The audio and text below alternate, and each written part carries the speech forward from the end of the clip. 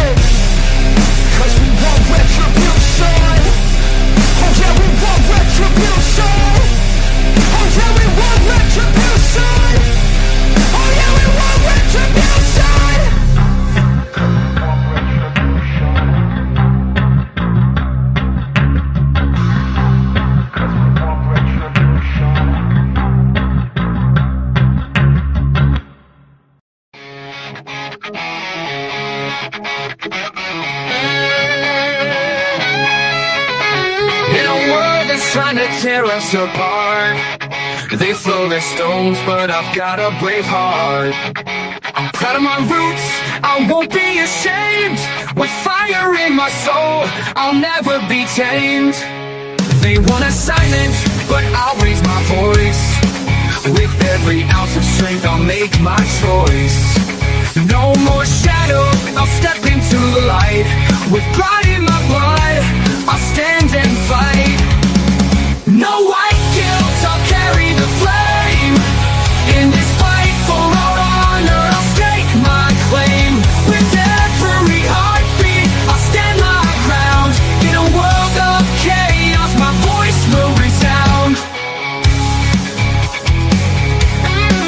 They try to erase us, rewrite the past, but the sake of our heritage is built to last.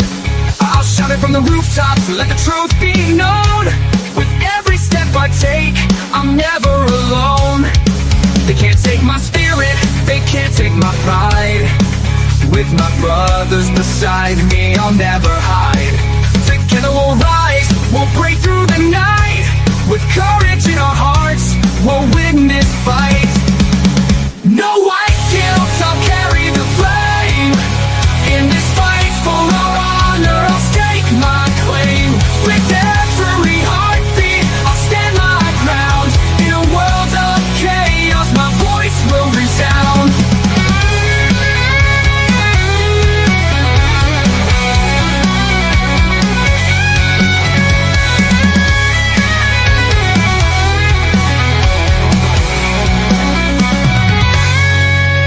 So here I stand, unyielding and proud. In the face of the hate, I'll shout it loud. No more guilt, no more chains to bind. With pride in my heritage, I'll never unwind. We'll carry the torch, we'll light up the night.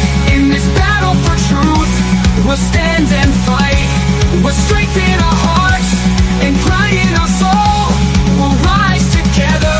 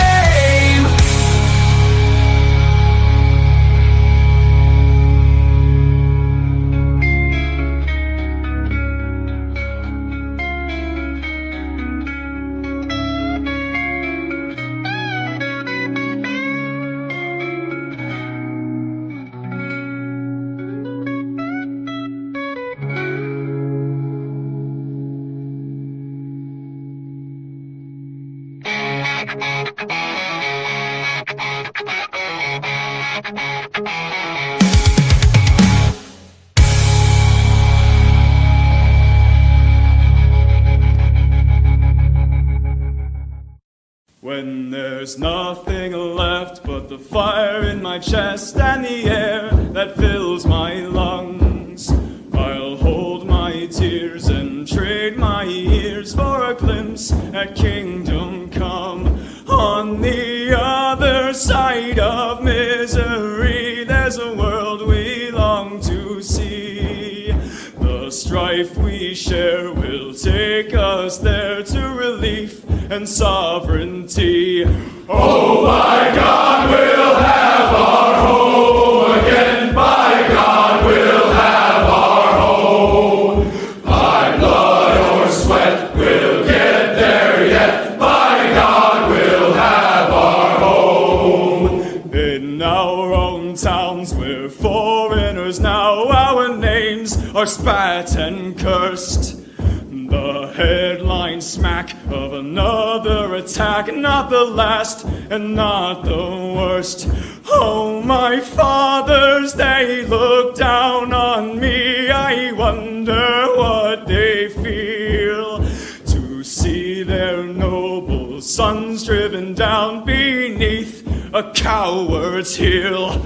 Oh, my God, we'll have our home again. By God, we'll have our home. By blood or sweat, we'll get there yet. By God, we'll have our home. The road is dark, the way is lost. My eyes, they strain to see. I struggle forth to find a friend to light the way for me. Oh, brothers, can you hear my voice, or am I all alone? If there's no fire to guide my way, then I will start my own. Oh my God, we'll have our home again. By God, we'll have our home. By blood or sweat, we'll get there yet. By God, we'll have our home. Oh, by God, we'll have our home again. By God, we'll have our home. By blood or sweat, we'll get there yet. By God, we'll have our home. Hell yes, we will. It's Sunday, ladies and gentlemen. That means it's our gathering, and you know what we're going to do. We're going to have our home again. Epic swash through on the way from the great, the one and only, the Dean of Danger, Brant Danger, is going to be with us. Our featured stories today are 86, 47, 9/11. James Comey. What's going on with that? New Jersey fireman exposes his wife. Is that real? Is that cool? Should he have done that? I don't know. We'll talk about it. How 10 escape, how Rightists are wrong on Black Power, and many other things, for the love of God. Go free lesson of the day. We got two MCs. We're going to talk about them right up at the start, and we're going to get into those during the lesson of the day, as well as mentioning the merchant right a little bit later in our glorious gathering. Make sure that you are raucous as all hell. Let all your neighbors know that we are celebrating and taking back our destiny. Your comments and questions. And then there's this.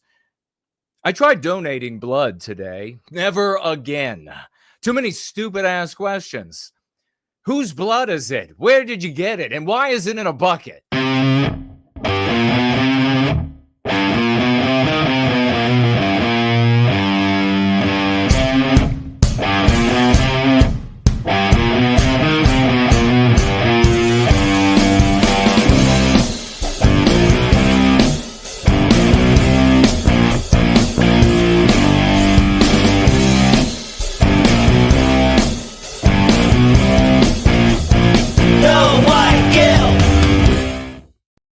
Never giving blood again. Never. They're so ungrateful over there. Ladies and gentlemen, it is a great and glorious Sunday evening, Monday morning. The sun is out in the once great state of Virginia. It is 77 or so Fahrenheit degrees. There's a slight breeze.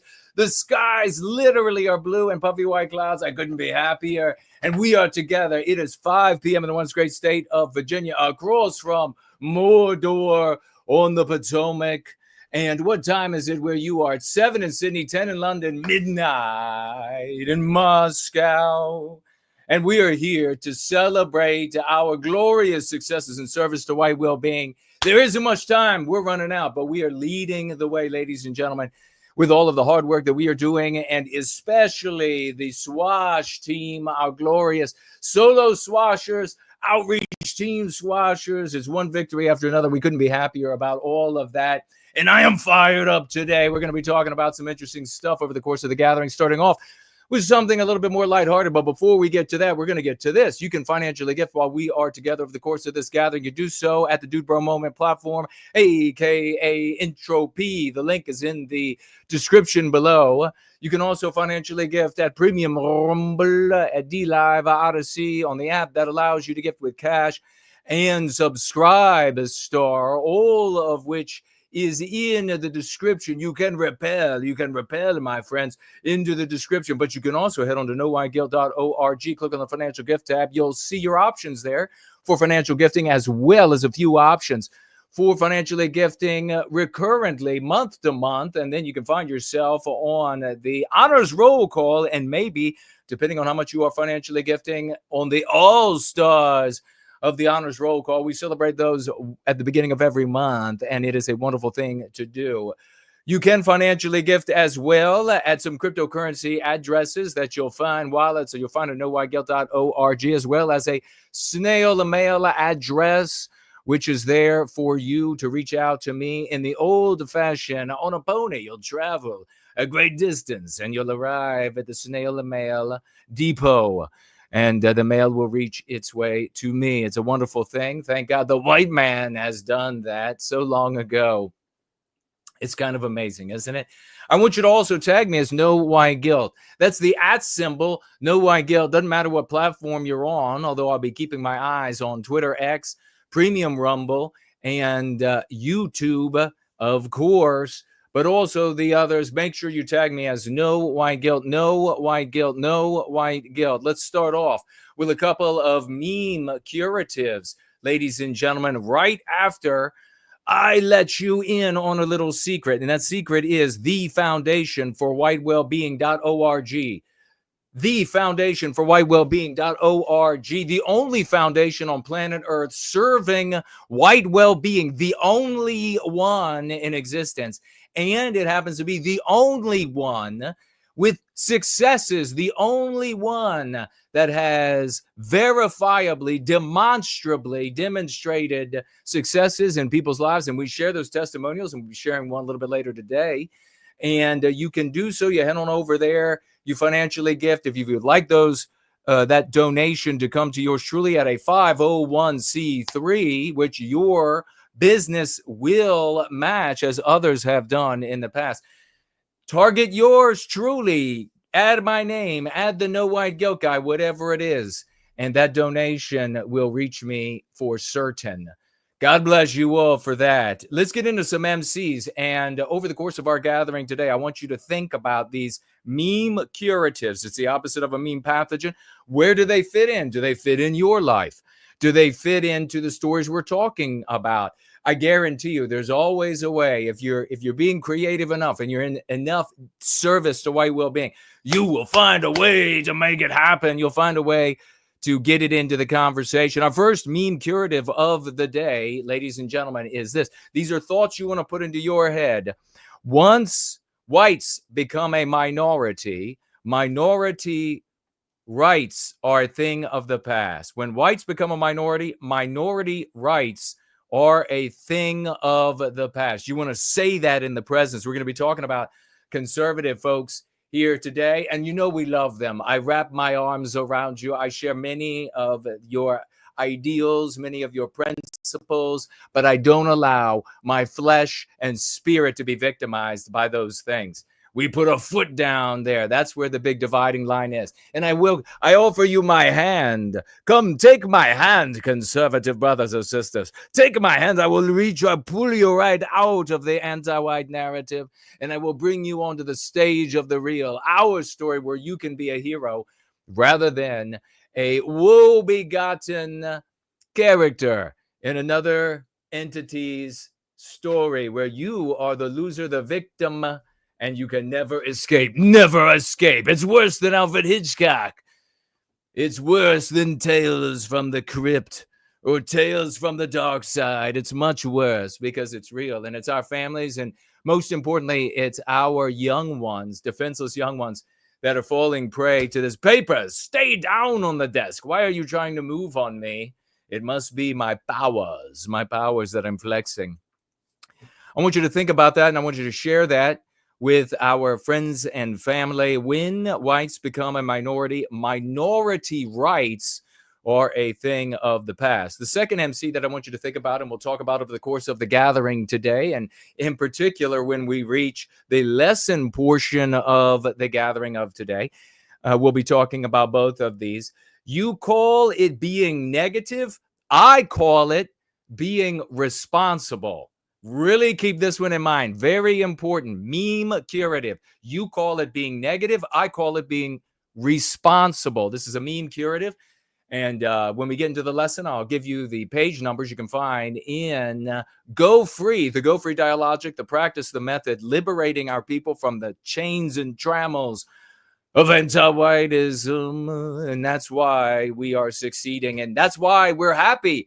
That's why we show up and we're excited. That's why we got smiles on our faces, because lives are being changed for the better. Communities being changed for the better. Family circles being changed for the better. You call it being negative. You have heard it from many of your family, your friends, your coworkers. They say, why are you always so? You go to them and you talk about the victimization of our people, the victimization of our people in South Africa, the victimization of our people in France, the victimization of our people in Sweden. And they say to you, why are you being so negative? Why are you being? And this is one of the most despicable ways that white people, especially white cucks, they want to deflect the conversation. They want to talk about anything else, but you are not going to let them. They call it being negative. We call it being responsible.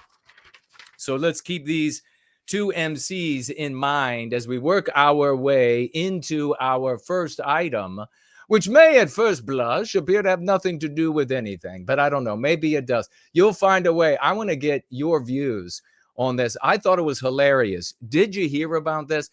A New Jersey fireman lights a fire. He exposes his wife's alleged infidelity during a family-filled birthday celebration. And to make matters more interesting, it was his birthday. And boy, this was some crazy stuff. I got to tell you, when I first read about this story, it went mega viral. It broke the internet. This guy, the gist of it is, and we'll get into reading the actual item here. The gist of it is, this guy was having his birthday, maybe 40th birthday, I think it was. So he's still a young man. And his wife, a seemingly good-looking woman, has been cheating on him. At least that's what he claims. And he decided to bring her up. She did not know that he knew. And no one present. His family was present. Her family was present. How long have they been married? What a spectacle. Would you do this?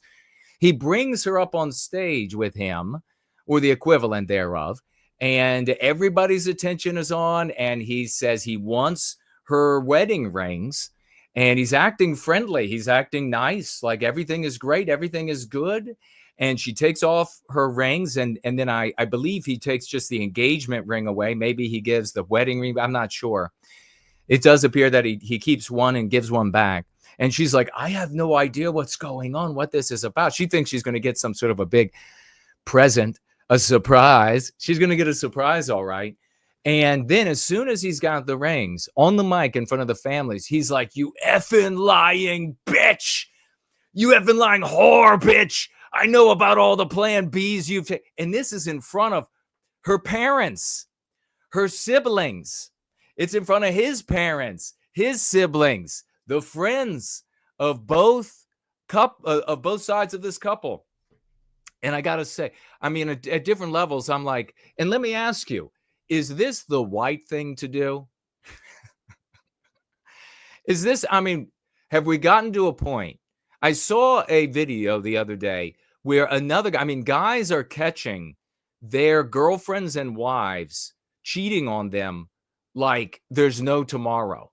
It is maybe in a horse race here between women being caught being unfaithful and women being arrested for raping children. I mean, just this past week, there were 2 more females arrested for raping children. I mean, good God. Good. What? I mean, you've released the female from the social bonds that whatever was left there, and they're completely, and it's so true. They really are strong, you know. And this guy comes up, he opens the door on the car where she's performing a sex act on another guy, and he's like, "You're POS," and then he's like, "Yeah, go ahead and finish, and slams the door. And you just get to thinking that, you know, she's liberated, she's strong, she's confident, she totally loves herself. Modern woman, the modern woman, liberated, strong, self-confident, totally loves herself. And there you have it, raping children left and right and being caught unfaithful. So was this the right thing to do to the modern woman?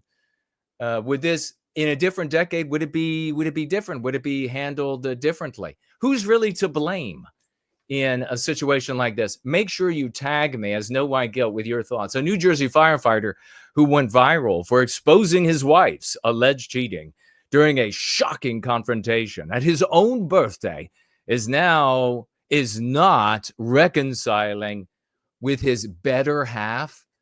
I hope that's a joke, New York Post. Insiders told the Post.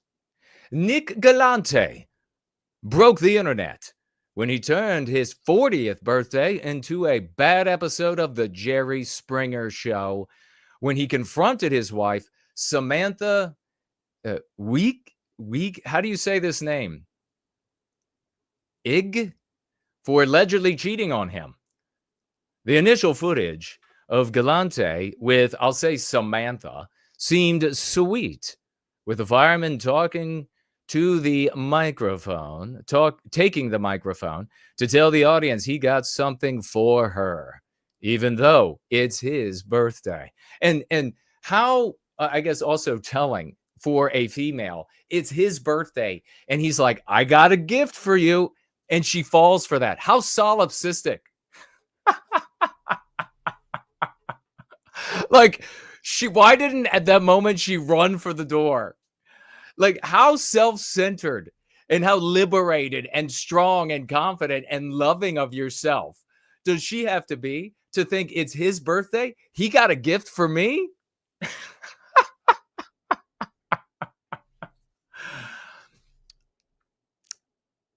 The initial footage of Galante with Samantha seems sweet. There he is. Happy wife. He says, quote, "Happy wife, happy life." Bullshit, Galante says into the microphone, pulling a ring box from his pocket. So happy wife. And of course we have this and the response to happy wife, happy life meme pathogen, which is really what it is. Because it's, you have to serve her. You have to, in the Western civilization, if you're the male, you've got to serve Samantha. You've got to be on your knees. You got to, every little whim that she has. She wants something right today, then you've got to make it right. By this afternoon, if it's got to go left, you got to make it left. You can't question. So, of course, the response is happy man, happy clan. Shut up.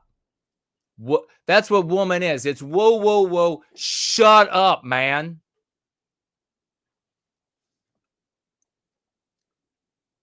Obviously, something we have to dig out of our people's interactions between men and women, this notion that she has to be kept happy. So really what that's speaking to is a woman's inability to not be irrational and throw tantrums like she's 7 years old. And but you better make sure she's okay. You better make sure, because she's going to melt down and she'll have another tantrum. Except now, since she's an adult, she's got the force of society, the social element of society on her side, the law on her side, and everything. So Galante, is this a just revenge by men? What Galante did? I mean, is he a totally based hero for white males? Galante, Italian surname, I reckon. Galante then makes his bride remove her wedding rings and hand them to him. He then kisses her hard, as if a mafia kiss of death, and pushes her away. I just had an instance of using Minority Rights MC just before the stream. Whoa, what a coincidence. Dandy Westman sharing, what a coincidence. Wing of Production says, is there a video? There is, and we're going to watch it in just a moment.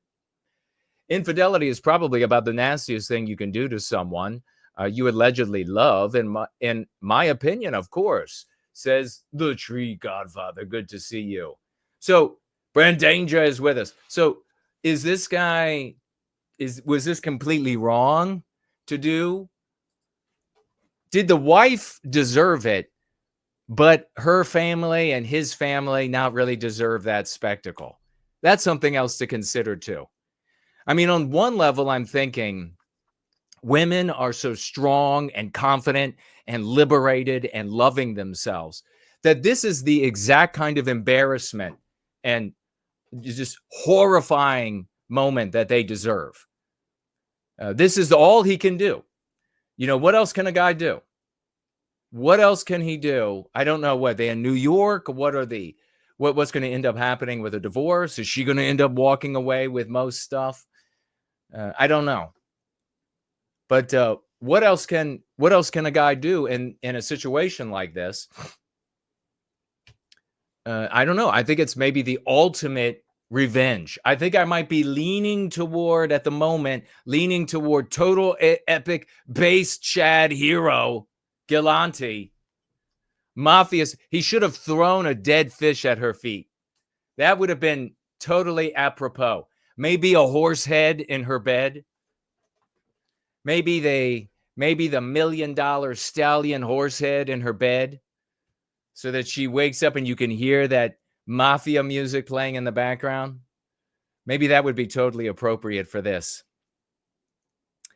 Quote, I effing know everything, Galante says, eliciting laughter from the bewildered partygoers. That's right, bitch. I know everything. He was just getting started.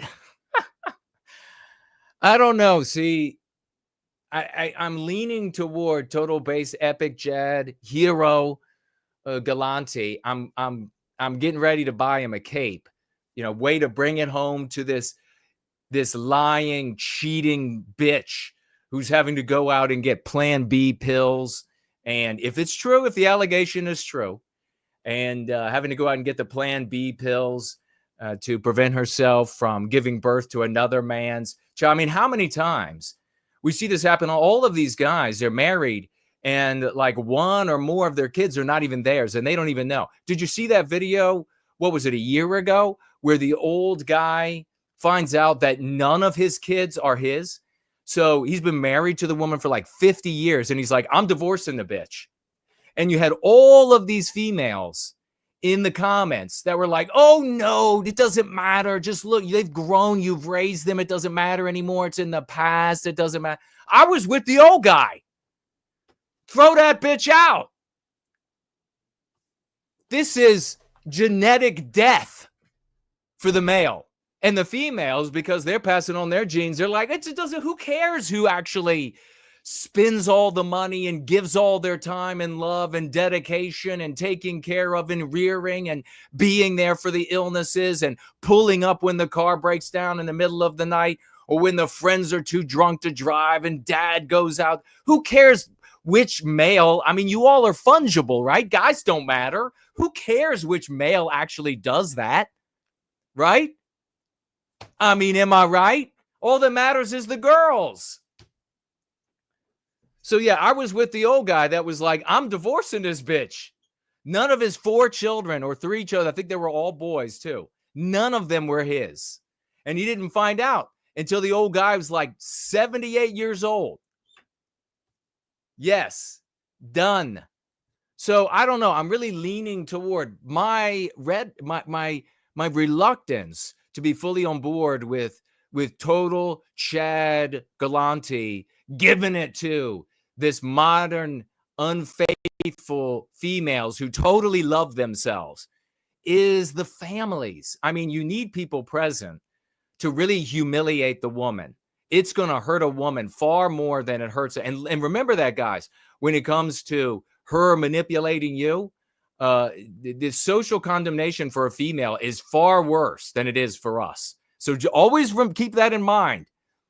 I mean, if she's making your life miserable, you can really flip it around on her. But just a little tip, you can really flip it around. But the family, I mean, like his siblings, his parents or whatever, is it for them? I mean, should they be subjected to this? What are your thoughts? Give me a tag.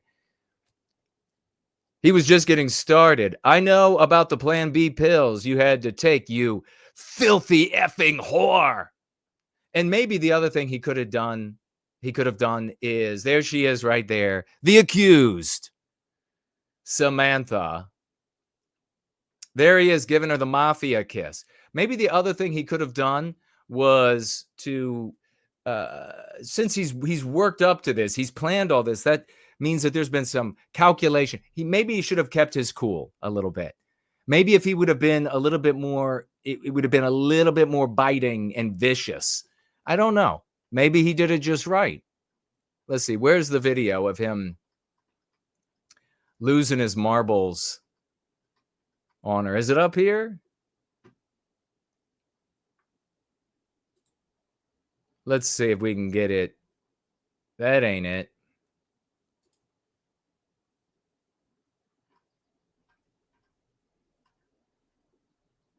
Is this it? Behold, a Boost Mobile Unlimited plan at a price that never goes up. $25 a month. Lame. That's a great idea. I know. I do all my best thinking in the shower. Oh. Well, I was in my office. Come on, how do I skip this? $25 a month forever. One of 2? God. Oh, I hope somebody wrote that down. Why did this just open that up? I'm learning a lot. Keep writing. I'm a marketing genius. You can't mute it. This is Edgar. Hi, I'm Edgar. He lives on an my island. God. Likes walking his dog. Can I mute Edgar? And is remodeling his home. I'm Edgar. I walk my dog. I got a home equity line of. Oh, they're going to let me mute Edgar, though. He's not as important. Let's get to the video, for the love of God. Hurry up, Edgar. Edgar was walking on the beach with his hairy dog when he was taken by Shamu. And that's actually not a giant sea creature. That's a fat female. No, it's not showing the video of this guy. That's a total ad. Oh, wait, here we go. Even though it's my birthday. Happy wife, happy life, bullshit. You know what I'm saying? You got something for me?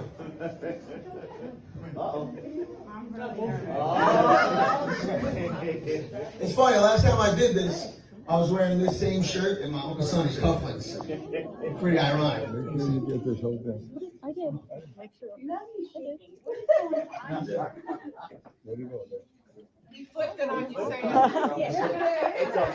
All right, here he goes, taking the rings off. I was trying to be nice. I tried to. Nah. Just this one. You don't want to. Where it is. It's pretty.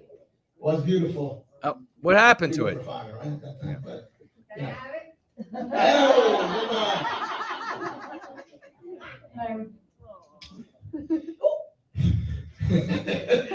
Yeah, I fucking know everything. That's right, bitch. I know everything. I didn't see his skinny little pill thing. I wasn't in. What? I know about all the Plan B pills you had to take, you filthy fucking cunt. What is happening? Fuck you. I fucking know, bitch. That's right. I fucking know everything.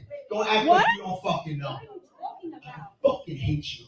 I never hated my life. I fucking hate you. I hate you for what you did to me, the betrayal. I hate you for what you did to my children. You know exactly who it is. You know exactly who it was. Bitch, don't make me fucking sorry about it. I know everything. I don't know everything. Uncle Benny. I hate what you did to my children, the life you fucking stole from them. You want me to show them? I'll show them everything. You sure you want that? I don't think you fucking do.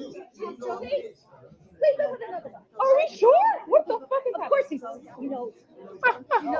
Why am I doing Fuck you. I don't give a fuck. And that's that. Yeah, I need to get an ad block. Something changed. What was it? 2 months ago, and the ads started getting through. But yeah, so there you have it. Galante, super giga Chad, taking it to the female who is super strong, confident, independent, loves herself to no end. And Super Chad, is that what he ends up being here? So what ends up happening is she and her family and her friends, they all leave. And the party continued. His family celebrated. They were like, well, we always knew our brother was wild. We always knew he wasn't going to take any shit. So we're going to go ahead and celebrate this party anyhow. So that was the end of it. They all leave, and you heard them. The one woman, what did she say? Like, Uncle Bobby, where's Uncle Bobby? Or whatever she was saying. Is this true? Do they know for sure? Does he know for sure? Could you imagine doing this with your family? Could you imagine sitting there with your family and you're there with your in-laws and all the associated friends, and you call out your spouse like this in front of all of them? Would you have the balls to do that? Let me hear from the chat. Would you have the balls to call her out? Or would it be like so many guys, unfortunately, in the modern West, especially white guys, that are like, well, okay, you made a mistake. I guess I'll take you back. You just made a mistake. It's like the modern white cuck is ubiquitous. Mestizo Carf chiming in with the news that Biden has prostate cancer. I'm sure they'll be able to fix it if it's real. Or they might be saying he's got prostate cancer just to kill him. Mexican tall ship strikes Brooklyn Bridge, snapping masts, killing 2 crew members. I don't know. I get if it were, yeah, I think that I'm going to conclude that he's a total based epic Chad, and that this Samantha definitely deserved it, and deserved it for all the Samanthas across the West who are strong, independent, loving themselves females, and they're living there, they're doing their own thing, and they get caught. And guys, don't let them walk away from this anymore. So I'm with Galante. Love It says, absolutely. Galante did the right thing. Betrayal is not to be tolerated. Millennium Run sharing that Brave browser knocks most ads everywhere, even on YouTube. Well, I might have to try that then.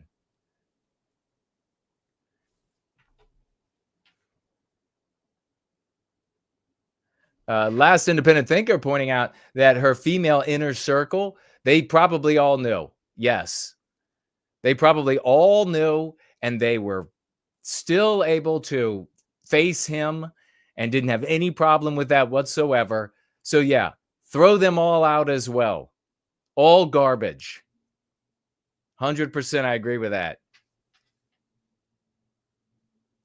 Save Western Civilization Now says he doesn't know if it's a white thing. Well, if it's an Italian thing, it is a white thing. It's a specific type of white.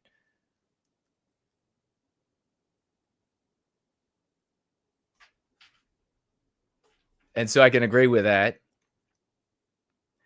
Dennis pointing out the harpies. They all started going nuts. How dare you? What do you think the females are all saying about this guy now? How awful and how vicious he is. How wrong that was to call her out. You know, all of this woman's friends, all of Samantha's friends, they're all saying that, so what if she was sleeping with someone else? So what? He shouldn't have done that to her. That was wrong. It was wrong to be mean to a girl. Nationalist Nationalist said her friends and family already knew. Probably almost all of them, I would agree. Corey is with us.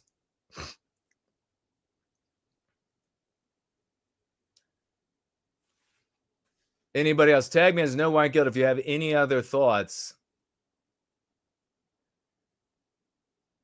If you have any other thoughts on this situation, what you would have done. Could you have done it to your spouse or a spouse you've had? Could you have gone out in front of both families like this and given the kiss of death? Oh, Hyperborean Dream. Frodo, you broke my heart. So true. Now you get to go for a little fishing trip out in the lake with Luca Brasi. Luca Brasi, number 2. I don't know what that hitman's actual name was. Luca Brasi was already sleeping with the fishes by that point. But whoever Luca Brasi that was, it's all the same Luca Brasi. Marlene pointing out, I wonder what red flags he had before he married that cutie. Yeah, were there red flags that she was unfaithful? Does he bear some of the blame? I mean, if you get into a relationship with somebody that are putting off red flags about infidelity and whatever else, you bear the blame, especially if there wasn't like a coming to terms kind of a moment where you guys go over everything and you're like, not to be tolerated one iota in this relationship. How much blame does he bear? Lady Anglo saying we need to return to the days of public shame. I agree with Galante. I do too. Thanks for chiming in. Shame and guilt are powerful tools, but they should only be wielded to uplift and protect the well-being of the white community, reinforcing its strength and unity without undermining the dignity. Says, ay, the wife deserved it, but he shouldn't have done it in front of the kids. Well, that's true.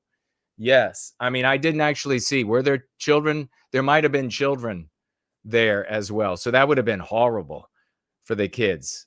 You're right about that.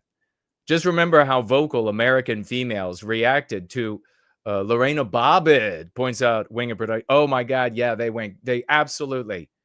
So yeah, she is one, or he is one based firefighter. That's so true. Revenge for Lorena Bobbitt, ladies. All those women that said, yeah, he screwed another woman and then she took off his genitalia with a knife while he was sleeping. Yeah, totally deserved it. You know what? That's not the only Hispanic female that has done that. That's happened since then, at least twice.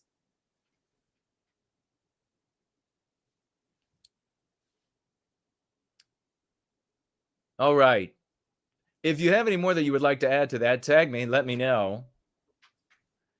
Dennis is working and going free with us. A Redditor says, this is the most New Jersey thing ever. As someone born in New Jersey, I cannot argue, says Marlene. I think Galante should give courses. He should give a course on how to handle a strong, independent, confident, self-loving woman who decides to be unfaithful. But until we get there, tag me as No White Guilt across any of these platforms. I guess whether we call a person a cuck for willingly raising someone else's kids depends on more context. Right, if somebody adopts somebody else's children, that's not being a cuck. Land of the fake home of the Claudine Gay. is chiming in. Yeah, precisely. No, but like in the case of that old man, that woman had cucked him his whole, because she went out and had some other guy's kids. He had no awareness of that. So he was not a cuck, but she was cucking him, if that makes sense. He didn't know and wasn't a willing participant. And it wasn't because he was like adopting somebody else's kids to do the right thing, etc. Great point. Thank you. What happened with the Mexican tall ship striking the Brooklyn Bridge? Did anybody hear about this? I think it was called Cuauhtémoc, the Cuauhtémoc, which I think is Hispanic for qualified sailors need not apply. The Cuauhtémoc decides it's going to run into the Brooklyn Bridge. And I think if it had gone a little further, I think the next bridge up the river is the Manhattan. I think this is the East River in New York. And this just happened. It is a Mexican naval vessel. It's a training vessel. It's a sailing training vessel. And there were cadets who were the trainees, and they were all up in the rigging of this vessel. This vessel was the Cuauhtémoc was actually built in the 1980s in Spain. And it was a beautiful ship. It sailed around the world. Apparently, it has some serious distance under its belt around the world. Regrettably, though, it was being sailed by a bunch of Fuenteses. And you say to yourself, well, how is this really, like, what's going on? Is there some white erasure here? I mean, it's Mexico, right? It's already, yes, white erasure. Because who pilots the Cuauhtémoc when it's on the East River? Now, the Mexican captain of the ship is still in charge. They are still ultimately responsible. But the steering, the driving of the ship is handed over to a harbor pilot, or sometimes there are different terms for it, but it's a pilot nonetheless. Somebody very familiar with the waterways. You remember, we talked about this when it came to Baltimore. And you had a pilot undoubtedly on board. And you also had a pilot in a tugboat, a very old tugboat, a tugboat built, I believe, in the 60s. And what was it? McAllister is what the tugboat is called.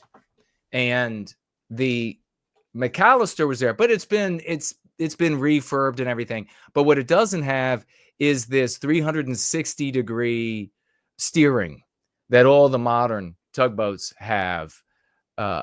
Azimuth something steering. So still a good tugboat, apparently, but also has a harbor pilot on board. So first of all, to make things clear, the Cuauhtémoc was not heading back out to sea. The Cuauhtémoc cannot go under the bridge because it's too tall. So it hadn't passed. It wasn't going to pass. Now, why it even got this close to it, makes no sense. But the incompetence here, the white erasure is rife. And also paralleling the white erasure of our norms and standards in the kind of people who qualify to be pilots, harbor pilots, and the like, is the third world reality of countries outside of Western civilization. Because what ends up happening is the Cuauhtémoc is anchored in the East River, and the captain decides that they're going to sail out. They're going to sail back out. And instead of sailing back out 2-3 hours earlier during low tide, now why is that relevant? Not for the height of the boat, the ship, and the bridge, but because the current is going the other direction 2-3 hours earlier, even as close up to 2 hours. he decides that he wants to leave during high tide.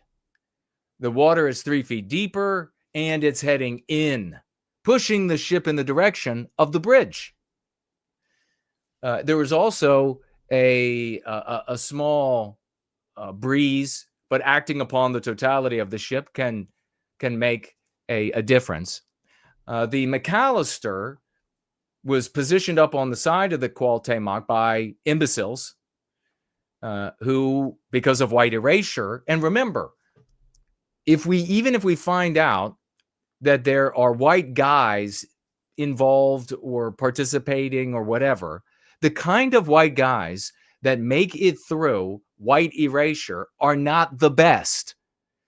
The percentage of really qualified white guys that used to run the West is shrinking by the day because the qualified, competent, excelling white men are weeded out. Sometimes they weed themselves out. Sometimes the system weeds them out because they have to be deferential to Samanthas out there, the strong, confident, independent, self-loving women that are just breeding everybody in town. They have to be deferential. They have to give all this. They have to be guilty. They have to be white guilted the entire. And there aren't a lot of white guys that, like myself, there were plenty of opportunities where if I had been totally white guilted, self-hating, hating the fact that I'm white, hating that I'm a male, deferential to all females and non-whites, I could have definitely sailed through, pun intended, many situations that I otherwise found absolutely too repugnant because I'm a man of the West and turned and walked away. There are a lot of white guys in the world that have really just sort of basic employment, basic lives that should have been leaders in the community, that should have been leaders in the company, in different companies across the West, but they're not. They're not present because they've either been weeded out by anti-whiteism or weeded themselves. They've self-selected themselves away from being submissive to women and non-whites. So just because you might see a white guy doesn't automatically mean that he's competent. Remember that. It's a very important aspect of our experience today when it comes to anti-whiteism and what we see vis-a-vis white erasure, right? So the ship with total incompetence, third world incompetence on board this ship, and then you have the incompetence, the white erasure incompetence in the tugboat, its pilot, in the pilot of the Cuauhtemoc, who is supposed to be guiding this out of the East River away from the Brooklyn Bridge. They decide they're going to go at the most inopportune time. And they position the tugboat poorly, and the tugboat begins to push them out and then starts losing control of the Cuauhtemoc. And then the tugboat is trying to race to get to the other end to push on the aft of the ship to prevent it from running into the bridge. Well, things got better because the first thing that happened was that neither the pilot on the Cuauhtemoc nor the white erased pilot, harbor pilot, nor the captain came to the conclusion of dropping the anchor. And apparently the anchor was ready to be dropped because it's the rules that it has to be ready to be dropped. At any moment, they call, they hit it, the anchor drops. But for some reason, I wonder why, they decided, no, we're not going to drop the anchor and stop the ship from running into the bridge. They decide instead to fire up the engines on the Cuauhtemoc. And then they fired the engines up, and somehow they went, instead of ahead, which is toward the bow, going forward in the ship, they went astern.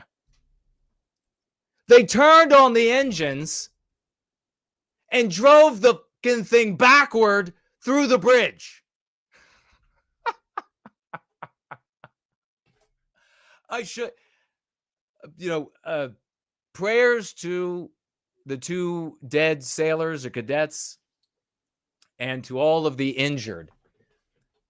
But I mean, this is insane. We are entering day by day into third world status where this kind of garbage is the norm. So many steps along the way would not have been breached if this were still 90% white America. White males would have very easily sailed the thing. Competent males would have they wouldn't have anchored right beside the bridge like that. They wouldn't have taken off at high tide. They wouldn't have taken off when there was a 5 or 10 knot wind or whatever was heading in. They wouldn't have they wouldn't have put the McAllister in the wrong place on this naval vessel. They wouldn't have failed to drop the anchor, and they certainly would not have turned on the engines astern. That was the first thing did anybody here immediately wonder, wait, why are they going backwards into the bridge? Why are they sailing backwards into the bridge?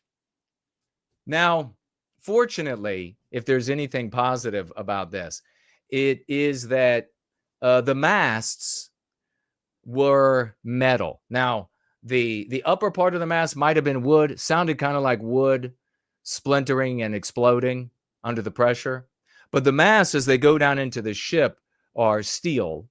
And if they had not been, thanks to the white Spaniards building this ship back in 1980 or whatever it was, if they had not been, many more people would be dead today. And the ship would be finished. Everybody on the rigging would have been dead. You probably saw all of these cadets, and they were, strapped in. They're not just like hanging on like the good old days or the movies. They're strapped in. But when that stuff comes crashing down, it crushes you like a fly. And that's undoubtedly what happened to these poor souls. God rest their souls. It's obvious the white man's fault for not designing the bridge to jump out of the way. Brooklyn Bridge. There you have it. How horrible. See, this is the bow. This is the front. It went in stern first. See, there you can see really good. And they pushed it back forward here. Killing two people, died. And they were probably, if they were cadets, they were probably young. So that's dreadful.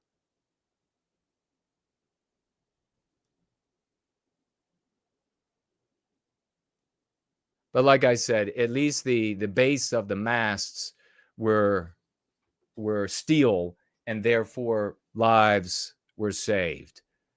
Does anybody tag me as my Sumik is in the house? I think Spain should take back the ship. They built it. Amen to that. Take it back from the Fuentesians. They don't deserve it. They don't even know how to sail the thing. I have to admit, though, immediately, I had this visual in my head of like a completely crocked Mexican captain of this ship, maybe tequila, and he's like throwing a party. I like those mariachi band guys. I could see like the mariachi band is in there playing. They're having a good old time. Could you imagine the poor souls on the rigging? And here comes the bridge. You know you're going to die or be maimed, brain damaged. Awful. You can't jump. That'll kill you. Unbelievable. I'm surprised they got it stopped when they did.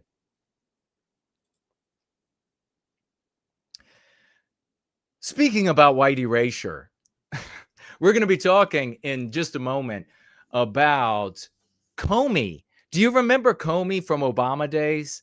I had completely forgotten about well, no, I wish I'd completely forgotten about Comey. But do you remember him from the Obama days? He was the FBI director back then.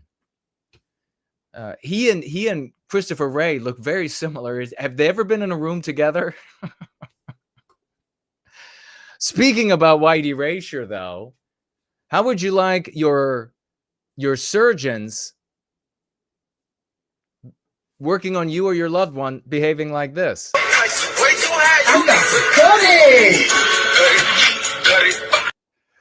I'm gonna have to turn that music off, but you got the idea of what the music is, kind of music it is. Oh, there's shit. Oh yeah, little bit of club. Oh, look at this. I didn't even notice this. Two of the doctors are back there with their hands on their Celebi's crested macaque asses and jiggling them up and down. Yeah, there you go. Yeah, whoa. Yeah, the OR. Yo, yo, yo, nibba. What's up, my neighbor? Yo, yo, we working on yo. This is anti-whiteism. This is the white erasure of our norms. We got a ship falling. We started off with the anti-whiteism of so many white women today, regrettably, and the corrosive aspect of anti-whiteism on the relationship between a man and woman, the corrosive aspect of anti-whiteism on the family unit, how it's supposed to operate. And we articulated repeatedly how we now have females who are strong, independent, confident, totally loving themselves. And this is the new behavior. That and the two women arrested for raping their students this past week, I guess arrested or charged and arrested. The corrosive aspects of anti-whiteism there. Then we get to the corrosive aspects of anti-whiteism taking lives in the East River in New York, where the pilot, the harbor pilot, this is city employment.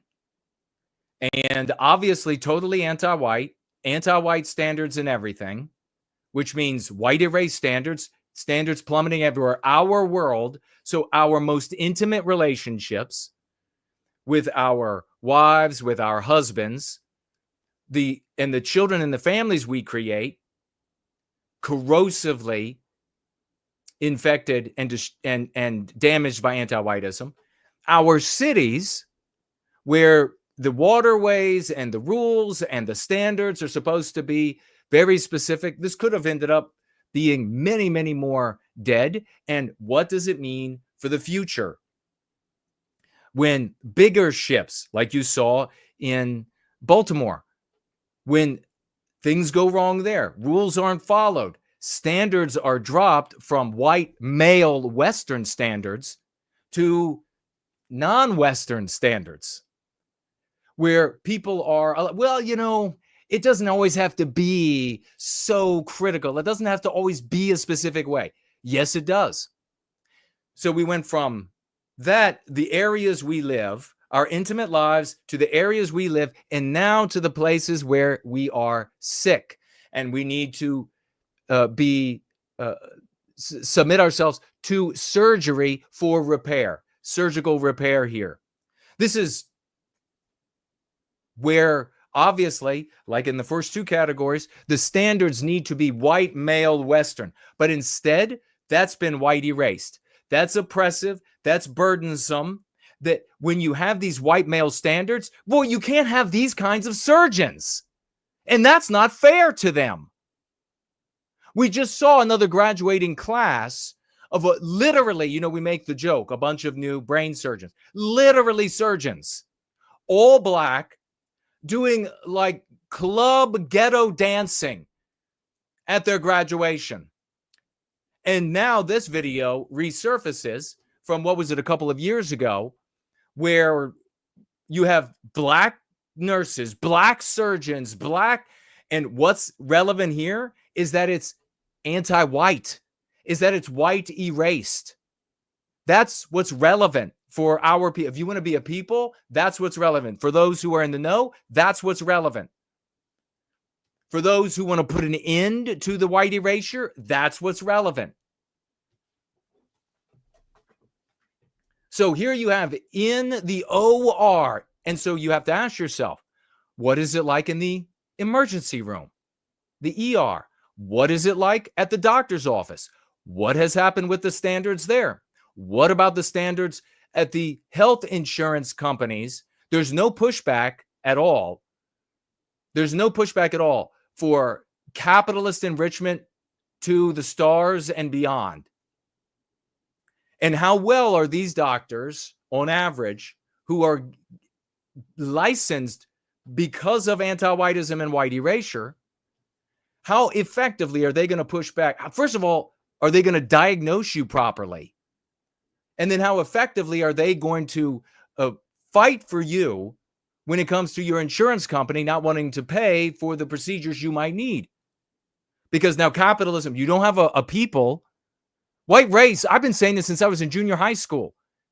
If you don't have a people, if we are not a people, then this love of capitalism will put money above all of our lives. And holy shit, has that come to fruition.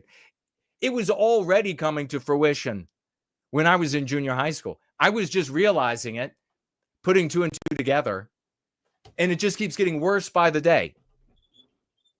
We've all seen these videos going around from this female doctor. I think she's a white female doctor, where the insurance companies are trying to get her fired, trying to get her privileges removed from the hospitals that she works at, because she went public with how they were denying absolutely necessary procedures on women who have breast cancer. The reason why that's able to happen, conservative friends out there, is because we're not a people, we're not a race, the white race. We keep trying to ignore, and you just wait until a little bit later in our gathering. We're going to show you a real conservative bitch, and a great example of this. Keep denying that we're a race. Keep being unconcerned about the victimization of our people and lauding money. And this is what you get. This is why that white female doctor is being pursued to revoke her privileges. And so she'll never have privileges to work at a hospital again. Because you keep putting money and abstractions above the flesh and blood of the white race, Western kind. These are the people that are going to be working on you and working on somebody you care about, because there will be no others. Here's the kicker. The white guys that get through this mess, we just talked about it relative to the harbor pilots. They're not going to be. All the white guys that you find in there, you're not going to be finding the most competent white guy that should have the role. The percentage of those guys, shrinking. The percentage of white females that could do the job competently, shrinking. Instead, you're going to get, if you find a white guy, your odds increasingly are that you're finding a white cuck. You're finding a white guy that is submissive to all of this, that is going to speak ad nauseum about the genius of his black colleagues, submitting to all of these non-white colleagues and celebrating them in every aspect of his professional life as the true leaders and pioneers and thinkers. Why? Because he won't even be allowed to be there if he doesn't. He'll either accept the crumbs or nothing at all. You want that guy working on you? He won't even be able to dance. At least these people can dance.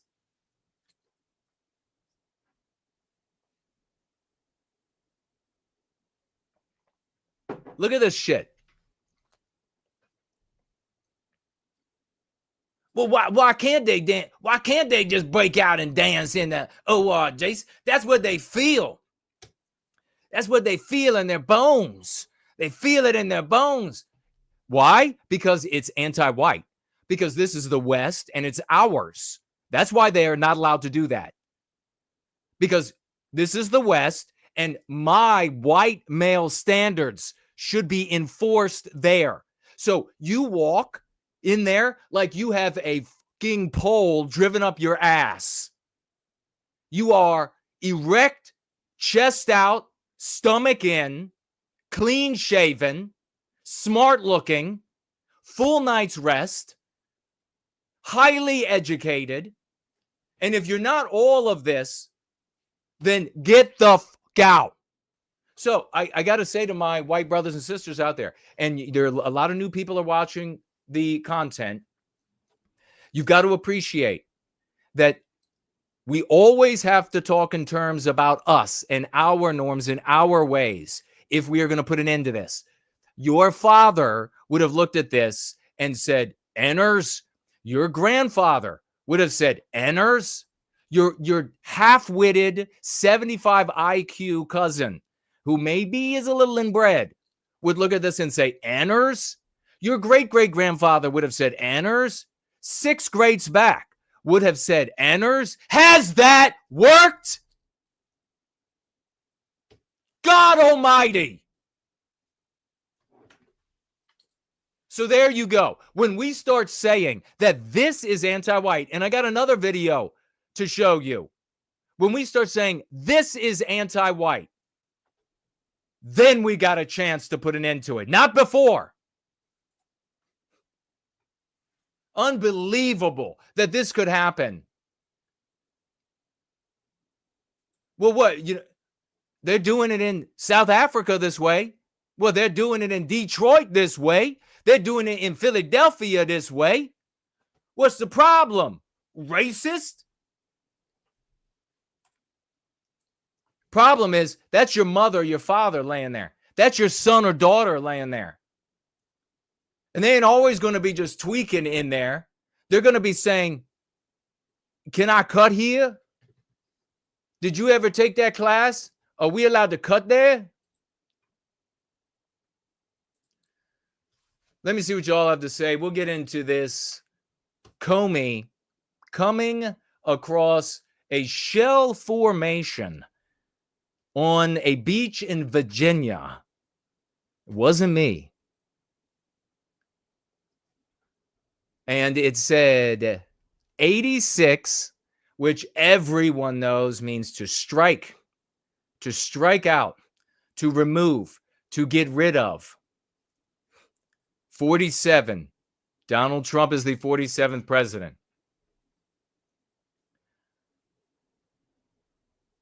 Azimuth drives, Tree Godfather says. So it is called the Azimuth Drive on a tugboat, the 360 Drive. Hey, very cool. Cool Papa J Magic talking about coolers in the house. West Middlebrook is in the house. Make sure you tag me as No White Guilt. No White Guilt. I want to hear from you. Nasty Butler says, I almost want to laugh, but really it's a horror story. It is a horror story. It absolutely is a horror story.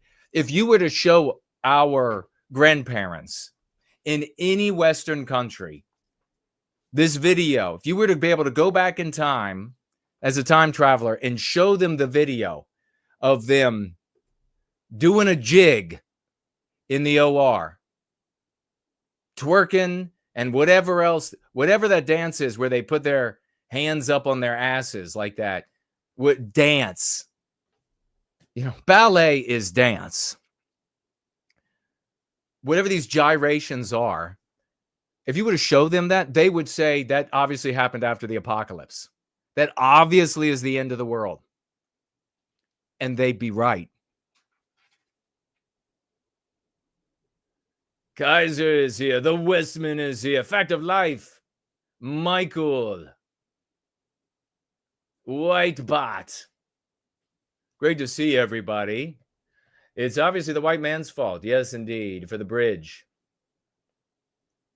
All right, looking for those tags anywhere and everywhere. Again, no comments over on Twitter. I wonder if they have started shadow banning the live streams on X, just like they shadow ban my tweets. Make sure you tweet it, retweet it, quote tweet it. Take a moment to share it along.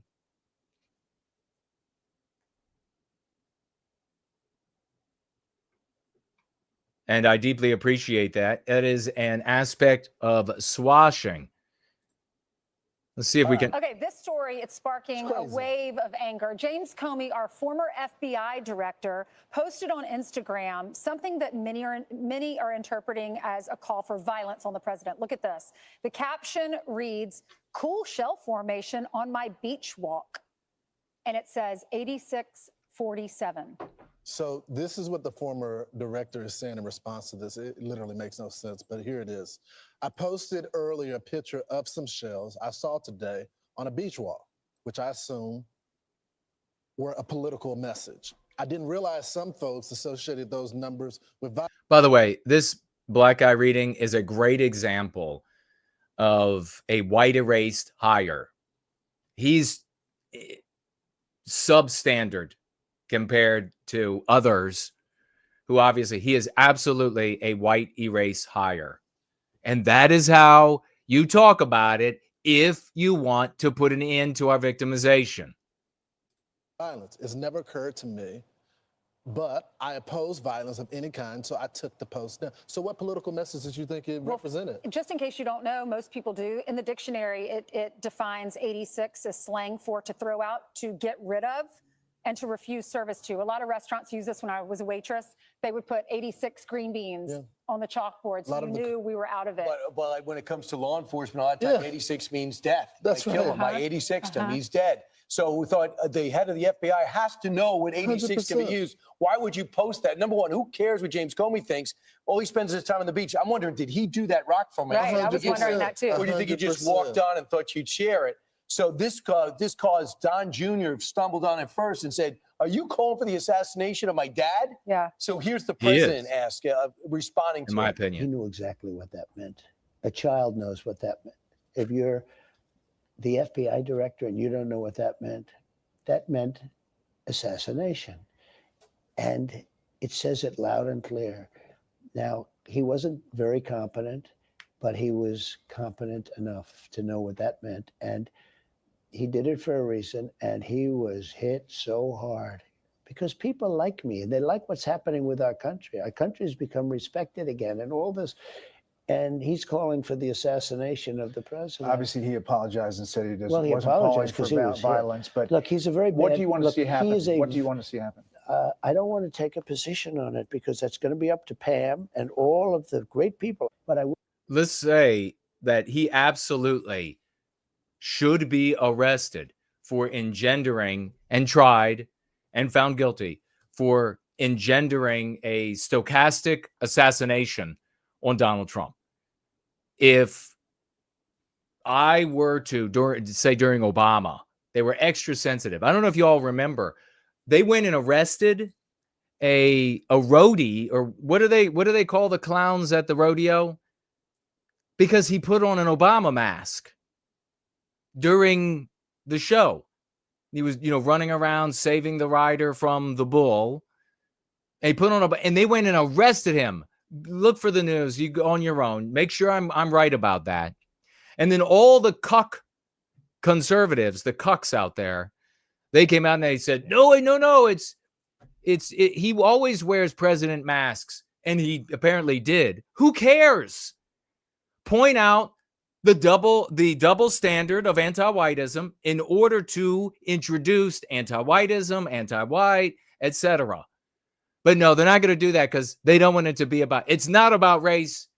When you are a cuck, you will deny it all the time, even while they're telling you we are victimizing you because you're white. You're going to see a cuck soon enough that you would not believe this video I have of this guy. Brant Danger is right. They're all morons on this panel. But if this were you or I, and we said to 86 Obama, oh, you would absolutely go to prison without question. Who knows what they maybe even charge you with sedition. We'll say this. I think it's a terrible thing. And when you add his history to that, if he had a clean history, he doesn't. He's a dirty cop. He's a dirty cop. And if he had a clean history, I could understand if there was a leniency. but I'm going to let them make that decision. Tulsi Gabbard was asked, do you believe? So true, Brant. They are. And I really don't like what's his name there on the right. He flipped. What was the oh, was it on Ukraine? In one day, Brian Kilmeade is his name. In one day, he went from 100% opposition to it to the next day, his employer said, oh, no. Now you're for Ukraine. And the very next day, he's like, the most important thing the U.S. can do. Believe that Comey should be in jail? She said, I do. Any other person with a position of influence that has people who take him very seriously with a guy of that stature, his experience, and with propaganda media has built him up to be. She's very concerned. So Secret Service is now dispatched to investigate. And Don Jr. said, just James Comey casually calling for my dad to be murdered. This is who the Dem media worships. Demented. We've already had 2 attempted assassination attempts on the president. Why would you encourage that? Why would you put that out there? And plain stupid is not going to get you anywhere. I look forward to the investigation. My God. Especially to watch white erased hires try to do their job is painful. So let me pause this. We don't get any more commercials at the moment. So Comey, you got the news there. He supposedly stumbled upon, and by the way, that's not the first time he stumbled upon anti-Trump statements on a Virginia beach. Nah, this is preposterous. This guy's putting this stuff out there. I mean, where is the anti-white, super hyper-political beach in Virginia? Give me a break, Comey. So he's putting it out there. He claims to have stumbled upon and took a photo, posted it on the 15th. And that's relevant. We'll talk about that in just a moment.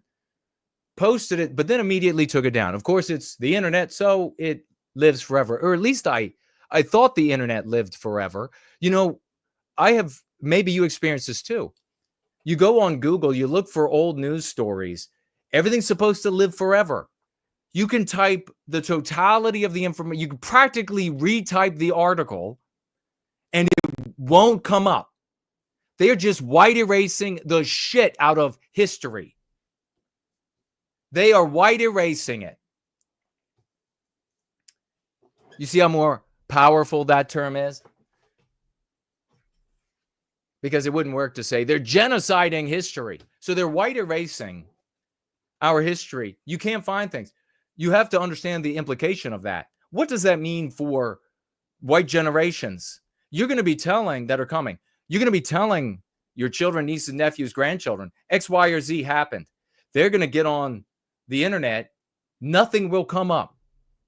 Their teachers are telling them that you are a lying old racist and you are the past and they need to get rid of you. And then we'll have Shangri-La in the world. And they're going to believe that.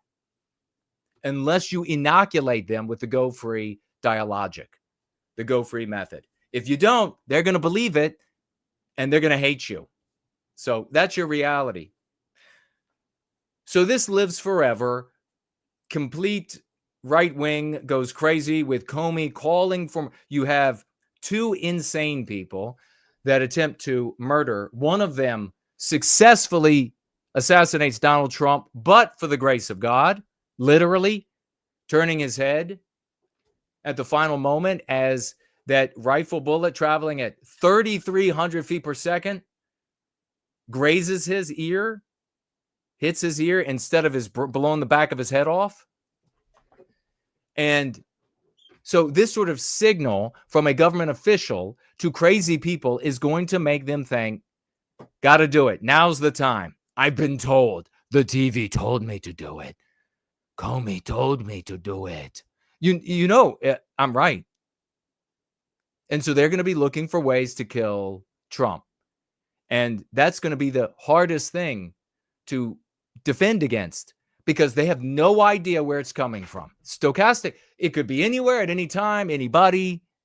And an increased number are trying. So this POS, Comey, anti-white dog, better be charged by Bondi, because if he's not, just proving endlessly, as we've already learned, there is no law and order. There is no justice. There is just what those who are in power use to reward people who are in their sphere, circle, at least at that moment, to punish those who are not, at least at that moment, and to keep the population from being problematic for them and their lives. That's all that it is. Clearly. Anyhow, Comey was picked up and he was taken down, questioned, and then released. And supposedly his wife is going to be questioned too. Well, the story gets a little bit more interesting because 8647 is the exact number of days since September 11th, 2001. So on the 15th, the day that Comey posted this, 8647, which he said he just happened to come across on the beach of these seashells lining up to make those numbers. That was also the exact number of days on that day from September 11, 2001. What does it mean? What does it mean? Well, the conspiracy people have gone into full drive, but we don't get carried away. We here are mature adults and we're cynical about all things. And we think about things multi-dimensionally. We think about them from a multi-perspectival approach because society is infinitely complex and dynamic. And these other interpretations are static, childlike, not even slivers of the overall information represented in society, even if you could take a static moment out of society. But of course, it's not. Even if it were, though, the amount of information used by such people to interpret reality, my God, isn't even a fraction of a Polaroid of reality, which is outdated the very next millisecond. Imagine this. This is the difference, and this is what's so hard for people to understand, the difference in intelligence. And I've got to hit it again just for a moment. Everyone can see education. Everyone can see someone who can draw up information that they themselves cannot draw from memory. And when they see people who can draw more from memory than they can, they erroneously conclude intelligence. No, that's education. And people with better memories and better memories than that can have greater and greater education. You can meet people with colossal education and have very average intelligence, maybe even less than average intelligence. So what is intelligence? Intelligence is processing power. It's the ability to bring in more information than the average and to process it and to be able to make creative leaps from the gathered information. That is not possible for the average midwit to understand. Not even the uber midwit can easily identify this. Obviously, the midget wits, not a chance in hell. But what you see in the world as a consequence of the blindness of the vast majority of people is them attributing genius to people who have good memories and very good educations. But we are filled to surfeit and drowning by professors who have magnificent educations and great memories and pulling details out that many of them are totally irrelevant, especially when you're actually intelligent and you could process it away. And they look at them and they say, genius, that's who we need to be listening to. So if there's anything from this moment, what I'm sharing with you that you take away is that a display of education is not intelligence. It is education. Another word for it is smart. And we're not talking about book smarts versus street smarts or anything like that. Both can be a manifestation of or an exhibition of memory. Somebody who has spent more memory in learning about philosophy versus spent their memory learning about sports figures. You can talk to both types of people or people who are really into firearms. You can speak to those three people and they can both present, or all three present to you magnificently from those fields. And if you are a dum-dum, you'll say they're geniuses. It is proper to say that they are fabulously educated in those arenas. It is not proper to say that they're geniuses. And so that brings us to this phenomenon taking place right now of people jumping both feet head first into empty swimming pools to conclude that there is a colossal, they might call it the deep state in some cases, world governance, new world order. This is stuff for children's brains. And I realize that so many people fall for it. And I've questioned whether or not to bother to tell the vegetable garden the truth at all. Because what they can't see, they can't see. But they're falling for it. There is no possibility of there being a central, continuous, unchanging power secret cabal over the centuries. It is asinine. And it is the hallmark of a fucking drooling vegetable. It is the hallmark of slipper liquors. Period. What might be happening? Could there be powerful individuals who, in their ever flexing, ever shifting power dynamics in their associations,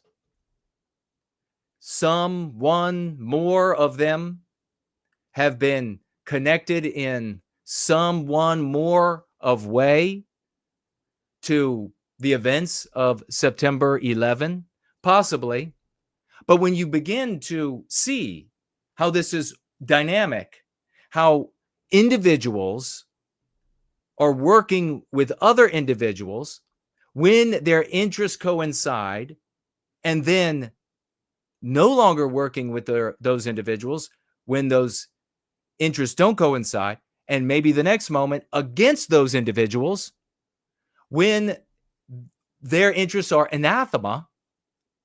When you begin to realize that groups form every single day of individuals serving their self-interest and power and wealth, and they break apart the very next day. When you begin to appreciate that, you begin to understand the absurdity of this thumb-sucking, vegetable-level interpretation of the world. And you then can really appreciate how there is no way to exert any influence over something that is nameless, fluid, ephemeral, here one moment, gone the next. This is why we focus on the things that are concrete and we can actually do in our world in the service to white well-being. That's why we do these things instead of those things. Now, what else could be happening? Well, could there be a grouping of some individuals holding power whose interests are coinciding right now, and that somehow Comey is connected to them, and they want to reference something they didn't have anything to do with to give the impression that they have power? Absolutely. Absolutely. Nefarious people will reference and claim ownership. I mean, how often every time, you remember decades past, every time there was a terrorist attack, like 30 different terrorist groups would take credit. We did it. We did it. Absolutely.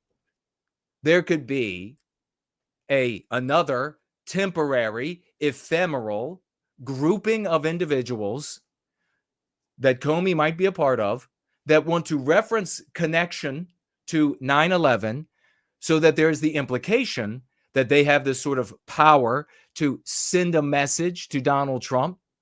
Possibly. That could happen as well. And to both of those, but in particular, where I started, I gave you two possible realities, and then I started with the fantastical. The fantastical is that there is this dark cabal, and they're the globalists, and whatever other names they want to give to these people. And the folks who, of childlike brains, I mean, that's the nicest way to put it, isn't it? What they end up succumbing to is this search for symbolism.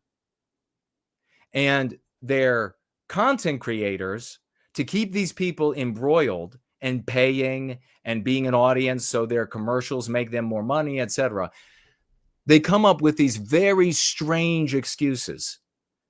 They say that these people in these dark circles, they believe in this dark magic where they have to signal their victims. That is the most, before they victimize them, that is the most asinine and could only be believed by slipper-licking losers. Total moronic nonsense. No one believes that. What are these content creators? What are they making or taking advantage of when they give this baseless excuse to keep you coming back? Well, they're making use of the human animal's condition to search for meaning in all things. That's what the human brain does, especially the white one. And you look in these conspiracy theory groups, and what do you see?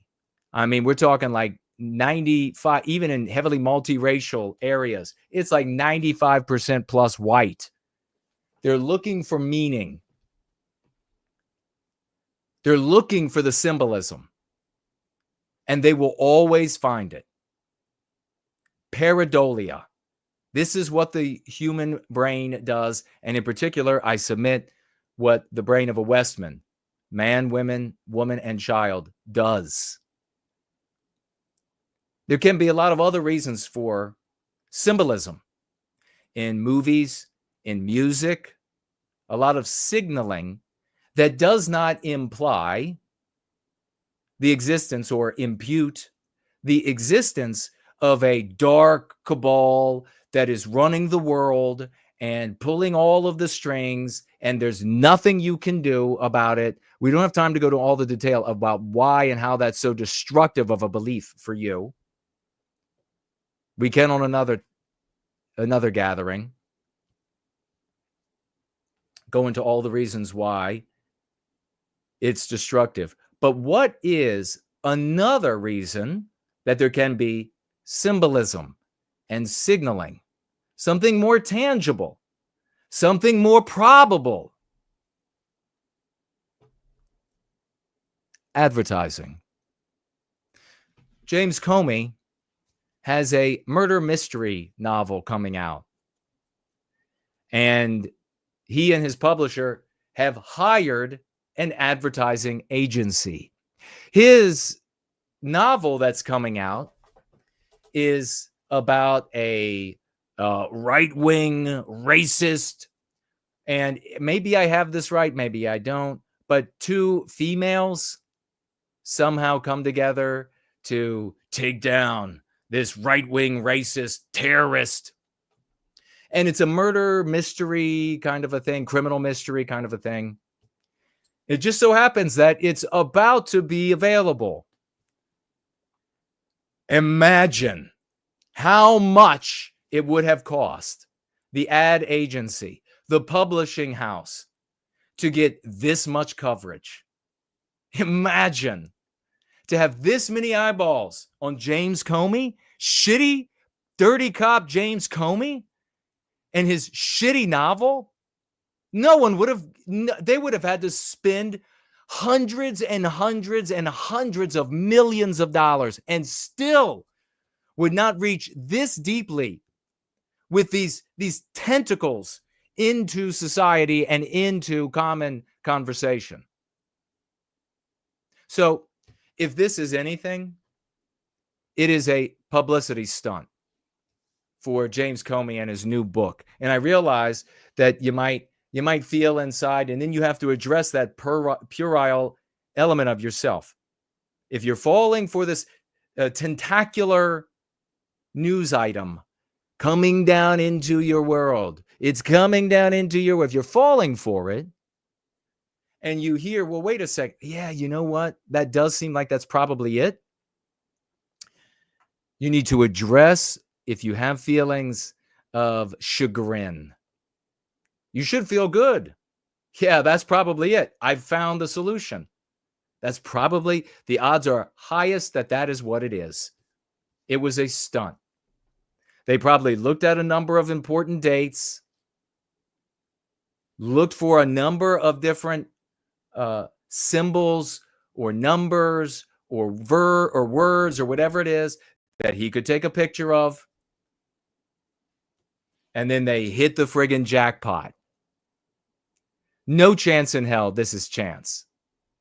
No chance it is a consequence of him being on the beach, somebody else putting that in the sand, it being the same day.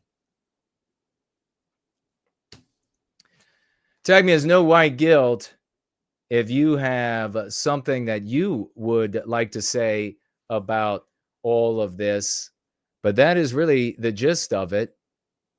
And I think we will take a look at some quick news. How does that sound? Do we have any quick news? I don't even know. Do we have any? We should. We should have some quick news. But tag me as No White Guilt, and we will take a look at what you have to say on any of these items. Let me know how the audio is working. A few months ago, the Trump administration froze all aid to South Africa, citing racial discrimination against white farmers. And while the media completely downplayed this, there is no getting around all of the race-related laws on the books in South Africa, which include affirmative action type laws that limit people's ability to find employment, and laws focused on the redistribution of land. And according to Elon Musk, who's from South Africa, there are 140 race-related laws on the books in the country. And all of the reports of violence against South African farmers is disturbing, to say the least. Let's keep it going. Rhode Island Democrats push semi-automatic rifle, shotgun, and pistol ban. Remember, I'm not endorsing any of this news. I'm just sharing it with you, and you can go and look it up for yourselves. There are other traps you need to know about. Hi, I'm just playing with my daughter's video game, but the batteries seem to be dead. I have some in my car. Why don't you come over and help me put them in?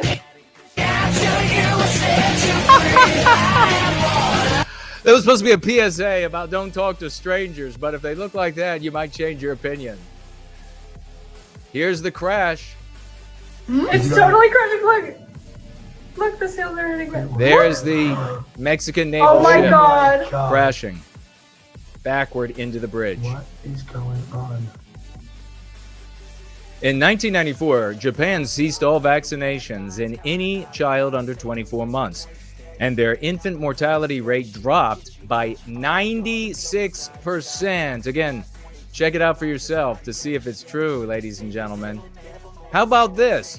When you see this, what's the first thought that comes to mind? If it is how anti-white this is, then you're on the path to putting an end to having to live with this. If it is something else, then you're on the wrong path. Bookmark. Think I'm stupid? Come on. So that guy just replaced the screen on her phone, and instead of paying, she was just going to run out. And he clicked the button to lock the doors, trapping her inside the store. As you might imagine, she plays the victim at this point, and he tries to reason with her. He says, I'll take that screen off, put the other one back on, you can go home, or I can call the police. And she refuses, so the police get called. If you point out how anti-white this is, then you're on the path to ending having to live with it. She's anti-white. The circumstances are anti-white. Having to have these doors that auto-lock like this is anti-white. It's all anti-white, all anti-us, therefore anti-white. Let's get together and put an end to it by thinking about it in a constructive way. I'm no weatherman, says this man, but you can expect a few inches tonight. Hey, my dog, when I'm trying to put a leash on it. Have you ever had this experience? No, I can't be your Batman because I'll be robbing. Take a look at this nurse. She's the new victim. Chicago nurse at center of controversy after a shocking confession surfaced online. Boyce Cometra Lee allegedly claimed to have committed homicides while on the job, noting her targets are white patients. She also allegedly compared them to clear specimens. Her viral claims sparked outrage online. Many have called for the woman to be arrested. The police have reportedly opened an investigation. Internet users have claimed the nurse has now launched a fundraising page asking for money and claiming she is a black woman in danger of losing her job. Chicago. How dare she lose her job just for killing white folk? Again, check out these news stories yourselves to make sure they're accurate. Hey, back then, dad had 3 or 4 kids. Nowadays, kids have 3 or 4 dads. Climate change is crazy. Elon Musk versus the Saudi Crown Prince. Real-time salary earnings. Watch these numbers.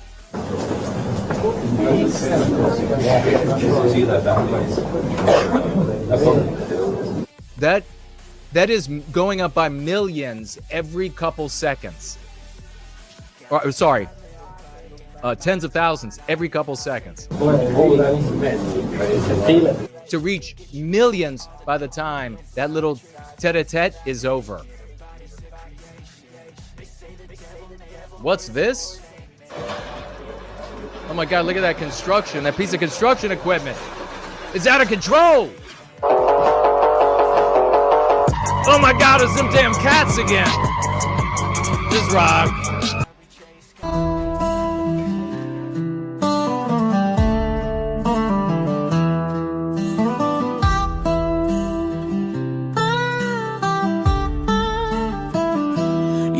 The table each day while I bleed in foreign sand. Both of us were born to nothing, but you don't understand how I wish to give you better than the life we're living now. But while I fight through hell and darkness, other men take your vows.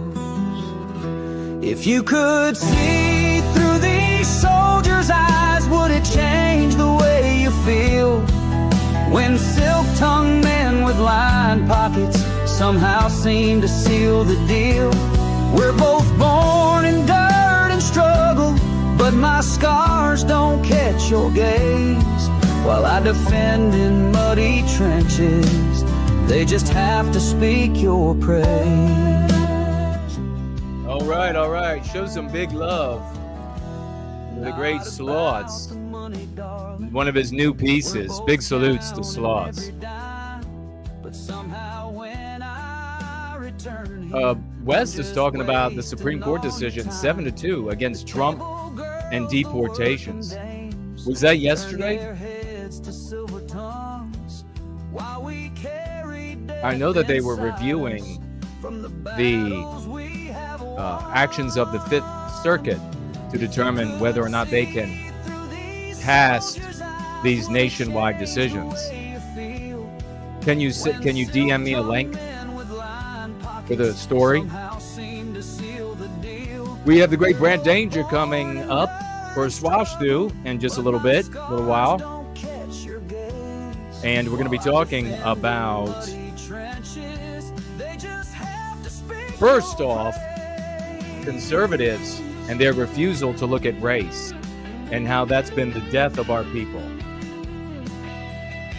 Their blindness doesn't protect us. I don't blame you for your choices. God knows life. First Last saying that they were doing a jive dance. Gotcha, brother. Thank you for that. A jive dance. Dennis said, doesn't like having to share, no white guilt with work. That's what happens for us, though, brother. High Speed Drifter is here. So Franklin was here, going to bed very early rise for the hero. We have a conservative's view on race being faulty and landing us where we are today. We have a woman I just saw in South Africa, and what happened to her, absolutely atrocious. We both know what it means to struggle, but you refuse your heart my way.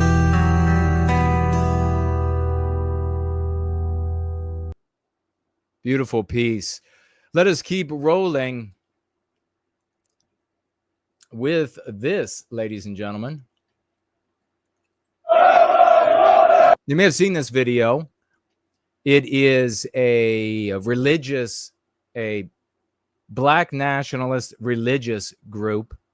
And after Shiloh decided that she was going to do what she did, these guys decided to go out, I don't know, probably over 100 of them, and menacingly chant at a playground in a community where it is all white or almost all white, to intimidate, terrorize, terrify the whites there. That means that these guys are anti-white, doesn't it? And you have a conservative here, and this is a great example, the most prototypical conservative white guy who is an abject coward but plays tough, thinking that he is going to take from anti-whites their conclusions, the story that they are in, thinking he can rewrite it stupidly. And this is what white people have been doing for generations. And we still are faced with white people doing the exact same thing today, thinking that it's going to work, even though it's never worked. This guy calls himself Dedicated as F Dad. And that's incoming.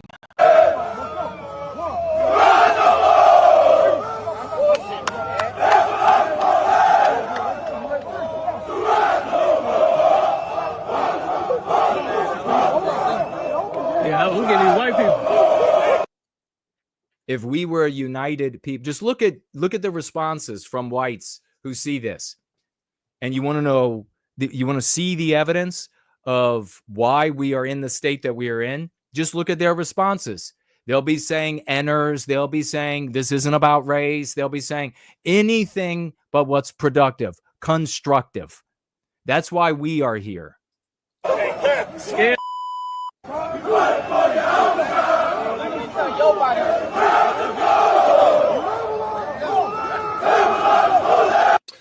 All right, here we go. Take a look at this guy. Totally even has the look. Prototypical American dad. And look, I'm going to tell you, and he's going to be bumptious as all shit, right? You know these people. Going to be in your face. He's going to put his chest up in your face. He's like, I'm going to tell you. I'm going to and he's going to talk louder than you and over you to tell you what needs to be done. Even though his dumb coward ass has no clue. He's just repeating what has failed for generations. You cannot, conservatives out there, you cannot take the definition of racism away from anti-whites and say, oh no, I'm going to stubbornly say it's about anybody. Anybody can be racist. You've been trying to do that for generations. It hasn't worked. You cannot tell them that when they're saying it's about race. And B, you can't go tell them that it's not about race. You cannot succeed with that. You cannot say that your handicap or can I use your handicap of not being able to see color as a defense. It hasn't worked ever. Please, white race, stop being so dumb. We don't have a lot more time before the point of no return. We've got plenty of time before there are no more white people. That's not the point that we're concerned with. We're not looking out over the next 1,000 years to the very last white person ever. We're looking much closer. Much more of an intermediate future for the point of no return. So watch this guy fulfill perfectly like every cuck position and manifestation, presentation. He's got the big beard. He's got the he's got big chest, big traps. Undoubtedly, this fool would be in your face, talking over you. Let me tell you what we're going to do about, you don't know what you're talking. That's just racist bullshit. Race doesn't have anything to do with this. Fuck you, doughboy. And that's why one of his 5 white kids has kind of a yellowy skin and slanty eyes.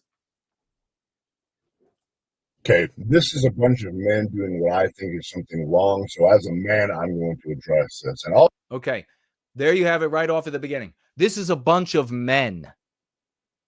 And I'm a man. And we're coming together. These are not men. These are anti-white terrorists. There are white children there, you fucking see. There are white children there and white mothers and lip white guys that are terrorized by these anti-white bastards. My God. also, I'm going to address this as a parent because those people decided to incorporate a bunch of parents and their very young children into their video. So I'm going to speak on that as a man and as a parent. So let's get into this. Okay. As a man and as a parent, he's going to speak there. He's setting the ground rules that we're all one people. And I don't know if he says here, but maybe it's we're all one. We're all the same under Christ. you with that. If we were all the same, God would have made us all the same, dipshit. They're men. And I'm a man, so I'm going to tell them how to be. Why would you give them that title? They're going to call you white boy. Oh, but I'm taking the high road here. I'm taking the high road, Jason. I know how to handle them here. You don't know how to handle them down here. I'm taking the high road when it comes to these people. I'm going to show them how a man should actually behave, and then they'll come away. They'll come away from that behavior, that duplicity. They'll come away from that childishness. Shut the fuck up. Start yourself. Okay, genuine question, gentlemen. Why did you decide to show up in mass numbers directly across from a playground and then do some type of loud, aggressive showing of intimidation and direct it right at parents and children? No, white. They decided to show up there because they're violently anti-white. That's why. You know, this guy could probably be a totally epic hero, white champion, man of the West. He probably could be, if he can come away from this cuck behavior.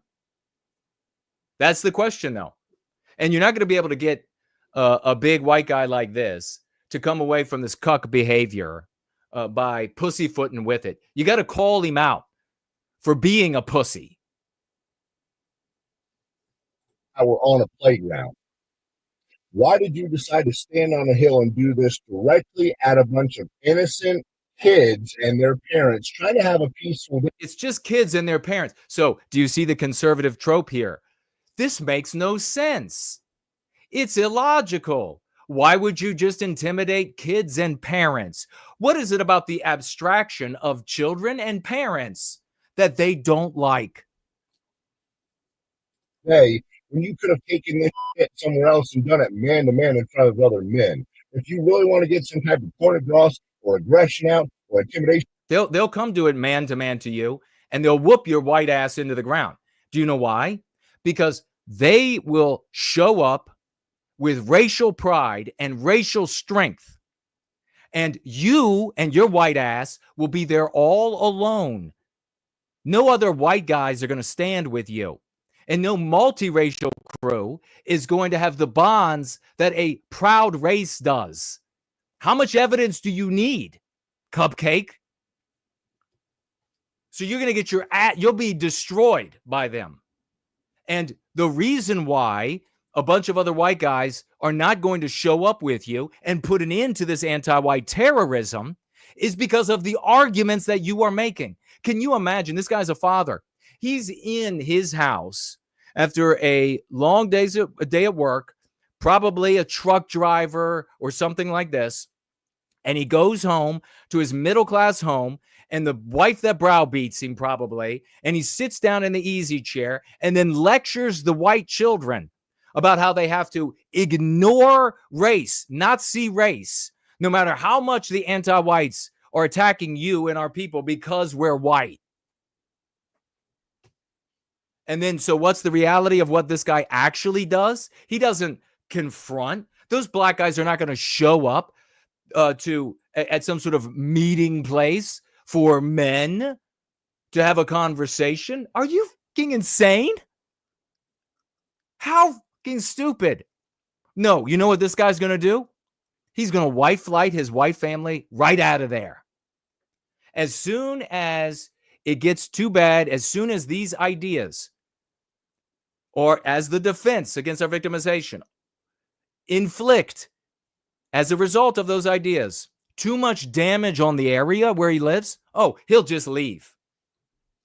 He'll leave. And you know what he'll do? He and his wife?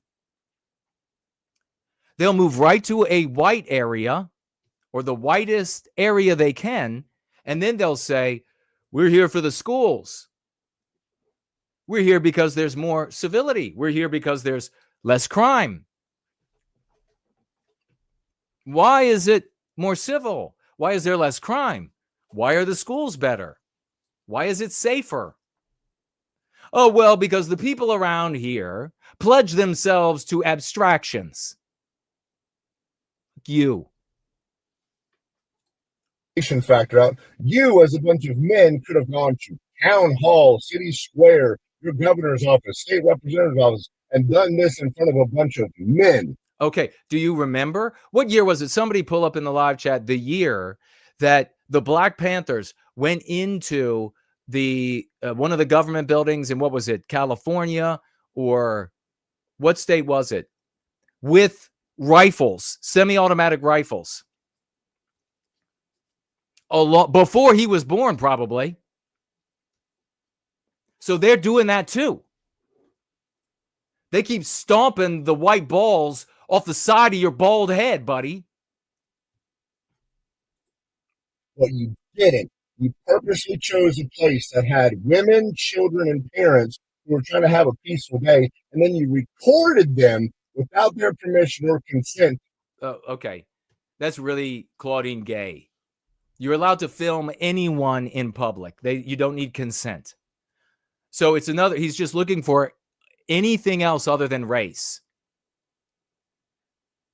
They were attacking parents, the abstraction of parents and the abstraction of children, and the abstraction of whether or not it's legal to record without consent. Oh, it's not about race. It's anything but. This is the vast majority of our people are this guy. The vast majority of the guys, of white guys, are this guy right here. The vast majority of far, far more.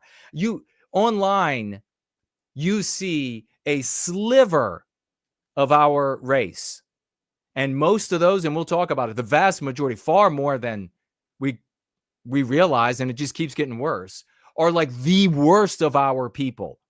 The people who are dweebs, the people who don't work, the people who are antisocial, the people who have bitch jobs, and honor to all jobs if you're working for a living, whatever it is. But you know what I mean. They clock in and they clock out, and they're brain dead as they can be while they're there, and they immediately get back on their phone to be some sort of Aryan superhero online, and they bring all of their low IQ, all of their bad character, all of their bad ways. They make up the majority of people on social media in most circles. The hundreds of millions of our people are this guy. It's this guy. These are the ones we need to start saying anti-white, anti-whiteism. And more importantly, it's not even the guys, it's their wives, it's their daughters. Because the women preserve things. The men will go out and fight. The women preserve. So if we get the white women saying anti-whiteism, anti-white, if we get white women talking about our meme curatives of today, once we're a minority, minority rights are the thing of the past. Women won't forget it. If we get white women talking about, you call it being negative and I call it being responsible, it will be preserved. It's their wives we have to get to. It's their daughters. It's their mothers. There are hundreds of millions. Look at this guy. He's got a clean t-shirt on. I guarantee you he has his tools lined up. The majority of these misfits online are in basements, and it's filthy. And instead of washing their clothes, they just buy new clothes. And then tried to make fun of them on the internet by saying, bunch of race has nothing to do with it. So he quoted what they said in order to tell you that race has nothing to do with it. This is the person that I'm referencing. When I said white people will have their daughter being gang raped right in front of them, and the gang rapists, the anti-white gang rapists, will be saying, we're doing this because you're white, because she's white, because we hate white people. And this guy will stand there and say, no, I don't see race. This has nothing to do with racism. This has to do with the abstraction of lawlessness. This has to do with the abstraction of the breakdown of the family home. This has to do with the abstraction of, and specifically, he'll be talking about like the breakdown of the Hispanic family home and the Arab family home and the Black family home. And then he'll be concerning himself with what we can do to improve their living conditions, to improve their families. And then he'll cite how we are responsible for their families not being white families, tip-top condition, just like white families. So he quoted them just to look dead in the eye. Look at this guy, looking you dead in the eye, to tell you it ain't about race. With this, you are a bunch of cowardly men that showed up to try and hold some type of intimidation protest, and you did it right at parents and their young children. You take race completely out of the situation. You look at it as it is. A bunch of men are trying to intimidate women, children, and dads who are innocent on a playground. Women, children, and dads. Look, he's asking here, why do these men need to do this to people at a playground? So I'm going to write,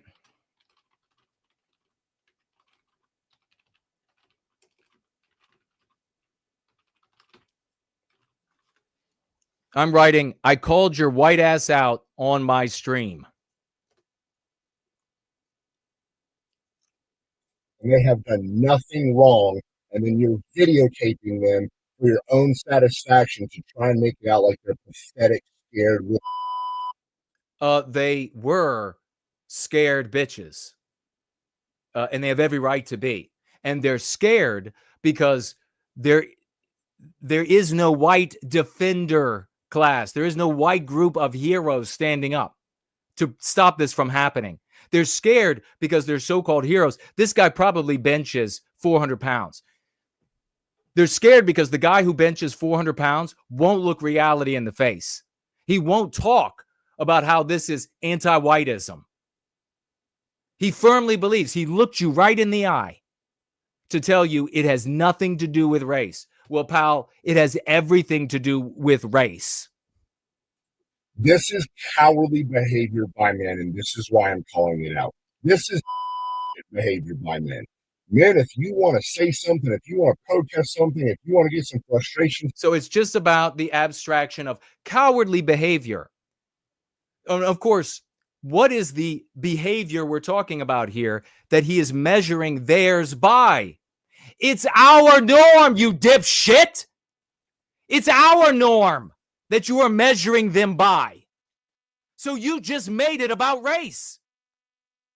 Do you think that the norm that you are measuring them against came from pixie dust? Do you think it came from Mars?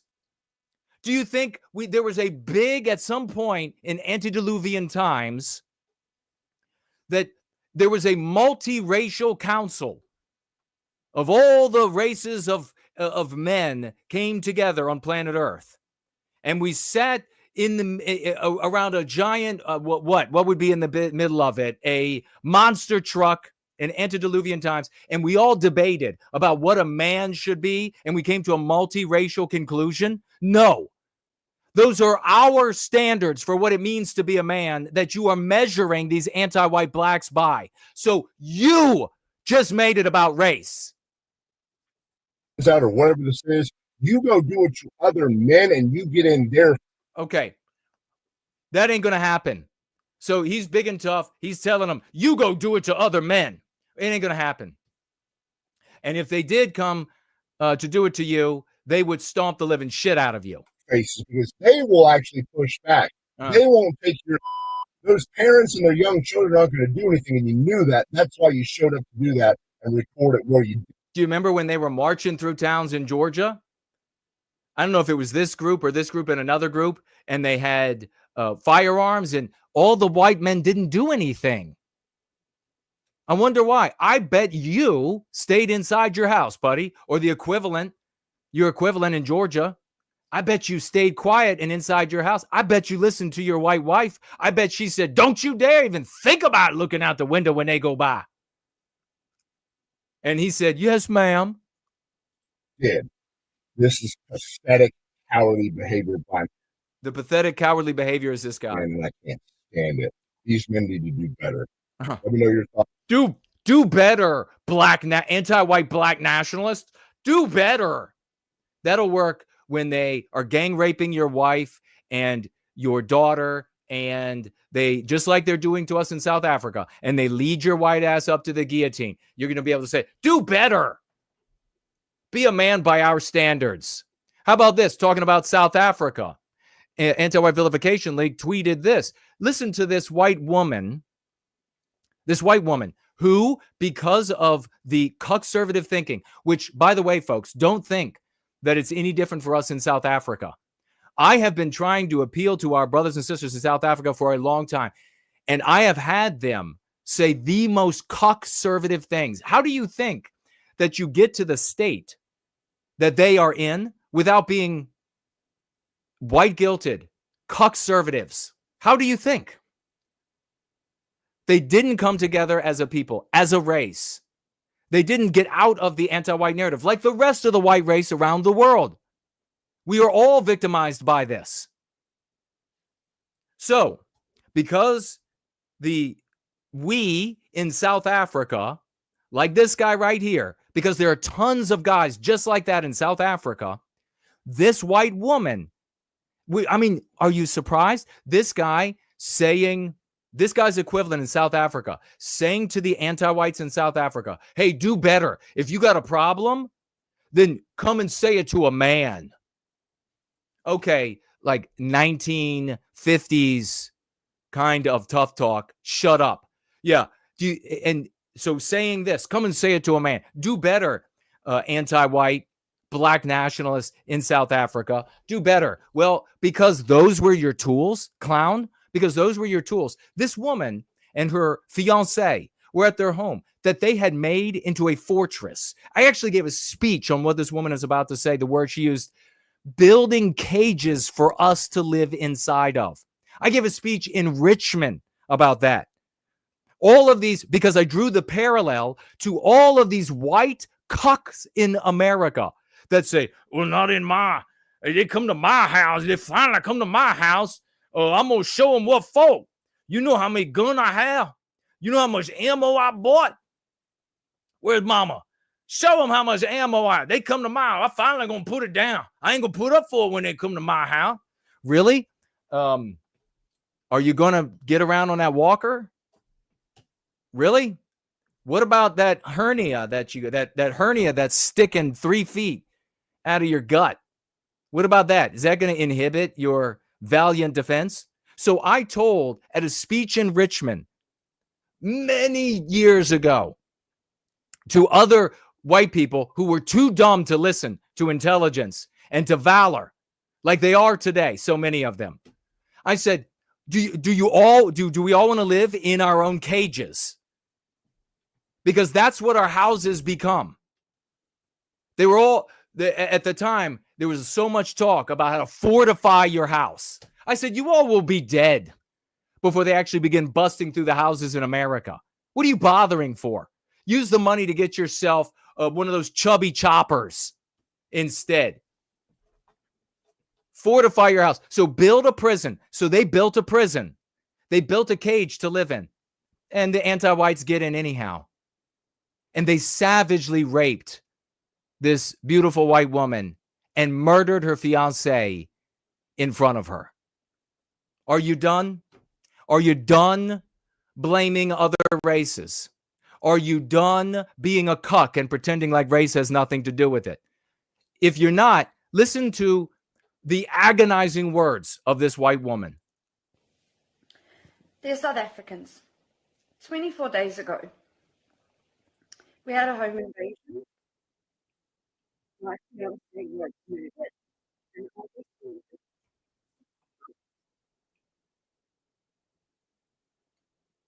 so what I'm feeling right now,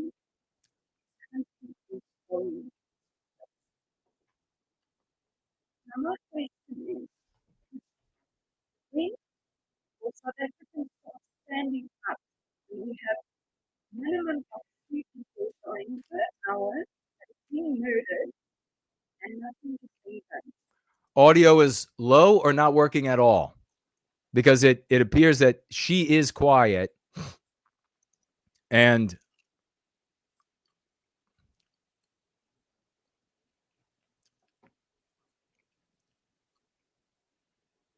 Can't make her out at all? Let me try to drop it back, and we'll see. She's very quiet, and it's not a surprise. She was gang raped by 6 anti-white monsters, and she watched her fiance being murdered. So let's see if I can. We'll put it up again, and if you can't hear,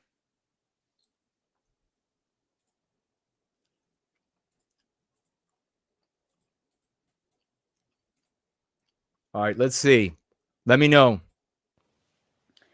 Dear South Africans, 24 days ago, we had a home invasion. My fiance was murdered, and I was wounded 6 times.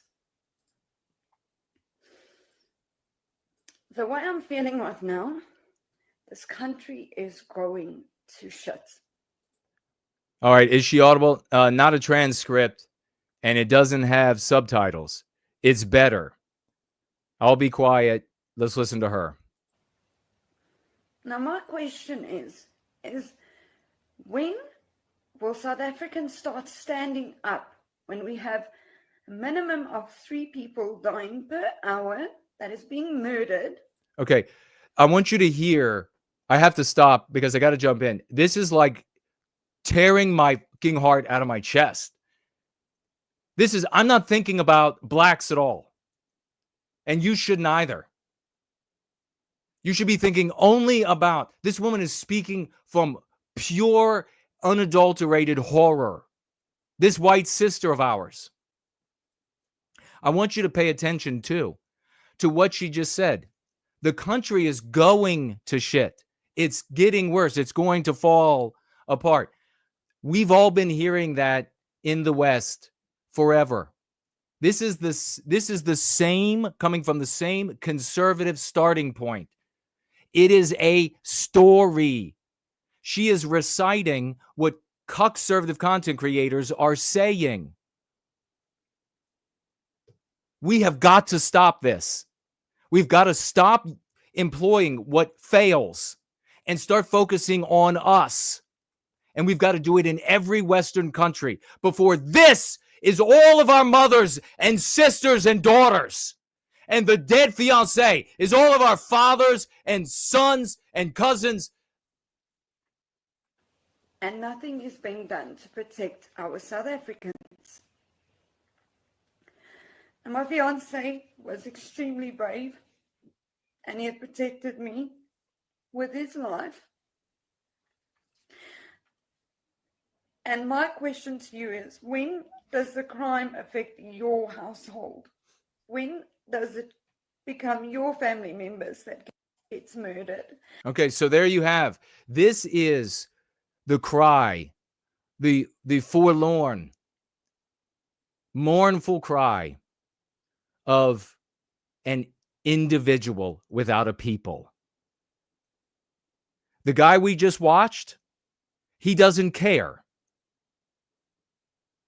The conservative notion, this isolated, selfish individualism where we're never being attacked on the basis of our race, this is the results of that notion.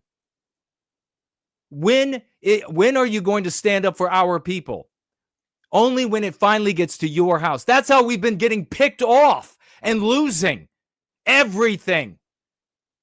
Our dignity, our integrity, our countries, our sanity, that will never end under the prescriptions of the past. Pretend like it has nothing to do with race and we're just individualists.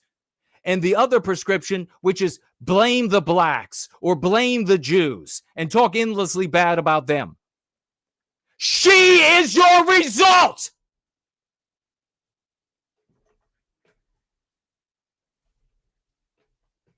Six anti-white animals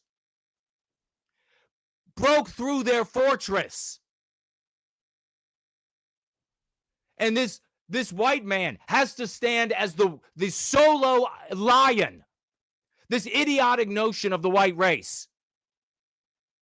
that white guys are going to stand up by themselves and defeat the opposition. 6 lowly scum he stood up against. Is that enough? I don't want more stories. I don't want one more story of my husband, my fiance, my son, whatever it is, stood up valiantly and was butchered. And then the woman gang raped by anti-white monsters. If this ain't enough, you are such a fucking misfit. And why are we not taking action to start putting an end to this crime?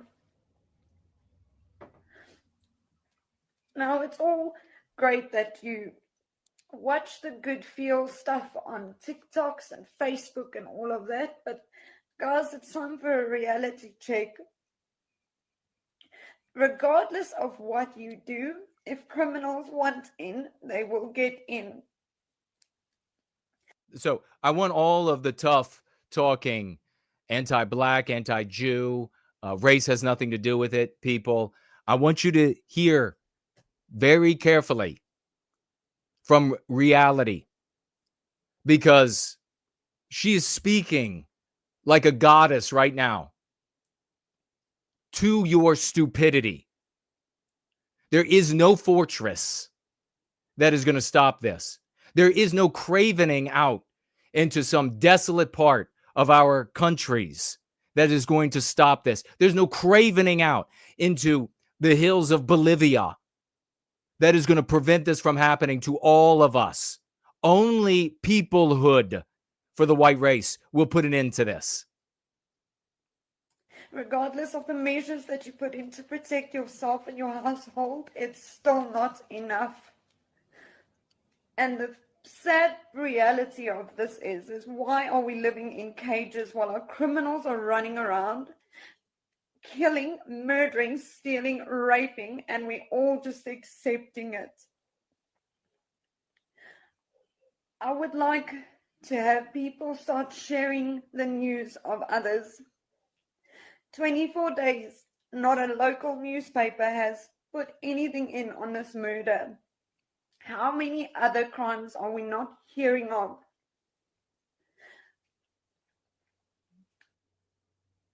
So there you have it. She doesn't know about the Go Free method. She doesn't know. I mean, she's reaching out into the void at straws about if we just share the news, it should be enough. Darling, it's not enough. I wish it were.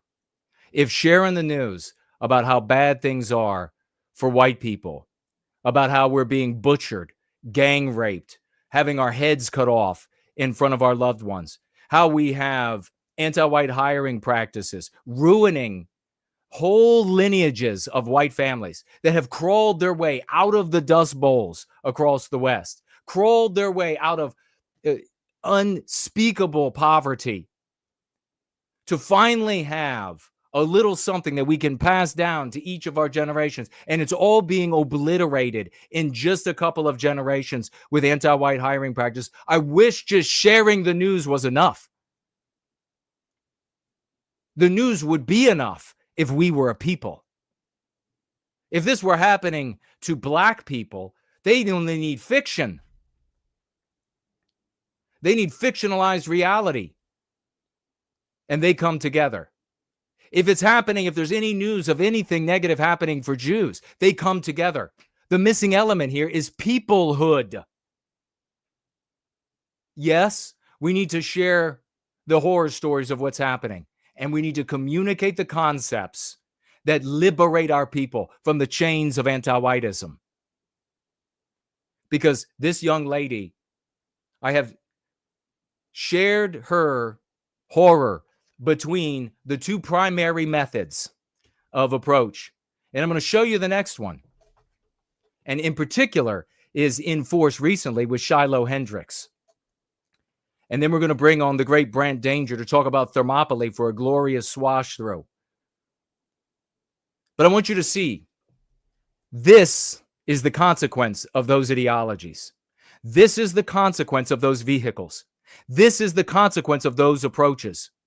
And when you see individuals, especially online, where you're going to find most of the misfits of our race, when you see them dismiss the Go Free dialogic, when you see them demand that we continue to pursue the failed strategies, you are witnessing people that for their own selfish gratification of revenge porn or whatever it is, welcome this. They don't care about her at all. When they hear about what happened to her and her family, they don't see the terrifying moments of the anti-white monsters tearing through all of the armaments that they have caged themselves in to protect themselves. They don't see those moments. They don't care about those moments. They don't care about the moment when she watched her loving fiance, 1 against 6, launch into combat fecklessly and get butchered by the anti-white animals, and the horror and the terror that streaks through her body like ice in her veins. They don't feel any of it. They don't think any of it. And then, of course, what we mentioned, what these monsters, these anti-white monsters did to her, they don't think about it 1 second. They just think, Enners. I would throw those people out of the West before getting rid of the Fuenteses and the other intruders, because they are the real detriment to our people. And here's their strategy. Let's take a look at their strategy. It defeated white guilt. It's defeated anti-whiteism, right? It's the most classy and successful way to crush what's being done to us. Just like the first guy I showed you that was clean and fit and healthy and strong, the average white guy taking the conservative way out of this, trying to redefine the anti-white narrative fruitlessly, fecklessly, stupidly. These misfits of the white race attempt to do the same thing. And they say that's the path to victory. Suspect behind a horrifying attack outside the historic Hollywood Studio Club. The frightening confrontation began over a truck. Probably make us watch a commercial.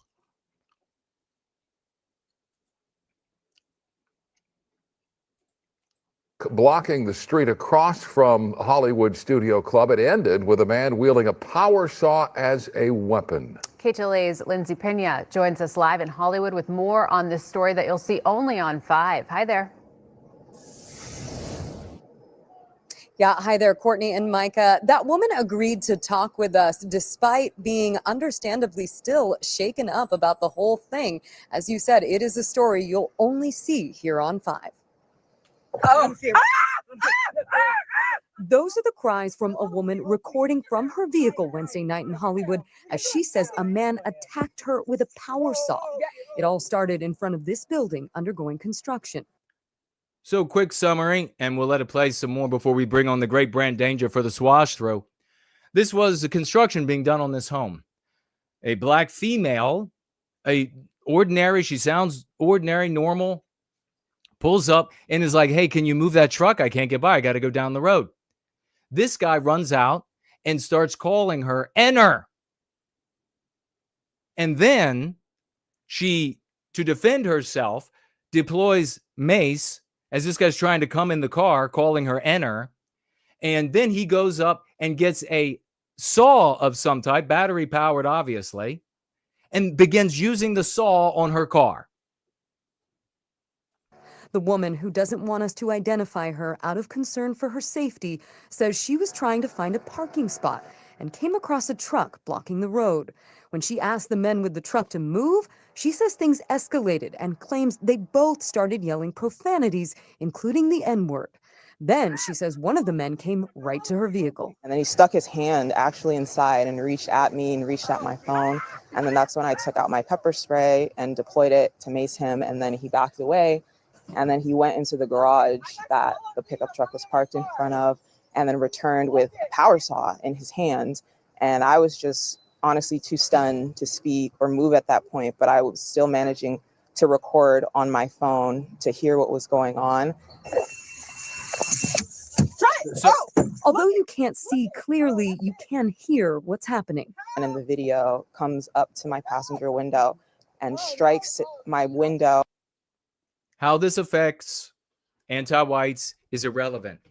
How this kind of behavior affects our white brothers and sisters, which is how these guys are going to be perceived as white, whether they're Hispanic or whatever, they're going to be perceived as white. How will this be received by our white brothers and sisters in their millions? I just showed you what one of those guys, the typical white guy, what they look like, what they think.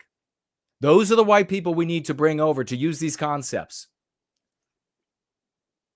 And my backside passenger door multiple times and just hacks at it, which you can hear in the video. And then at that point, that's when I decided to call 911. She took pictures of the damage, which she estimates to be at least $1,000.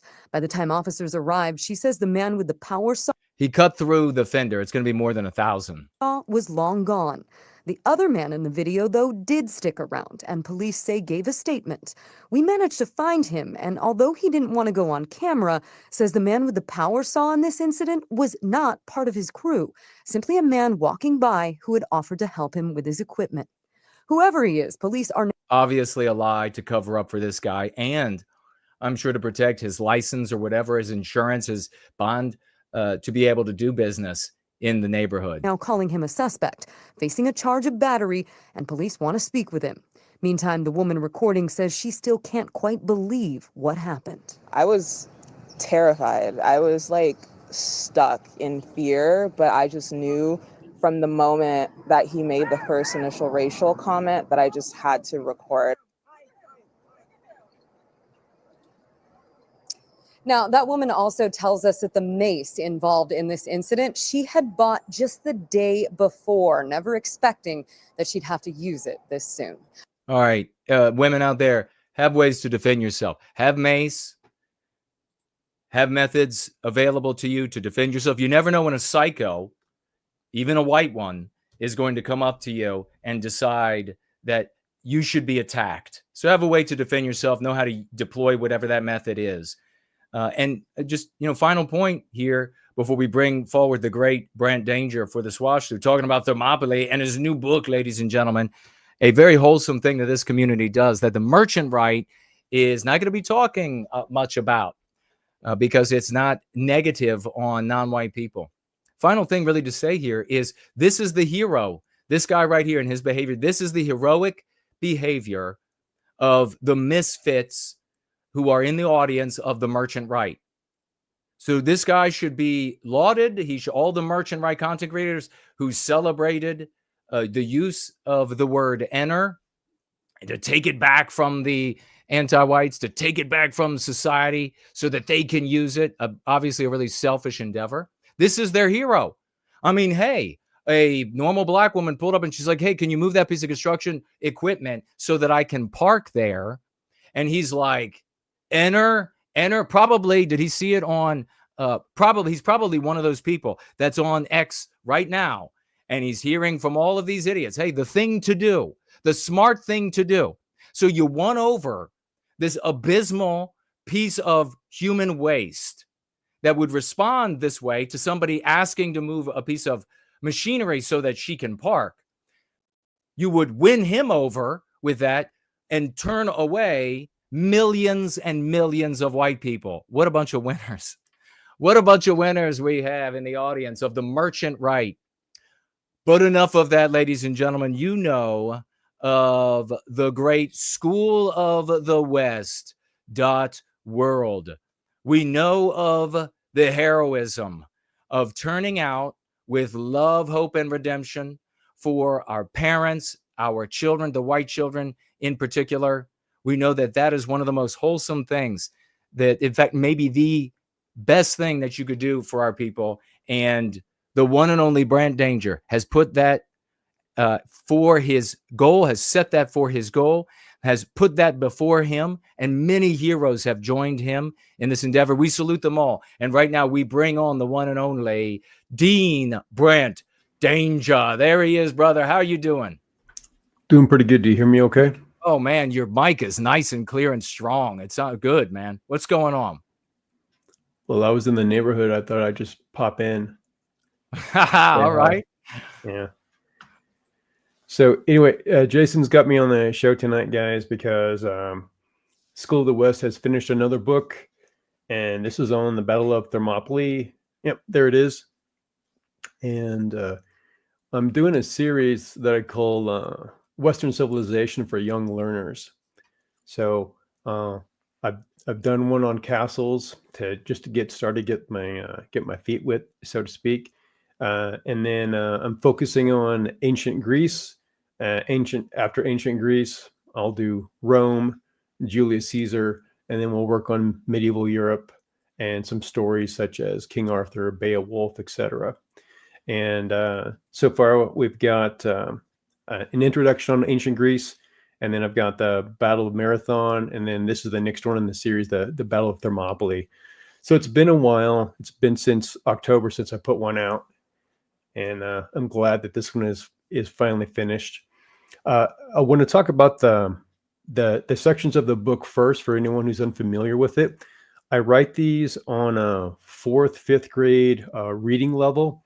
There's also text in there that they're not going to be familiar with. So I will usually put in a definition after a word. If it's something that a kid's not going to be familiar with, then I also put down the pronunciation guide for these things.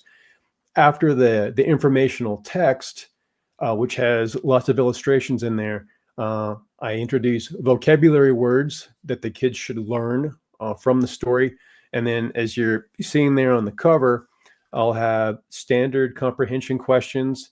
And then I'll have questions that are higher order questions that the kids can discuss with their parents or discuss with someone else. It doesn't necessarily have a right or wrong answer. It's just putting more thinking into the process of what if you were in the position of some of these characters, what would you be doing? And what's the importance of the stories? So some kids will respond to that. Some kids mentally won't be ready for that yet. Then there's other things. There's matching illustrations with vocabulary words. There's mazes and word scrambled and word search, doing things with the vocabulary words. There is coloring pages. And then at the end of it, I put in some other pictures that are adjacent to the storylines. And I call that write your own story. So kids that have the creative spark and they want to write their own stories, as most kids do when they're not being pressured in school, they can go ahead and put pen to paper there. And the whole book is printed on paper where kids can write on it and scribble on it and draw pictures and stuff as they go along. So it is a textbook, but it's also an activity book. Yeah, exactly. And that's the first books that I had. I just got this one last night, folks. So I haven't had an opportunity to read it. But just like with the other books, and I'm seeing here, and Brant, if you want me to go to any specific pages I have that you had sent me, I had was able to flip through this, see the art is amazing. And we're talking about Darius, we're talking about Xerxes, we're talking about the heroes of our race at Thermopylae. We're talking about how we got to that point where these heroes ended up being in conflict, fighting for Western civilization. And thank God they did it as a group rather than individuals. But it is completely, it's perfect. Every one of your little boys or young boys, every one of your grandsons, they should all have, even a little older, are going to be able to appreciate this. But then certainly in the back, we got word finds, we got write your own story, we got handwriting practice for the different words. Sparta, for example, handwriting practice that you can go over with the kids. Coloring pages, absolutely epic.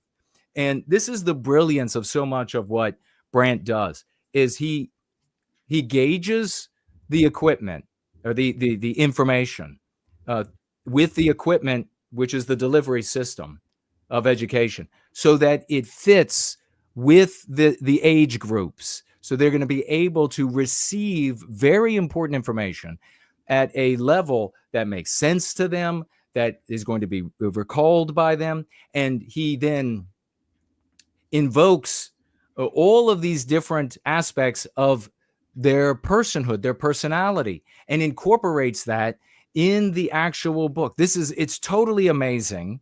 You have the mazes that the kids can do as well. And this is the kind of thing, obviously, if you need something, you need a moment, you gotta do some work in the kitchen, you gotta clean up or something.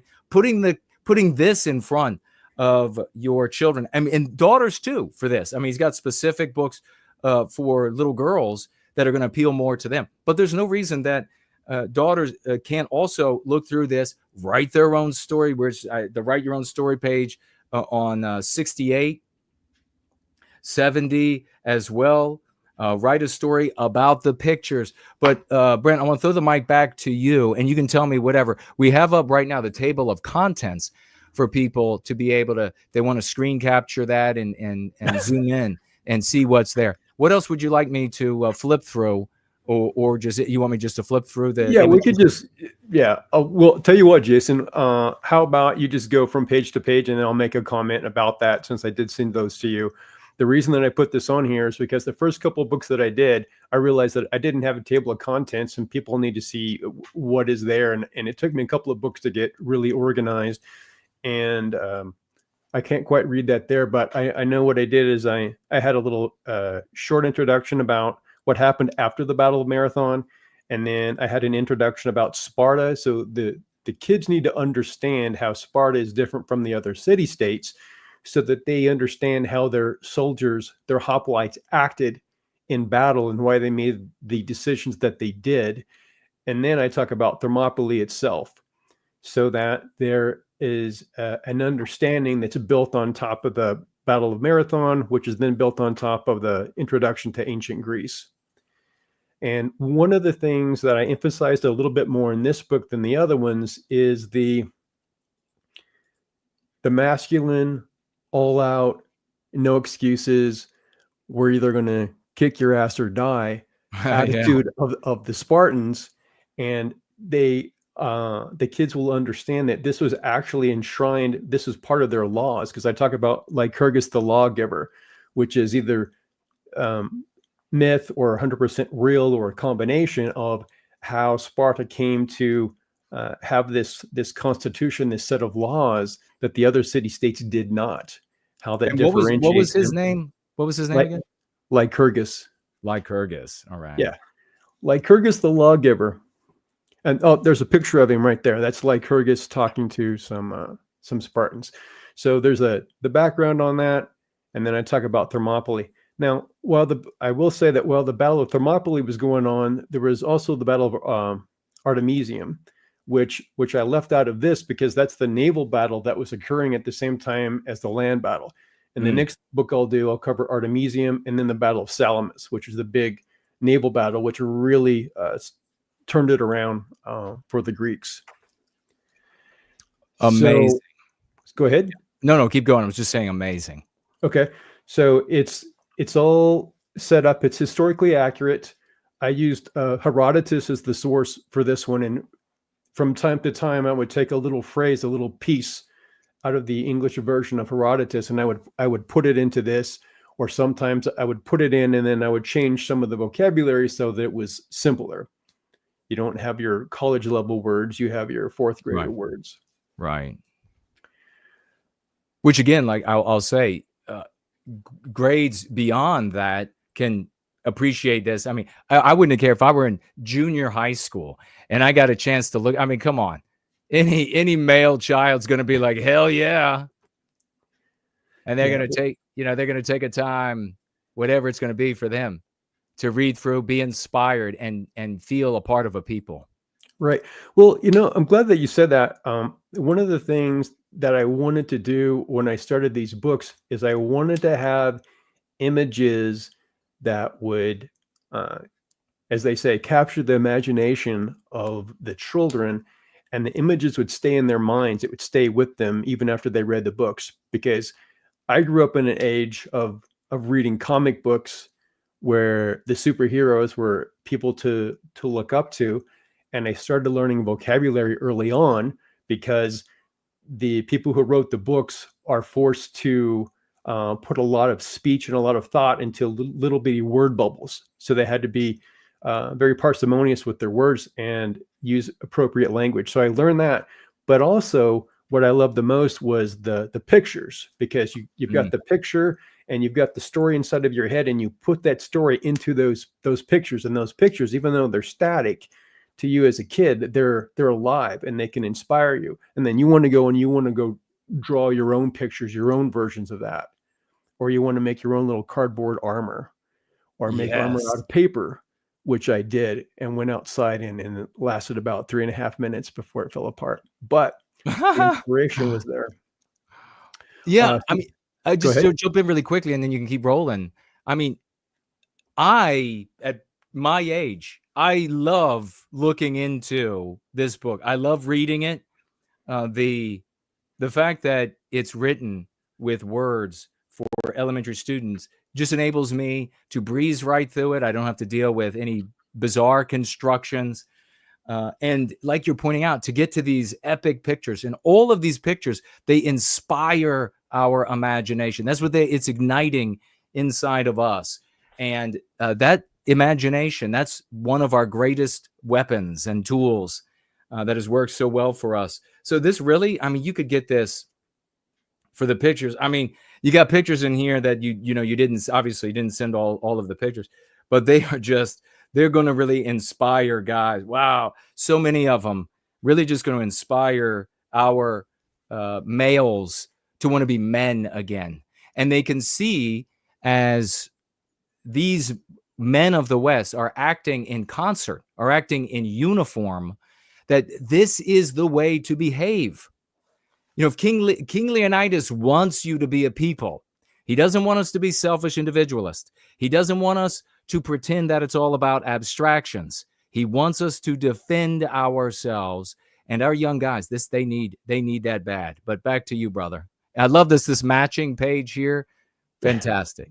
Yeah. I did make it a point in this book, like I did in the marathon book, that the Greek hoplites were able to defeat larger enemies, or in the case of Thermopylae, fight against a much larger foe for 3 days, because they fought in the phalanx formation, because they fought together.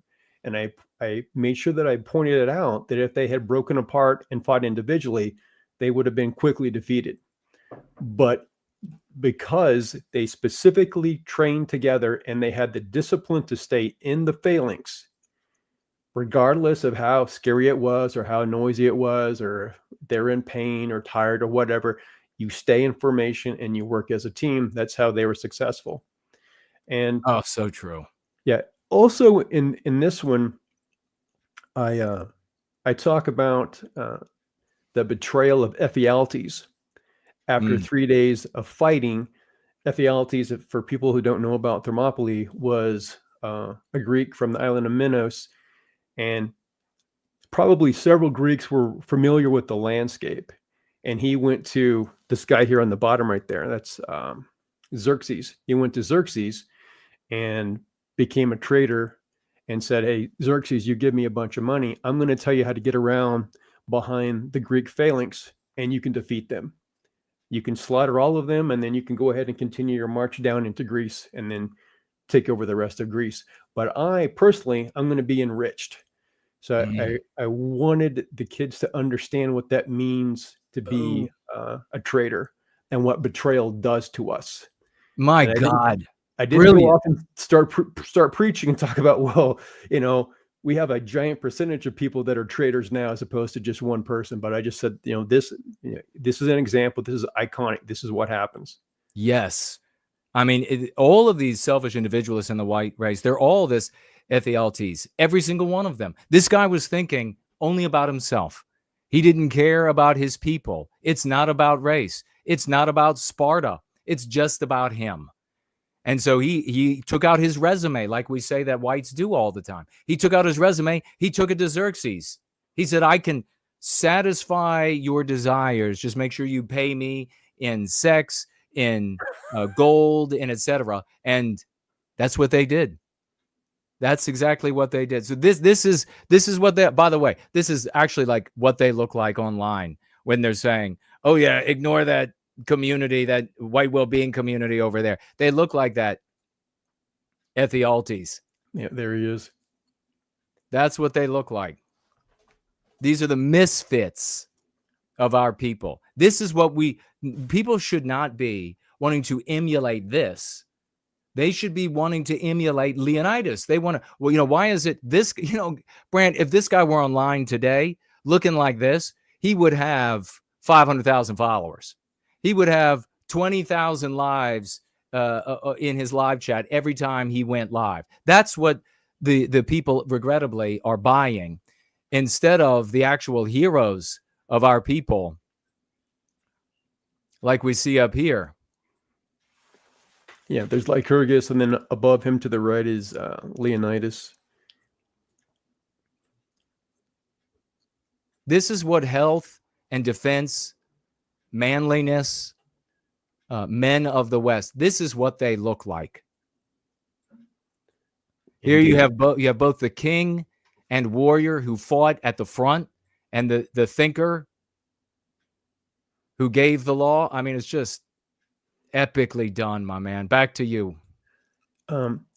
Now, this book is a bit more masculine than the other ones, and there will be some girls that will like this, of course. This is going to really appeal to boys. It's just the nature of this material right now. And one of the lines that I really liked from Herodotus is after the first day of battle, when the 200,000 strong army of Xerxes did not break the Spartan line, Herodotus said that, that day that Xerxes learned that human beings are many, but men are few. And I oh my went God, over that several times, so that they understand there is a difference. Just because you are a male, that doesn't mean you're a man. And you don't have to be a Spartan all the way out like these guys are, but these are men. And we had a time when our men dominated our lands, and this is how we acted. Exactly. Something that you can aspire to.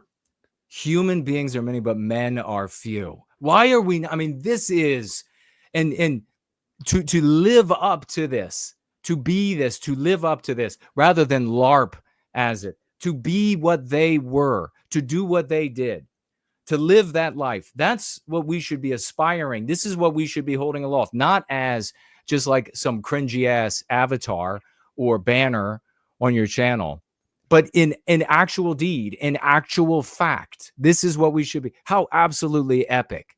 And here's one of the write your own stories for the youngsters. Write a story about this picture. What do you think is happening here? What's going on? What kind of a festival of our people is happening here? Is it a wedding? Is it? I mean, it's a wonderful thing. How exciting! Right. So with these pictures at the end in the write your own story section, I'm not saying this is what's going on. So I'm putting that there. They are adjacent to the story, so the kids can pull what they learn from the text and they can apply that to their own little story. And that I have to say, with all of these books, I find such a powerful moment in the machinery of the book, the learning vehicle of the book, because you have just gotten at their minds with this story, with the pros, with the cons, with the ennoblement of that which is valorous, that which should actually, behavior that should actually be praised and emulated, and behavior that should obviously be condemned. And while that is fresh, here they have this story. And when they go back to the book, maybe they read it, they go back to the book, all of that's going to be drawn up in their minds. And now they're presented with a write your own story, looking at the depiction. At that moment, the children, white children, are inspired to write a story that is congruent with everything that was just taught. And that's totally brilliant. That is magnificently brilliant. I love it. Well done. No wonder you're Dean Danger. There's the cover of the book again. Look at how epic that. What boy wouldn't want this? Sitting on their bedside table, and then maybe even once they get through it, they get a little older. I mean, this is more than handsome enough to take the cover off and frame that. That is so cool, man. But I interrupted you. What else did you have to say?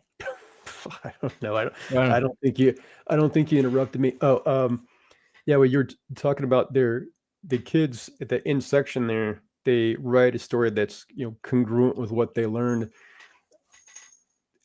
What goes into the book here is what we learn as teachers. So this is the writing the story and the other activities. Those are extension activities. So the way that you reinforce, quote, a lesson is you give extension activities to a child or to whatever age student so that they then apply what they learned right there. Plus also this stuff is so interesting and it's so important and central to our people that it can serve as this this ingot or this this firebrand that can propel our kids forward as they grow up, as they become the next generation. They already have this pride and this history inside of them. Now, whether they go into public school or whether they're homeschooled, they've already got this central information down. So they're going to understand, or it's going to make sense to them what's happening in school when they're hit with this anti-white information. It's going to be totally incongruent with what they've already learned. And this is getting to the kids before that anti-white indoctrination gets to them. Yes. And that's what needs to be done. Parents, grandparents, aunts and uncles. That's what needs to be done. Because if you wait until they hear the anti-whiteism, they will not be a nerd against it. They will not be able to defend themselves against it. And they will take what's being taught to them, both in media, entertainment media, and the teachers, as gospel. And they'll come back, and when you try to reform them, they will find your efforts to reform to be confirmation of your evil. You have to get there first. You have to prepare them. You have to inoculate them, and you need to keep going back. That's why it's so important for these lessons to be taught. That's why it's so important for these meme curatives to be infused in our children so they can be inoculated. And what's really fantastic about this, and Brant's touched upon it for a moment there, is that the most important things about our preferences, our norms, is that they're presented from the position of they're ours. The manliness is presented, or womanliness is presented as ours. This is who and what we are, not some abstract given to us by pixies at some point in the past. This is our people. This is our peoplehood. Manliness, for example, here you see in various ways. You see it in the actual physical manliness in some of these depictions, but also in the bravery that people can have at any size, in any shape, any level of sickness. The dedication to the truth, the dedication to our people. It doesn't matter how physically masculine you are. All of that depicted as our preferences, our norms, and therefore ours. That's how it has to be delivered to our youth if we're going to be able to recapture our destiny and to save our folks from what we just witnessed, all of them suffering what we just witnessed, with a solitary white woman all by herself with no white people caring about her. None. Zero. Calling the attackers Ners and dismissing that is the substance of indifference to her suffering. This is the exact opposite of that. It's such a beautiful thing. Brother, did you have anything else you wanted to share about the book or books, about School of the West, while we have you with us on this wash through? Yeah, I'll just quickly point out to people that are new to the channel, and there's a lot of you here. It's good to see you. That the School of the West website is a resource for parents, for kids of different ages, from little kids that are just learning to read up to kids going into high school. And there's also information on there for adults as well, to be honest. The books, there's only 6 books right now. They'll be getting churned out as people have time to do that. It's a new section on the site. And I will put, again, the Amazon link for the School of the West books in the chat. I'll also put the link for the School of the West homepage. So if you haven't been to the School of the West, there's probably going to be some material there that you like. In general, there is traditional subjects that you would find in school. And there's also material that is basically white well-being oriented. If you think of taking Go Free and trying to think of the right words here. Simplifying it for the right age group so that they'll understand it and they can cognize the material is what it is. So as I said before, and Jason has pointed out many times, this material gets to the kids first before the anti-whiteism hits them. It prepares them for what they're going to see. So then when they get hit with all this anti-white propaganda, and they recognize it for what it's for. And these lessons are reinforced because they see what the anti-whites are going to do, because we've told them what the anti-whites are going to do. So it's good stuff. So I'll put both links in the chat. Do that. Yeah. Amazon, folks, you got to go over to Amazon. There is nothing like a giant dose of seeing our people. And I've read from translations years back from the Persians talking about the Spartans in particular, but our people in general in Greece, but moving as a single living organism on the battlefield. That is how we have to resist our victimization. How do we do that? How do we move as a single living organism? How do you put 300 in this gap at Thermopylae and take down tens of thousands of Persians, so stymieing their spirit and etc., that when they finally are able to get through the treason and the treachery of white, selfish individualists, when they're finally able to get through, the rest of Greece can handle them handily. How do we act as a single living organism? Not by thinking about the Persian soldiers, not by thinking about the anti-white blacks who murdered this woman's fiance, the life that they were supposed to be starting together, and ritualistically gang raping her. Not thinking about them. We moved as a single living entity by thinking about our brothers on our right and on our left and behind us and in front of us. That's where our thoughts were. That's how we fought. Shield over shield, spear over spear. That is how you win in the world of the human animal in every single endeavor. The battlefield being only one of those, the physical battlefield, but the battlefield of the real, the battlefield of the mind, the battlefield of psychology, the battlefield of the workplace, the battlefield of the educational institution. It is only by thinking of each other that we move as a single organism and arrest our victimization. Big salutes to you, Dean Danger. Big salutes to the great Brant Danger of the West. Ladies and gentlemen, head on over to the schoolofthewest.world. Get on Amazon. Get all of these books. Get several copies and disperse them among everybody you care about. Brother, anything else to say? If not, we'll let you go. No, thanks for having me on. And I'm glad that we're getting new people signing up and joining the community. Magnificent, man. Folks, we will take a very short break and we'll be right back.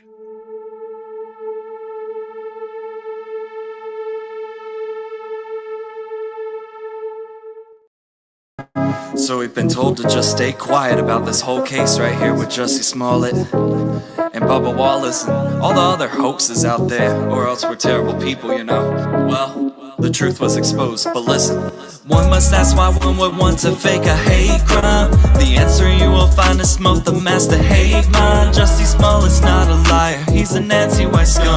Darryl Brooks is not a car, he did mass murder and hit and run. ESPN is still pushing this falsified news narrative. Well shit, Bubba, maybe you should be in the air for some clarity. We don't ever get the truth whenever it comes to this hate for us. These are the simple steps, whenever it goes this way for us. It goes 1, call it a lie when it's a hate hoax. 2, they won't talk about it, now the scapegoat.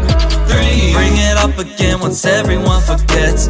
4, act like it wasn't fake, like y'all remember this. Bitch ass white supremacist, when the hate crime shit does not exist. I oppose the white erasure, you're damn right I'm intolerant. Speaking of white people, it's okay to be that all my life. Aw damn it, there I go again, charge me up a fine. Erasure is the savior, only for the ones who's hating life. Gotta push diversity, but only if the country's majority white. Well, if you don't stand for white well-being, then you can't get right with me. Call me a white supremacist, I can't help, I'm white and supreme. Of course it doesn't always work out that way with both of those things, because we face layers of race traitors, and that is proof to me that I should focus on my race to educate and critique. There is nothing worse than a white leftist think we all agree. So fuck the fake brothers who sold out for the Smollett.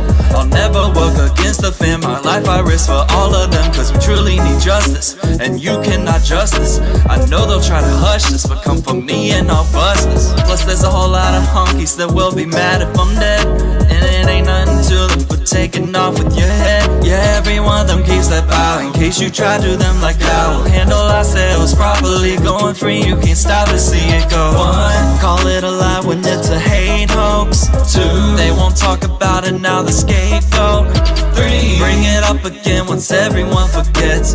4, act like it wasn't fake, like y'all remember this. Yeah.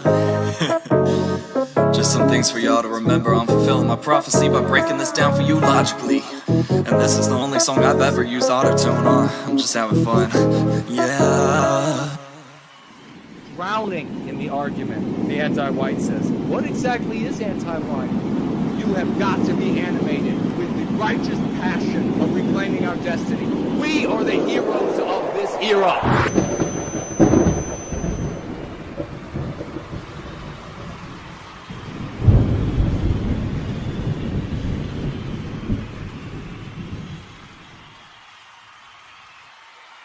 Let me know that you can hear me. Let me know that you can hear me. What an epic opportunity. Let's celebrate Brant Danger right now. School of the West. Let me know that you can hear me. The great Brant Danger, ladies and gentlemen. Dean Danger, School of the West. Loving the work of this hero everywhere I turn. We're in the swashbuckling celebration segment of our gathering. We're going to do that. We're going to get back to your questions, comments. Make sure you tag me if anything scrolled off. I want to get back to it. Make sure that you tag me as No White Guild. Raucous emojis for the one and only Brant Danger. School of the West, and all the good people working over there, and the people who have given their interest to School of the West, have hired the School of the West, have employed Brant Danger, School of the West. Celebrate them as well. Big salutes. There we got heroes already stepping up. Dennis and Corey and Hyperboy and Dream. Totally epic. Let's continue with celebrating the great Franklinator, ladies and gentlemen. Show the man some love. Gather together. So many of the swashbuckling victories that we are celebrating here today. Doing the timestamps for our gatherings on Sundays is a big swashing epic thing. We also want to celebrate the great Franklin and several others heading over and swashing in the Donald Trump Jr. chat weekly. Several times a week they go over there. Best way to reach Donald Trump is through his number one son. We've already successfully done that, demonstrated it, and will continue to succeed. We're going to thank those who were swashing over there big time. Quadruple 07s. The Ivan was there. Justin McDaniel. Slots was there. Sour Notes was swashing over there. Biospirit of the West, the OT leader, was there. Of course, the Franklin was there. Hoyt McCoy, ladies and gentlemen, let's hear it for all of these swashbuckling commanders. Every one of them deserves a stadium full of appreciation from our people after they return from the battle, carrying or on their shields. We show them the love. We cast the laurel of victory onto the heads of our heroes. This is how the world is changed, ladies and gentlemen. Also want to thank a couple of other names we're going to run through here. We got the great Based White. Based White making clips and active on Facebook. And I got a bunch of other people as well I want to celebrate along with Based White, show the man some love. And these are names that I jotted down of people that I see really active. Doesn't mean you're not. It just means that I saw them. We got a couple names we're going to be repeating, like Biospirit of the West, Hans the Skipper, Hoyt McCoy, One of Western Kind, The Blue Flame, 4-0, Dandy Westman, Cindy Ben, CKO, Ivan, For White Wellbeing, Anti-Whiteism ends with you. Let these heroes here. They're the ones who are helping to teach our people to be healthy again. That's what the House of Swash, ladies and gentlemen, is all about. That's what we are all about. Let's celebrate Anglo-Saxon NWG for his clips and music. He's produced a number of more songs that are totally glorious, and we'll be playing more and more always of those pieces. Let's hear it for the great Anglo-Saxon, making clips of these streams to give people bite-sized segments. Let's get the cacophonous emojis out. Let's get the crepitant emojis out for the hero. Let's also celebrate One of Western Kind, who is back in the trenches. I noticed him as well. We want to celebrate that he's back and he's destroying the anti-whites, liberating our people. We have the white key of white well-being magic, and we are unlocking the shackles on the bodies of our people. Let's hear it for Tree Godfather. This guy is a clip machine, and his clips are totally epic and victorious. Let's hear it for the Tree Godfather for his efforts in time to make bite-sized clips for our brothers and sisters. We know they're like gerbils now, and they need bite-sized to be able. Big salutes to this hero. Let's hear it for the great Thunder Down Under Lunder and the entire Australian GFC of white well-being. These champions get together every week, and they plan, and they're literally working. They're literally getting together, and they're planning, how do we get white well-being? How do we get Go Free to these people? How do we get Go Free and white? Literally coming together, thinking about how do we communicate these concepts to this group? And they've had so many successes, ladies and gentlemen. Really a community of wonderful heroes. All of their names are in lights. They're in stars for us as far as I'm concerned. But they just were getting to, and I don't know, I haven't heard back yet from Lunder how much I can say these people's names are in. So I won't say the name, but I will say that there is a president of an Australian First Party that they've been talking with. Lunder has talked to and gotten Go Free to, and this guy has been sharing Go Free, and everybody that has had an opportunity, ordinary, productive, normal white folk, had an opportunity to look at it, are all coming back to this president and saying, this is epic. This is fantastic. The only way this is happening is because of the Australian GFC. So let's make sure all the way in Australia. I know you might live down the street in Australia. Most of us are elsewhere around the world. Let's make sure that they can hear our screams of joy and celebration for their hard work. God bless you guys in Oz, wonderful champions, and thank you so much for your hard work. That is the House of Swash, kicking some serious anti-white ass. We also want to celebrate that the Cool, the Papa, the J, the Magic has had a number of his huge successes recently go unnoticed. And we are going to be recognizing and celebrating them next week. But let's hear it right now. The Cool, the Papa, the J, the Magic, a commander if there ever was one, the stars on his helmet, gleaming for the white well-being that he pursues and brings to our sick brothers and sisters, giving it up, crepitant emojis for Cool, Papa, J, magic. You hear the audience. If you wonder what that is in the background, that is the audience that is celebrating our people along with all of you. And there is Friedrich Nietzsche, as those who look on at us wonder why we celebrate. They think we're mad, but that is because they can't hear the music. And boy, is that true. One of Western kind, here he is. This big celebrate. 6,400 people on Jack O'Connell's page account got to see this. It is being white erased.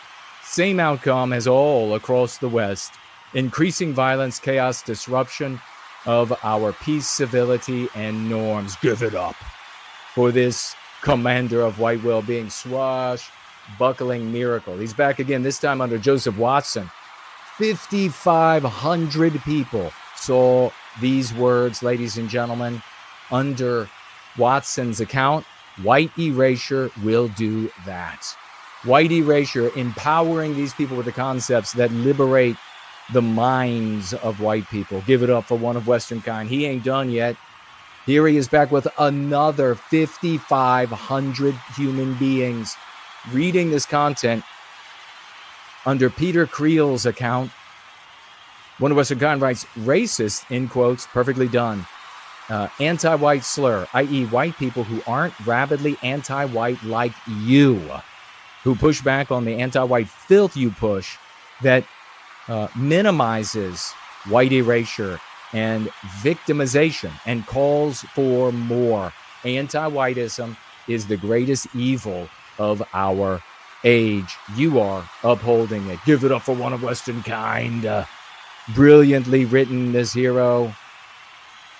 He's back. This is because it's been white erased under Thomas Hearn. 5,200 views over here. Again, one of Western kind, knocking it out of the park. Nothing but grand slam home runs. Make sure he feels the love that you are sending.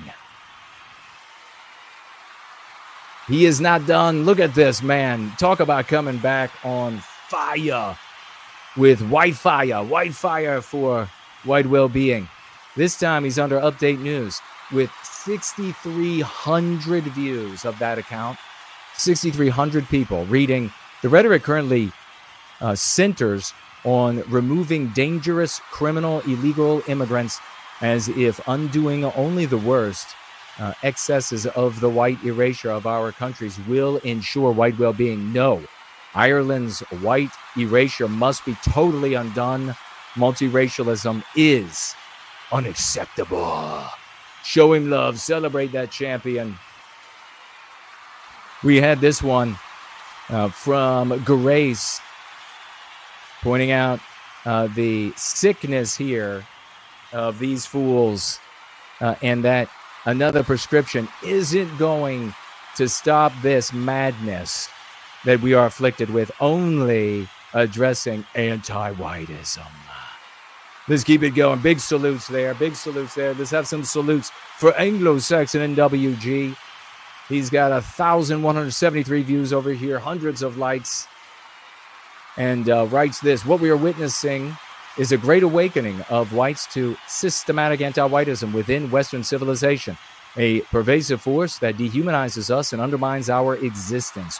Whites deserve the fundamental right to preserve our culture and civilization without facing anti-white violence or the looming threat of white erasure.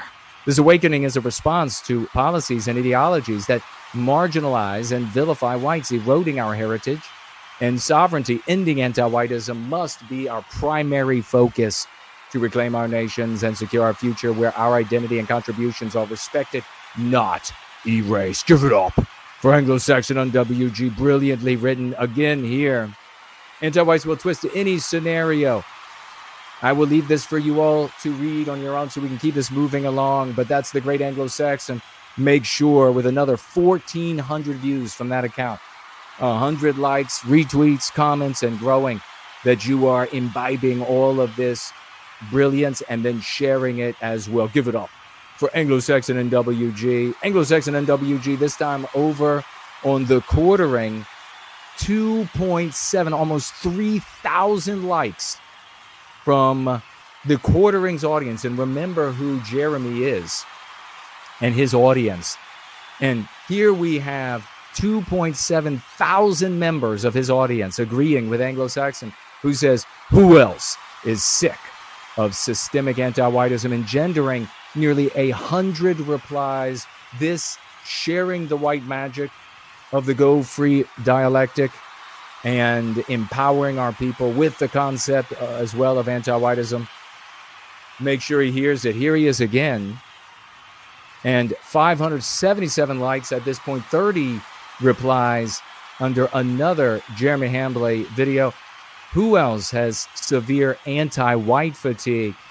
This merchant on the right here, the Quartering, wants to sell black fatigue. Anglo-Saxon gets in and says, no, buddy, no chubby. It's anti-white fatigue. And his audience is agreeing with that instead. Talk about a difference. Talk about the Spartan way or the fat, lazy, donut-eating way. Give it up for this hero. Cindy Ben, ladies and gentlemen, rocking it, knocking it, unleashing her powers. She says, yes, anti-whiteism is a huge problem. We must see ourselves as a people the way other races see themselves as a people in order to defend ourselves. And under this comment from Robert, she has gotten 69 people who has given a like to Cindy's comments there, who are sending these people in the direction of white well-being and empowerment. Make sure Cindy can feel the love of the victories that she is swashing for our people. Here she is back again, this time under this account in this video here. She says, it's because anti-whiteism is the social morality. It is seen as moral to vilify whites on the basis of our birth. 43 people gave likes to that, to this swashbuckling commander and the great work she is doing. Make sure she feels the love. Nothing but 07s. Crowns for the lady. Our ladies are champions, ladies and gentlemen. They swash right alongside our men. And she is here again. This time when the white South Africans are refugees, lotus eaters, led them to try to, quote, sort of, close quote, blame everything on, quote, that segment of the population. They aren't trying to. They are. Anti-whiteism is the social morality. Brilliantly written by our great Cindy Ben. And she comes back at almost 50 people giving a like to that brilliant comment. She comes back again. We must see ourselves as a people the way other races see themselves as a people. Only then can we defend against anti-whiteism. 271 of our brothers and sisters giving a like to that Cindy Ben comment. Make sure this swashing general knows that you appreciate Hans the Skipper. You know this man can never be stopped. Over 6,000 views. 6,000 people over here.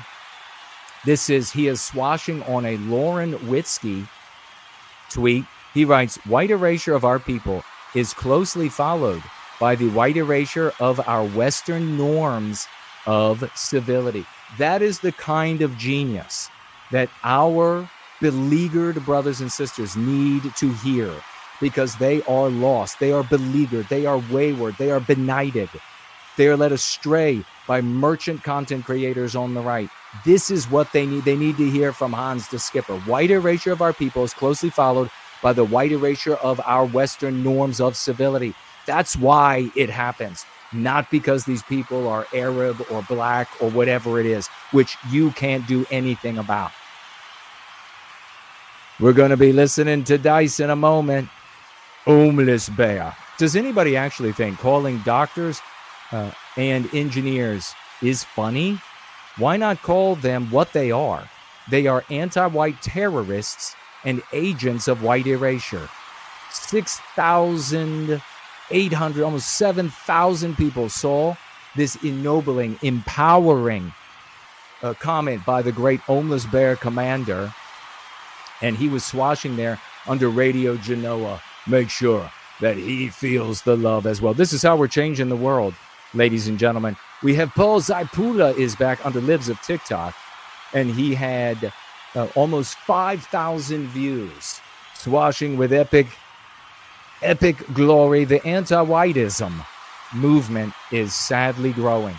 The what movement, Paul? The anti-whiteism movement.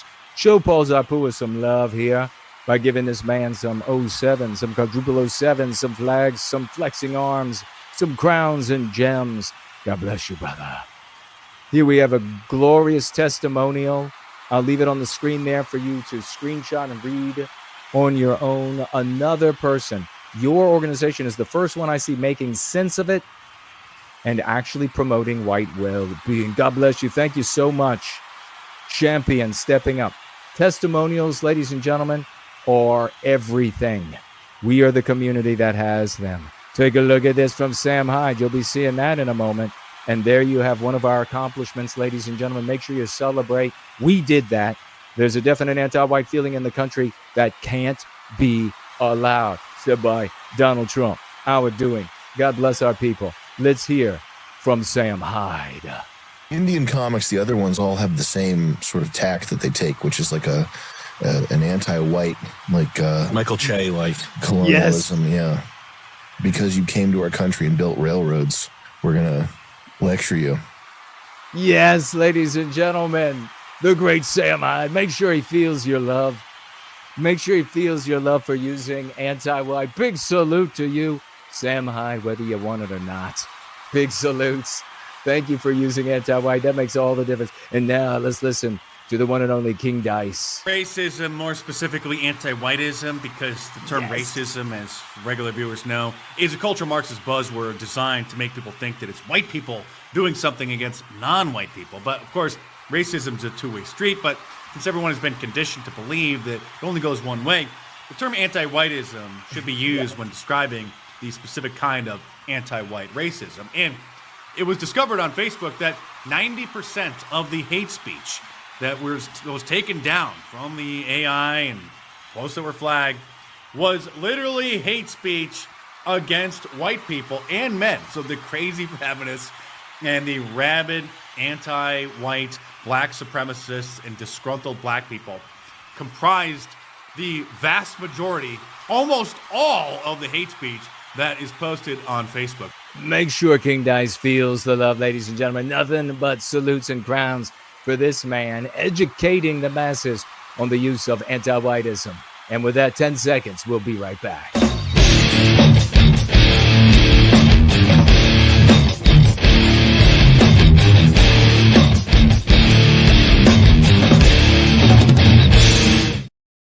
Oh my gosh, let's continue celebrating those who are financially gifted and warrant a celebration. And we're going to get right into the lesson of the day. We'll talk about that. Your questions, comments, and concerns. I want to hear it all, ladies and gentlemen. Let's celebrate Anonymous. And Anonymous is out there and is financially gifted today $75. $75. Let's swaddle those white, beautiful babies and make sure they grow up in safe homes and safe environments. Let's take care of our families. Let's take care of each other. Let's be a people. Dollars. 75 of them by Anonymous. You know who you are, brother. Make sure he feels that love, ladies and gentlemen. God bless you so much. Also want to celebrate from last Sunday. Came in late. We didn't forget you on the Dude Bro Moment platform. Jen, financially gifting. I think a first-time financial gifter. Jen, I hope you're hearing my voice. I hope you're hearing the voice, Jen. 50 white well-being dollars over there on Entropy, the Dude Bro Moment platform. Jen decided to get it. She said, I've heard enough. I've seen enough. These people are moral. They have the path. They got tools that are working. They take care of each other. I am home. $50 from Jen. God bless you so very much, Jen, who was on Entropy last week. Let me pull up Entropy. Speaking of Entropy, and I might have to see if It does appear to be working, but I don't see that anything has transpired over there while I haven't been looking at it. But I think people are over there watching. I'll look on the dashboard to see if anything has happened while I refresh over here, because we can do all that. I can juggle. You remember I showed you on stream that I can juggle. And we will also check out AdoC. No, we will check out not AdoC. Why do I have that pulled up over there? Wrong tab, my Jason. Okay, looks like we didn't miss anybody on Subscribe Store, but I do see the hero Mavrant there. He was there last, and we love Mavrant. Good to see you, brother. We have a celebration, a big celebration right now for the one and only Corey. Let's hear it. Let's make sure Corey feels all of the love. This hardworking man sleeping in his car between shifts, and he's there to show the love, a servant to white well-being, a true knight, a true modern knight of the West. $50 from Corey. He says, thanks for everything, with 3 salutes, 3 big salutes back to you, champion. We have the cool, the Papa, the J, the magic. We were just celebrating this hero, and we should big time. He's celebrating him again. $20.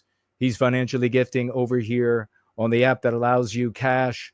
And he says, love and blessings to NWG and the community. Love and blessings back to the cool Papa J Magic. We're a family here. We're a team here. We work together here. We laud each other here. We appreciate each other here. And let's keep that appreciation celebration going for the one and only, a musician non-pareil, ladies and gentlemen, a musician non-pareil. He is the last. He is the first. He is the first and last. $100. $100, ladies and gentlemen. If there was a trophy to represent the white race, he would be it. First, last. And he says here with those $100, a criticism of those we were speaking of. He says, faithlessness. Absolutely. Big salutes. God bless this man. 100. Swaddle the white baby dollars. 100. I want to see nothing but swaddled white babies as far as the eye can see. And they're all going to School of the West. And we have a tangible building and structure with Greco-Roman architecture and statues of our heroes, which include the modern day heroes, the champions who are standing up, the knights of the present. God bless all of you. The House of Swash. I see Southern Bloom is with us. Another swashbuckler. Good to see you. I will swivel around. Do we have anyone else to celebrate? I don't think so yet. But we do have some other financial gifts, and we'll get to those right now and their comments. Over here on Premium Rumble, we have a financial gift from Land of the Fake. And he says, with $5. Thank you so much. With your $5 gift over there on Premium Rumble, check if your streaming program has audio input filters. In Streamlabs, you can use Gain Audio Input Filter by right-clicking and then selecting Add Filter or something like that. I'll look into it. I use a couple all at once. But Stream Labs is not. I'm sure there's something, though, that I can manipulate. What were you hearing? Tag me as No White Guilt. What were you hearing that I might be able to address with your recommendation? Thank you so much. Again, looking for tags right now. Might read your comment otherwise. Comment or question otherwise. But I'm looking for those tags at No White Guilt. That's the tag that I want to see. Can you see how epic this tie is? I'm sure you can. It probably just looks like red or dark red or burgundy. Let me see if you can see. Can you see that now? Isn't that sweet as all get out? Yes, it is. Yes, it is. That is sweet as all get out.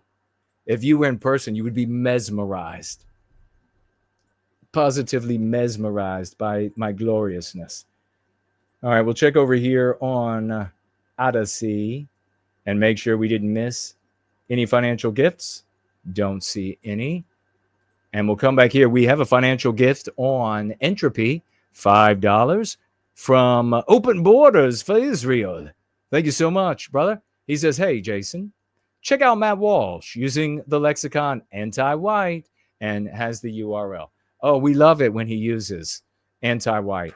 We swashed on him hardcore, and his whole audience started saying anti-white, anti-whiteism, and he started using anti-white, anti-whiteism.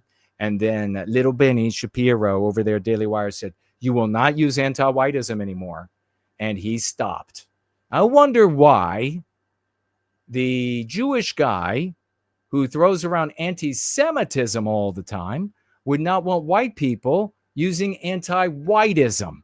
Could it be that this Jewish guy who runs Daily Wire and who is a very educated person and is in close communication with global Jewish organizations, including the State of Israel, could it be that he can see the power of focusing on your own people?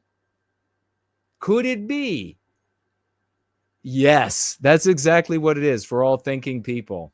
That is exactly what it is. Now, I want you to reflect upon the fact people like Mark Collett, who said it was years and years back when no one was using it, and we were pushing it, and we said we would get people using it. He said it was cringy and that no one would ever say it because it's cringy. And I said, I don't care if you think it's cringy. It focuses us on our people, which is the remedy to our illness. And by the way, Mark is not the only one. That years and years and years of people telling me that. Years and years. So here you have a multimillionaire Jewish guy in contact with global Jewish organizations, including the State of Israel, that puts a ban on the use of anti-whiteism. Do you think that Shapiro banned the use of anti-whiteism because it was cringy? Do you think that's why? Because if you do, you a vegetable. Are you a squash? Are you a squash? All right. Thank you all so very much. Let's get to any of your comments. We only have 2 comments. I mean, oh no, we got a couple more than that over here. A couple of folks now, after I mentioned that we had no comments in the live chat on X. We have Shannon Olive, this hero. Should look at him over there. What a totally knight of the present. We could say like a knight of the night because we're in the dark ages of our race. That's kind of appropriate, isn't it? A knight of the night. We have, thank you, Hoyt McCoy, coming in saying, testing to see if you can get this thing to work. Awesome job, Jason. Thank you so very much. Daughter of Eve is over there saying, great job as always, Jason. Everything I do. Everything I do. That's what I hear. And great job, Jason. Great job. It's either the healthy people that are saying great job, or it's the detractors that are all mentally deranged. And they're like, we hate you. Don't you rape koalas? I heard that the Jason guy rapes koalas. I thought those animals were only in Australia. Well, really? I mean, then he probably works at the zoo. And that's how he gets to koala raping. Thank you so much. Pattern recognition is a thing, but sometimes it can be counterproductive, she says. Yeah. Pattern recognition is manipulated by merchants on the right. They use it, this tool that can work for us. And by the way, that's what Prometheus Rising, Take Back Your Destiny, my book is all about, where I rewrite Prometheus as the creator of our people, a novel. Don't get bent out of shape. Worshippers of various creeds. It's all about teaching us about to be a people, to identify our strengths, and how those strengths are weaknesses in other conditions and how those weaknesses can be used against us. Pattern recognition is an immense tool for the white race, and it's taken to a destructive level. I mean, these people who sit around and they say, I'm a noticer. They're noticing a thing that is with a pattern that with their notice is destroying us. You should be noticing our victimization. They have no eyesight for that. You should be noticing what works to bring us together as a people. You should be noticing the community that is improving the lives of white people in numerous ways. Those are the things you should be noticing. Thank you for that. I appreciate it. She celebrates Western kind as well, Tree Godfather as well. Celebrate our heroes 100%, all of them. Those two guys and all of us. We have anti-whiteism ends with you over here as well. South Africa is the example of America without border security and arms rights that the anti-white pigs demand. Precisely. Thank you for that. All of that's over here on X. If you say something smart over here or you tag me on X, the live stream, your comment could go up on the stream. Do you want that? Does it intimidate you? I don't know. Let's find out if you would like to be heard from. And I appreciate everybody who's here. I'm going to swivel around to the live chat on YouTube here, and we're going to keep it rolling. The mailbag this week was empty. So we don't got to worry about the mailbag. There was nothing in there. It's sad, but it happens, you know. We have Ivan. I see Ivan's a horrible. This guy is like total force of nature. Ivan the Horrible, if he were in nature, if he weren't a human being and he were just out in nature, one day you would see like the plains of Kansas and you would go to bed and the next morning you would wake up and there would be like the Rocky Mountains out there, and you would say, oh, what's that? That's Ivan. He's shown up. AOC is here. High energy, positive charisma. I love it. Thank you for that, AOC. You have no idea how many of my detractors are like, the Jason guy's got no charisma. Mind you now, I have been lauded robustly for my leadership and my charisma in leadership in the military and in sports, where we dominated, kicked ass, won divisions, accomplished all of that, led the team.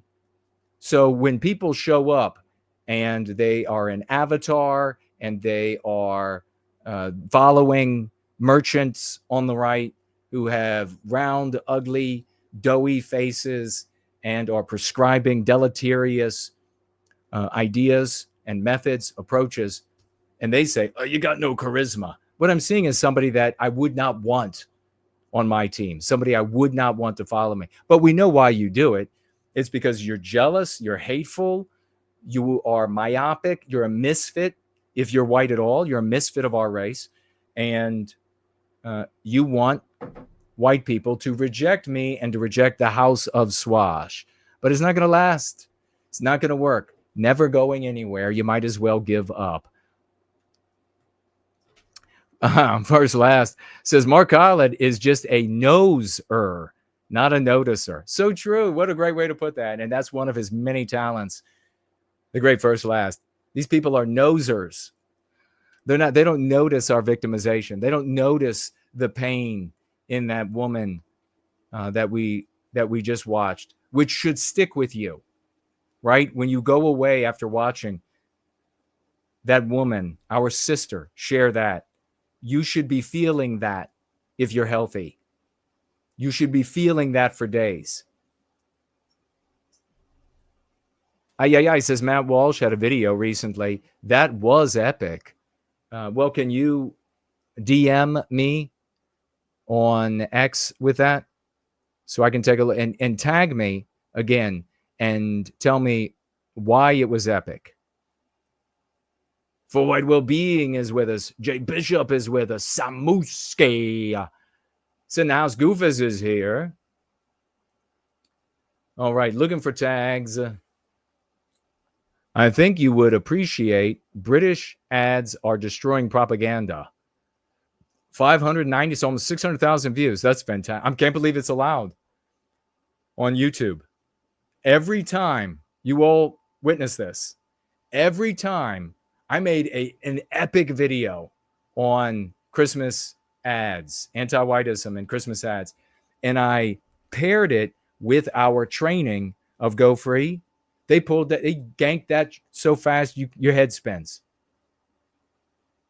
When I talked about ads on that one gathering, that Sunday gathering, they ganked it out.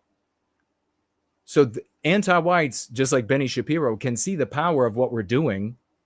The smart ones can. And they want to keep it away from our people.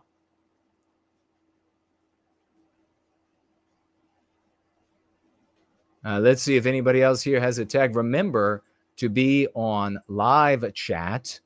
And it did it to me again. It took me off of live chat, even though I put the stream on live chat. At some point, it put me back on top chat, which means that there are chats getting deleted that we would know about, that they openly admit we're taking those down. So regrettably, tag me again. Tag me again as I refresh, and we will swivel and continue the march to victory. Nothing in the mailbag, but we do have a couple of announcements. The first is I wanted to read back of the book, Dallas, one of our new champions. She's rocking it.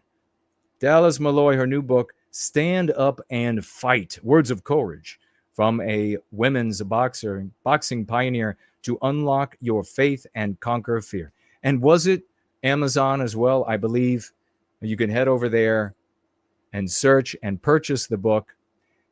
Back of the book says, I'm eager to read one of our new champions. This is before she came to White Wellbeing. So she was already what we were, referred to. She's already has some blind sight.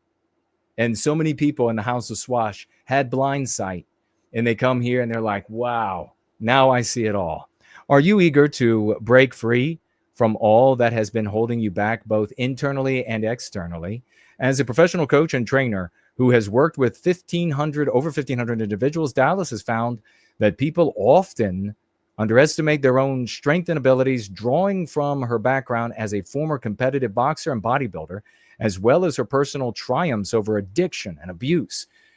She offers a wealth of practical spiritual tools that anyone can utilize. Are you tired of living below your potential? Perhaps you've long recognized that things are not as they should be, and you're frustrated with being manipulated and bullied. In this book, you will learn tools for building your faith, strength, and peace, tools for finding meaning and purpose, inspiration and hope in scripture and prayers for empowerment and confidence, encouragement for standing up to the evil of intersectionality and other deception, anti-whiteism. In this book, Dallas provides tools and encouragement for mastering spiritual warfare and defending freedom. Her approach includes scripture, affirmations, prayer, and other strategies, all enriched by her experience as a pioneering woman in boxing and as someone who has overcome addiction and abuse.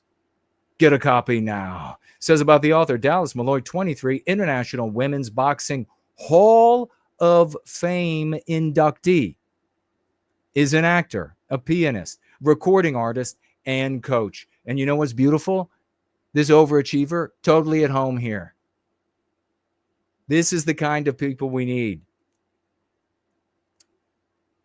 She is a former bodybuilding champion and portrayed herself in Jerry Maguire, the 96 comedy drama starring Tom Cruise, who narrates her true story in the opening as she boxes toward the camera.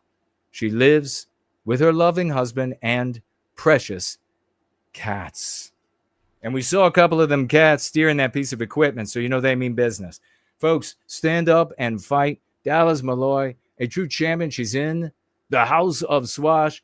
You've come home, sister. This is where you're meant to be, to recapture our destiny. Not meant to be a rapper, but sometimes it works out that way. We also want to mention, we were just celebrating the great Cindy Ben, and we should celebrate the great Cindy Ben. Last announcement here today, and we'll get into the Go Free lesson of the day. Our meme curatives, did you find places where you could use them over the conversation that we've had today? Places where they fit in the stories that we covered and the topics that we unwrapped, that we unpacked. We'll get to those, as well as the very important concept that we are introducing and keeping, because it is the truth, and that is the merchant right. But we have the great Cindy Ben, and I want you all to send Cindy Ben. She's been a longtime advocate for white well-being, truly wonderful hero, and using her talents that she's been, just like we were talking about Dallas's time, Cindy Ben using her talents that she's totally epic at to bring white well-being to who knows how many people that she has already reached, and of course, how many she will continue to reach and make massive changes in the world. And why does she do it? For love. She does it for love. Well, Cora took down all of her brilliant articles, every last one of them, every single last one of them, the anti-whites at core, because this is the world we are in. And there are few things in the world more gut-wrenching than to have long, hard, arduous work and effort and success at whatever degree that you and others see it, deleted from existence, expunged. And that's what the anti-whites at core did. So let's show some love to Cindy. This is a really awful thing. And sister, we're looking forward to you. We're looking forward to getting those articles and your works back up on Quora. And I know it's not the same, but back up on some other platform as well, or wherever we can get them up to continue doing and making the difference that your work and your thought, your time, your talents that you've contributed. But just know that we appreciate you, and we sympathize and suffer with you in the expungement of that work by the anti-white pigs at that stain called Quora. Big salutes. All right, your comments, your questions. Tag me again if I missed you. I'll be looking for them also, as well as any other financial gifts. If I missed your financial gift anywhere, please let me know. And I will get to it without further ado. And we got the lessons of the day. We had a few items, news items I didn't get to. No big deal. We can visit them on Wednesday, our Wednesday gathering, which almost always starts at 7:30 p.m. Eastern Standard Time. But you don't have to wait until Wednesday to get more white well-being. Tomorrow, I don't think that Yiz, Dragon Monday, is going to be airing the stream because she's at the Old Glory Club, I think it's called, event. And she is swashing over there with a lot of good people, good charactered folks. And that's where we want her to be. But if she were, it would be at 6 p.m. Eastern Standard Time. And do we have Fornull here? Do we have Dragon Synth Adventures at 8:15 Eastern Standard Time, p.m. Eastern Standard Time? We'll find out from Fornull if we can look forward to Dragon Synth Adventures. Probably not Yiz, but I don't know. Dragon Synth Adventures, potentially. We hope so.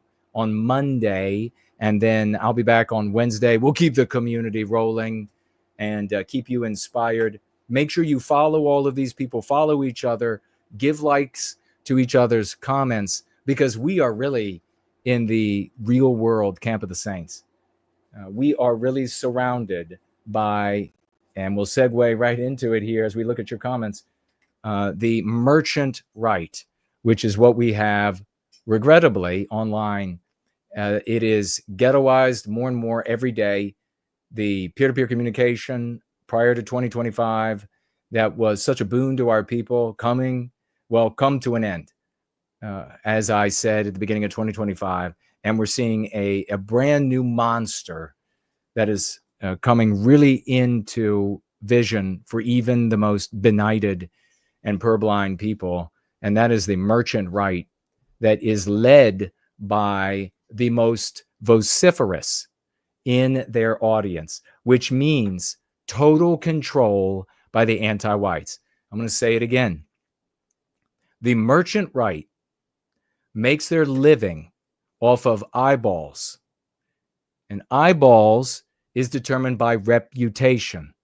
If you've worked in business, if you've worked selling products, you know your reputation when it comes to sales and eyeballs is the most important thing there is.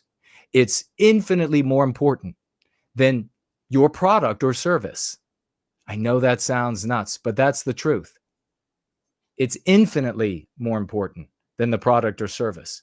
And indeed, you can see that with the merchant right, that they're not selling anything that's going to benefit you individually or our people collectively, and therefore our countries.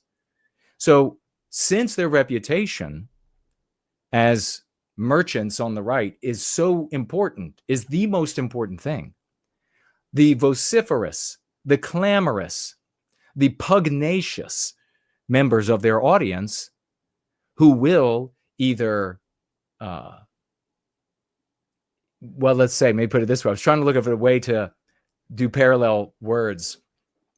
They can inflame people positively for you, or they can defame you in the public eye. And if that angry, vociferous, loud part of the audience doesn't get their way, they will defame you. They will tell people, the content creators, don't watch this person for X, Y, or Z reasons. And if enough of their audience is composed of paycucks on the right, misfits, etc., if enough of their audience is composed of that, which the group of people we're talking about, their audiences are, they have to obey them. And you can see so many manifestations of that. I mean, a really nonsensical interview recently, really nonsensical, is a perfect manifestation of control of the content creator by way of the audience. So if the audience is able to control the content creator, the anti-whites will have been there from the moment the control started. The moment that there was a fulcrum of control. It wouldn't take a year. It wouldn't take 6 months for them to say, hey, I got an idea. It would be instantaneous. They would be there in those audiences to manipulate those content creators. And in what direction? Naturally, in a destructive direction. That's why there is no interest whatsoever in programs and practices here that have proven repeatedly to improve the lives of actual white people who can speak to that improvement. There is no interest because the merchant content creators are driven by anti-whites in their audience. And it's either anti-white because they're starting in an anti-white place, they're anti-whites naturally, or it's anti-white in outcome because they're misfit white people. They don't care about the rest of us. They don't care what happens to this woman, except to be able to say, well, a white woman was raped. Damn enners. They don't care. So these people, led then by anti-whites, what can we predict now about the merchant right? What will the merchant right look like in the immediate future? What will it look like in the intermediate future? What will it look like in the distal future? What will the merchants on the right, what will they look like? It's a pretty easy prediction, isn't it? You'll be able to see how accurate my words are as month goes by, and you see increasingly the worst elements, the worst ideas, the most destructive brought to the surface. Literally digging into the swine at the very bottom of the worst white people in ostensible or claimed activity for the good of our people, you'll see more and more of this, the laudation of those people. There's another wrinkle to the merchant right. It's not white. Oh, there are going to be plenty of them that will say, for the white race, I want to live in a white town. I want to work with white people. I want to be able to go to the mall and see nothing but white people. In excuse, you'll continue to hear that. That too, though, will slowly diminish. But in excuse, you'll continue to hear that. But this audience of the merchant right is growing with non-white mestizos, non-white Arabs. I guess all of them are non-white. But is growing in non-whites.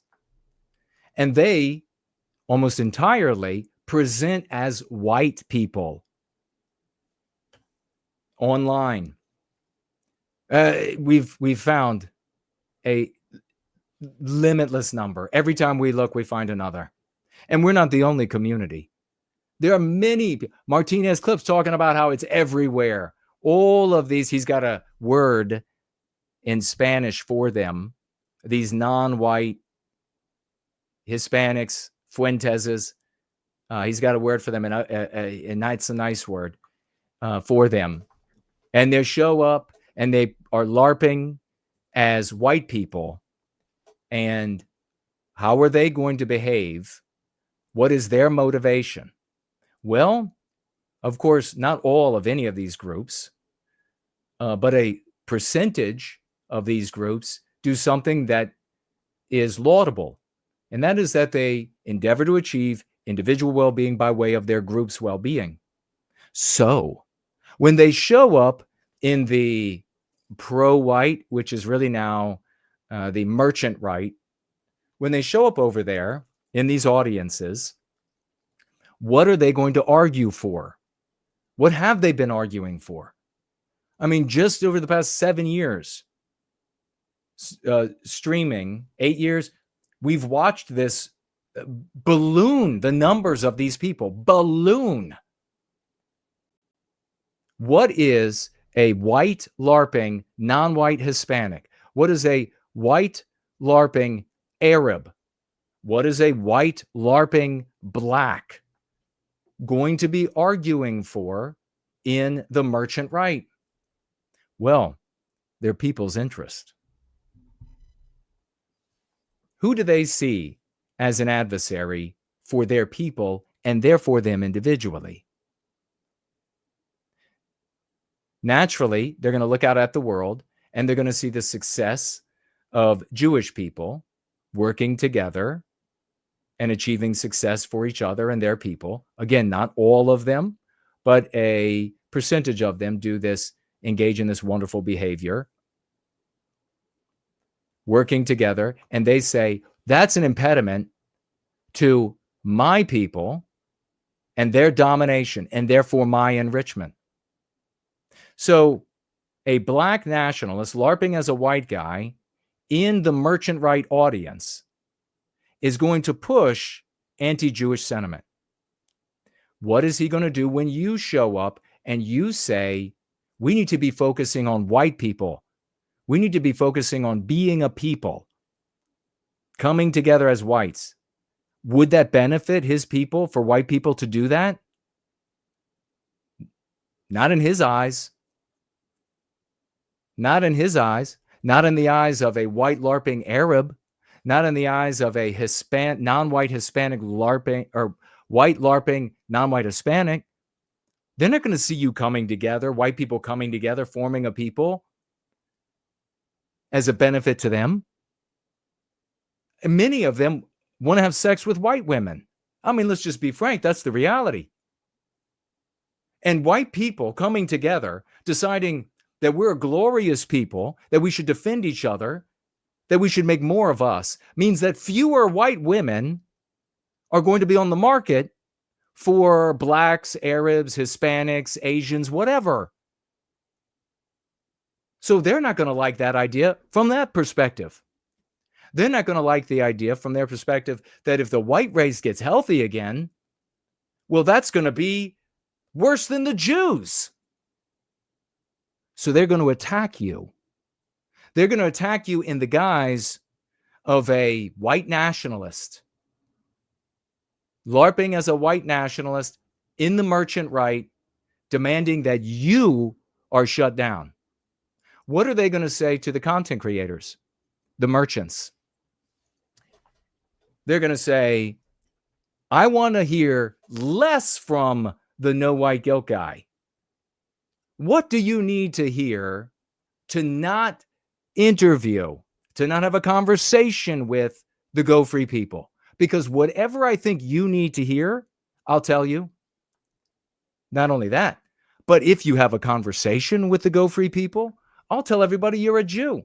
I'll tell everybody you're a Fed. I'll tell people you molest koalas.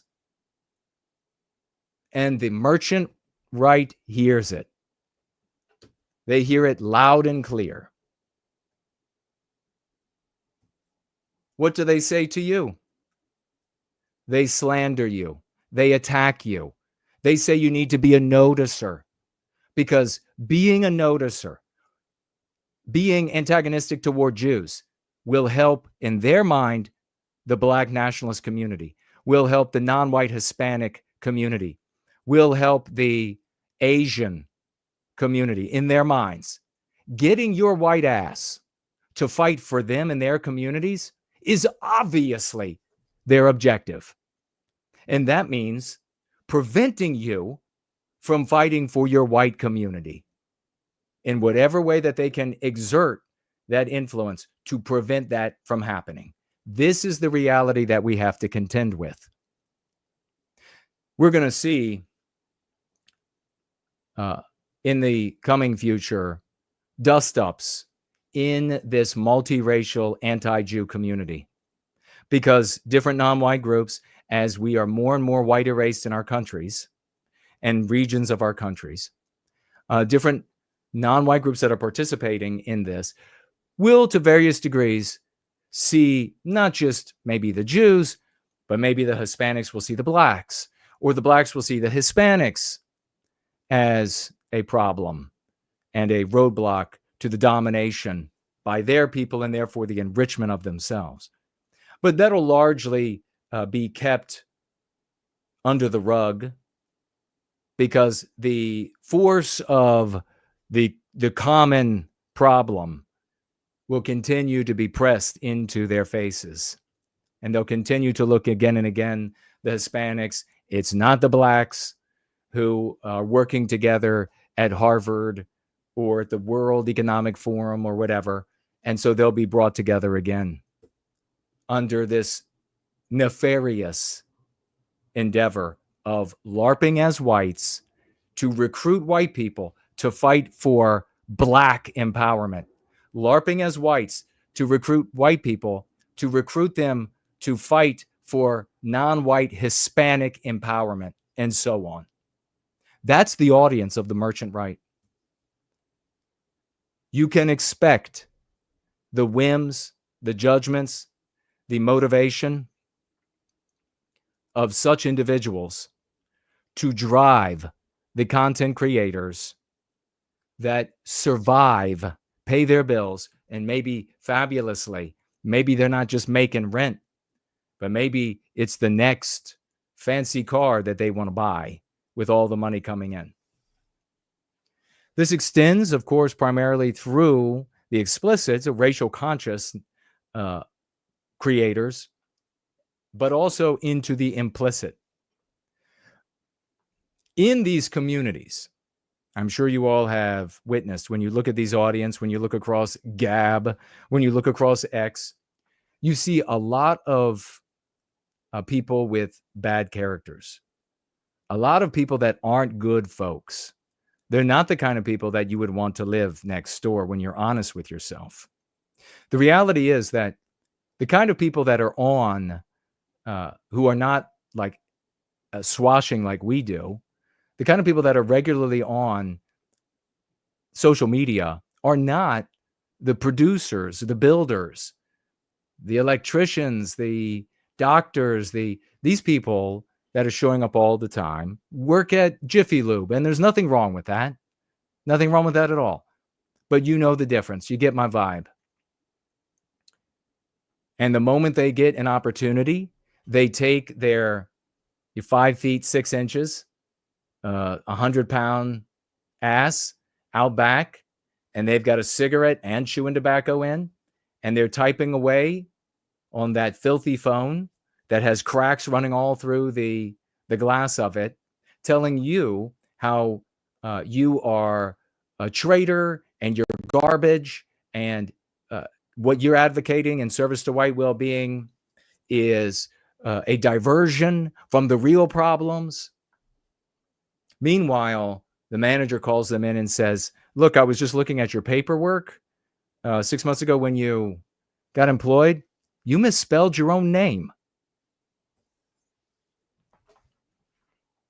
So we need to appreciate that we, like at the church, are fishers of men and women, the good people like ourselves, who show up briefly here and there, who show up, something bad happens in their lives. Maybe they don't get that promotion that they deserved at work because they're white.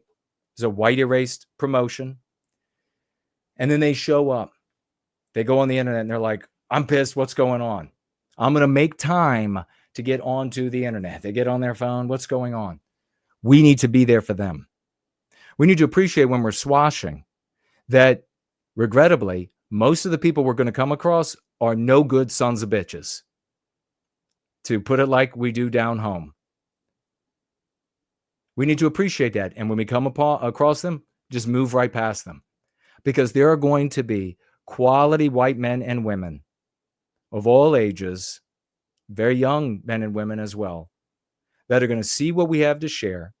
They're either going to adopt a concept or two or more and take it into their lives, which is fabulous. Maybe they'll pursue more and they'll want to come and look more deeply.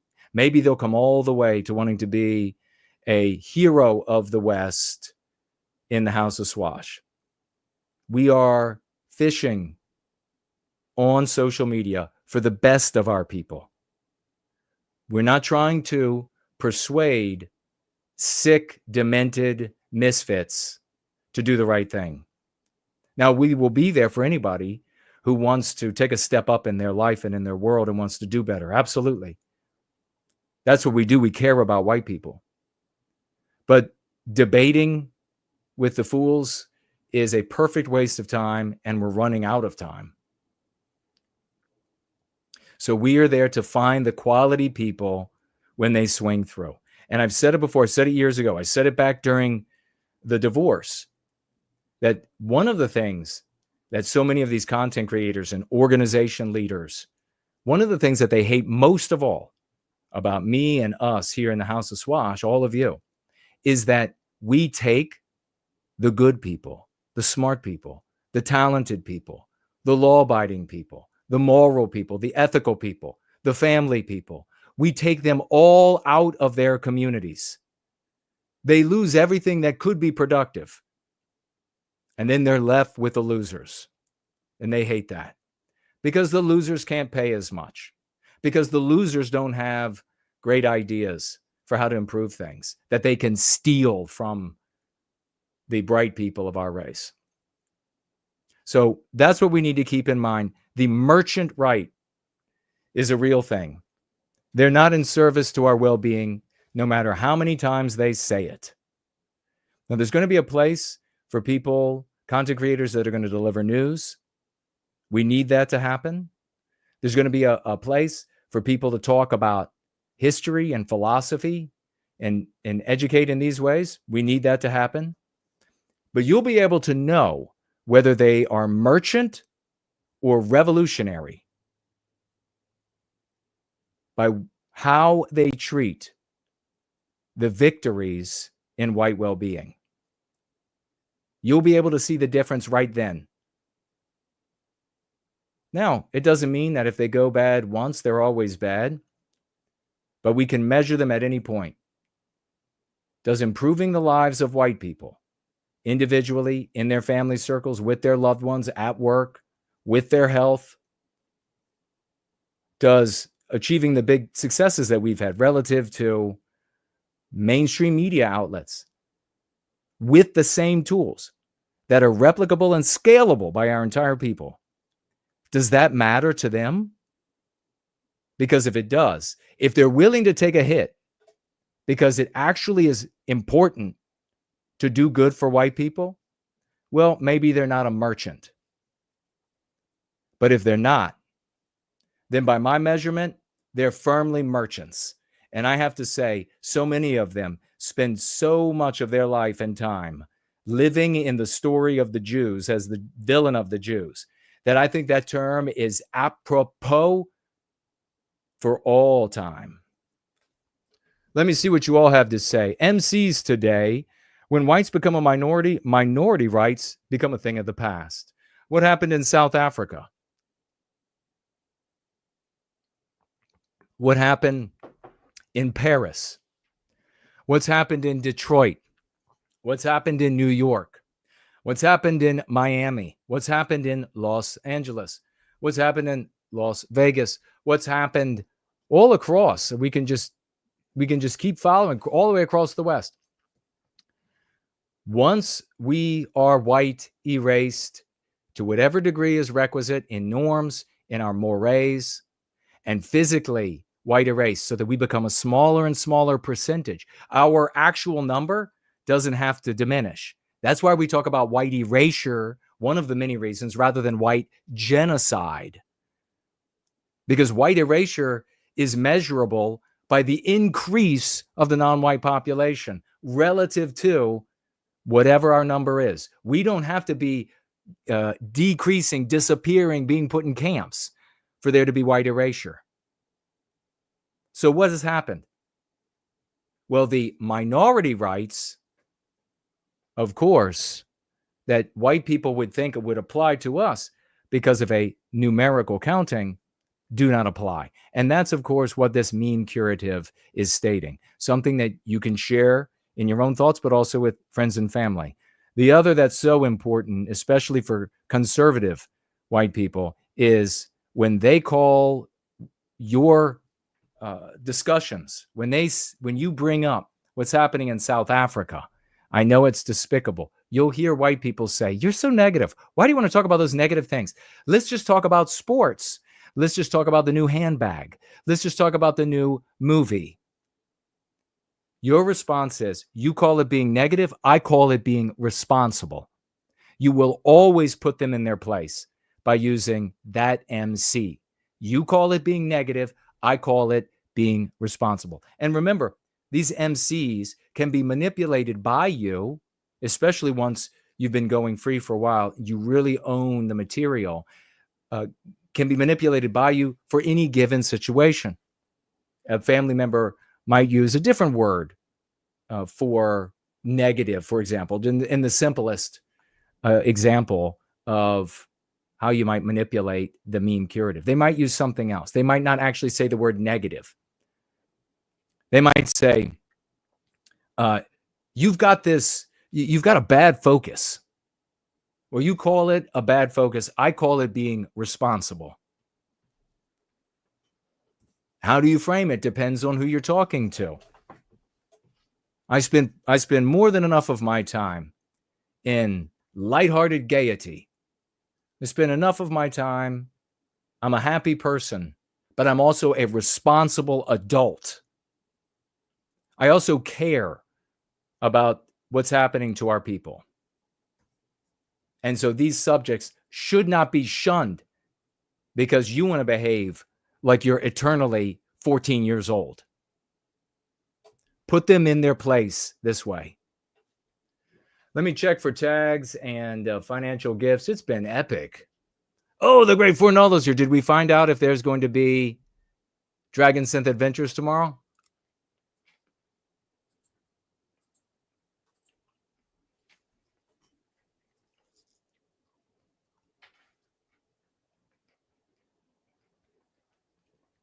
Pinocchio is here. And big salute to Orania. And prayers, because they're looking to take it. Do you think the merchant right is a more useful label than Big Con? Yeah. Great question. By Western Sunrise. It really focuses the attention of your audience on the fact that they're about making money. It's money. That's what it is. You remember when Steven Crowder had his issue with his wife. And by the way, I was the only one that spoke up, not in his defense, but against that whole situation where all these people were saying, you can't expect a pregnant woman to go shopping. And I was like, what are you talking about? Remember all the hate that came in? But even he was saying, when the brass tacks, he's like, we need money and we need lots of it. He says he's got, of course, his salary, didn't bring that up, but he's got people to pay. He's got studio bills to pay. We all got that for doing this. But that is, when it comes right down to it, for these people, they would, if it were for love of your people, love of our people, they would be suffering at times because they would be at odds with the audience. The audience is composed of a bunch of psychiatric, sick people to various degrees. If you're giving them what they want, you don't love them. You're just selling stuff to them. A true gentleman doesn't chew his tobacco. He smokes it in his pipe. Yes, so true. In his briar pipe.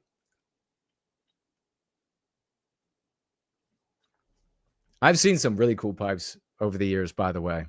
That's something I bet there are people. In fact, I know that there are people who collect pipes, don't even smoke. Matt Walsh won't apologize for his tweet breakdown. The comment section will lighten your heart. It's perfect grounds. I show them go free. He also made a good video. Yeah, okay, I did hear about that. He got into an argument with somebody who had tweeted a picture where if you are not focusing on each female, you could see a swastika. And so anti-whites came after him. The one thing I didn't like, though, is he kept just calling it a struggle session. And that's communist lingo. It needs to be talking about, I know his boss won't let him, but about anti-whiteism. And that these people that are coming to drag him before an anti-white tribunal are anti-whites. You see how much more useful this is for our people? But yeah, I was happy to see him not just capitulate.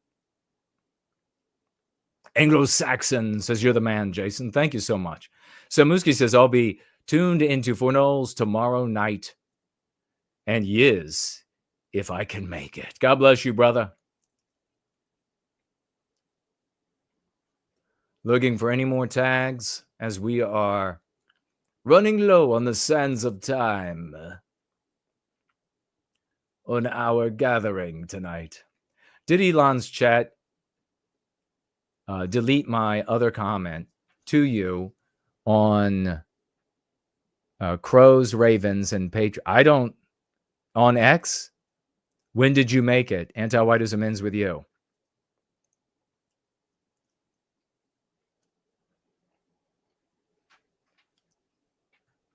Tag me. If you don't appreciate No White Guilt on our team, you are an anti-white traitor, brilliantly writes For White Wellbeing. Their desire to yank things is why we should mirror clips everywhere, says the Tree Godfather. 150% champion. Let's celebrate. You know who he is. I don't even have to say it. You know who he is. It's 50 It's white well-being dollars over here on the platform of his namesake. Sometimes he talks to himself because he needs somebody intelligent to talk to. Dude bro moment, ladies and gentlemen, here at the end of the gathering. Dude bro moment coming in with 50 beautiful dollars, swaddling white baby dollars. God bless you, man. Let's get this man some quadruple 07s and some crowns. Wonderful, man. Champion entered the room. I knew I felt the power level rise. I felt the power level go up in the room. I love a big salute to everybody who celebrated. My personal gratitude to you. Team, the team has to cheer on the team at all times. The team has to celebrate the team.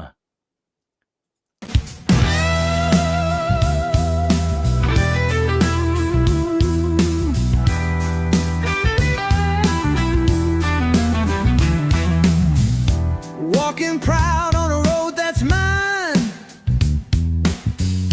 taught by those who walk the line, built by hearts and hands so true, passed down straight from me to you. Loving Western kind, it ain't no crime, standing tall through place and time. Love the folks who keep you whole, guard the roots that feed your soul. They gave their best so we could be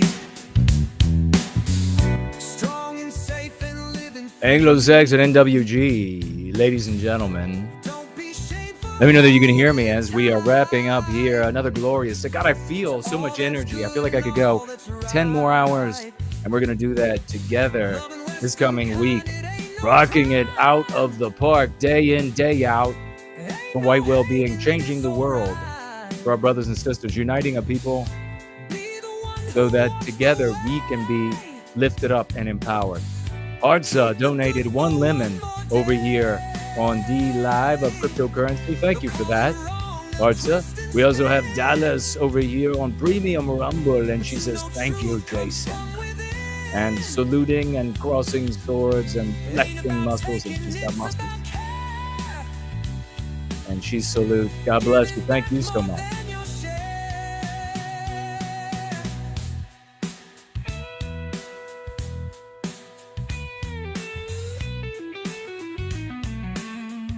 Firelight in the live chat says hello over here on YouTube.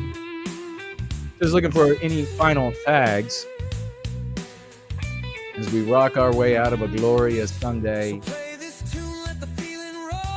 gathering. Church of the West. I mean, come on. It doesn't get any better than this, right? Church of the West. I'm your Pope. I am Pope Jason. Pope Tuna the First. Go down in the record book. Cockatoo is in the live chat as well here at the end.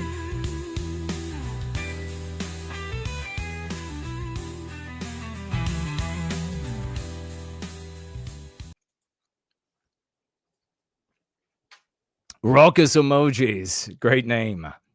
Is it low IQ to suggest we raise a statue of Austin Metcalf? It's not low IQ. I don't know about, well, it would depend. Like I could see something really glorious, like a promenade of statues of our victims, of people that we want to bring attention to for the purpose not of demonizing Black people, but for the purpose of uniting us as we are wont to do here, which is the only thing that's going to work. I could see that as a possibility. But his family would certainly be against that, unfortunately. But it's to be expected given where they are in anti-whiteism. I know I saw another tag, but it has disappeared on me. The Naughty Kitten. 64 Mustang? I don't know. It was looking like a kick-ass. I drove by, what was it, 66? Maybe, roughly, somewhere in there. Mustang yesterday. It was beautiful out. And the guy drove by. Of course, a white guy who spends all his time preserving. You know, it's like this focus that you used to see so prolifically. It was like histrionically on the right, racialist right, which was our ancestors. That would kind of duel with for the beauty of white women. And I was always like, no, like you've got a sexual fetish for the white women. You've got this weird salute the ancestors because they are not in the way of your aggrandizement of yourself. So I saw some problems with that. But they were always, and remember I flipped it around years ago where they say, oh, you want to be bowing to and remember. And I'm not saying you shouldn't celebrate. We should. But the much more important mound to tip toward is a white woman, pregnant belly carrying a white child inside. Somebody has to come along and be the lawgiver. You know what they said in Sparta? We just had the great Dean Danger on as we're getting ready to clock out of here. And that is, you know, they had the lawgiver and they don't know, you know, they had their legends about the lawgiver and they don't know if, was he a single man or is he an amalgamation? Was it a bunch of thinkers that gave the laws? We're doing that right now. We're giving the laws right now for peoplehood, for the white race. Never forget your place in the story of our people's redemption. Wing and Production, a few weeks ago, I think you stated having a problem with the term enemy. Can you reiterate? We don't use enemy. We use victimizer because the word enemy implies that there is some sort of like co-equal power to harm each other. We have none. So instead, we properly term it victimizer. It is the antecedent in thinking that enables our people to think properly, have proper deductions, healthy deductions, versus unhealthy deductions, which is what enemy does. Now, generally speaking, I mean, if you say enemy or whatever, it's not a big thing. But when you are swashing, definitely use victimizer. Guva says, I like the responsible angle for people who want to criticize us for caring. Family members have gone from critical to resigned all without apologizing for being dismissive at first. Of white well-being, yes, exactly. We've had a lot of that. You're absolutely right, says Mestizo Karf.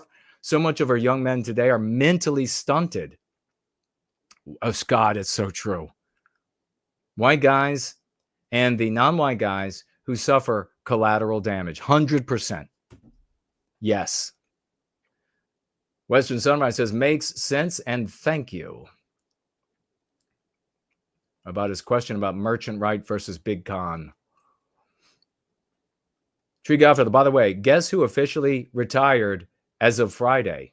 Who? We're going to be rolling out of here right now, so you got to tell me. We had that hard out here. Hey, see you all on Dragon Mondays tomorrow. Start the week off right, and let's be champions all week long in service to white well-being. Sharing the white magic with the good that we do is the only way that we're going to be recapturing our destiny. I know you'll be there. I know I can count on you. I know that we will stand together as a team, like that phalanx, like those Spartans, coming together as the Persians described it, a single animal out there on the battlefield. Let us be that single animal for white well-being and recapture our destiny. God bless you all. Let's go free.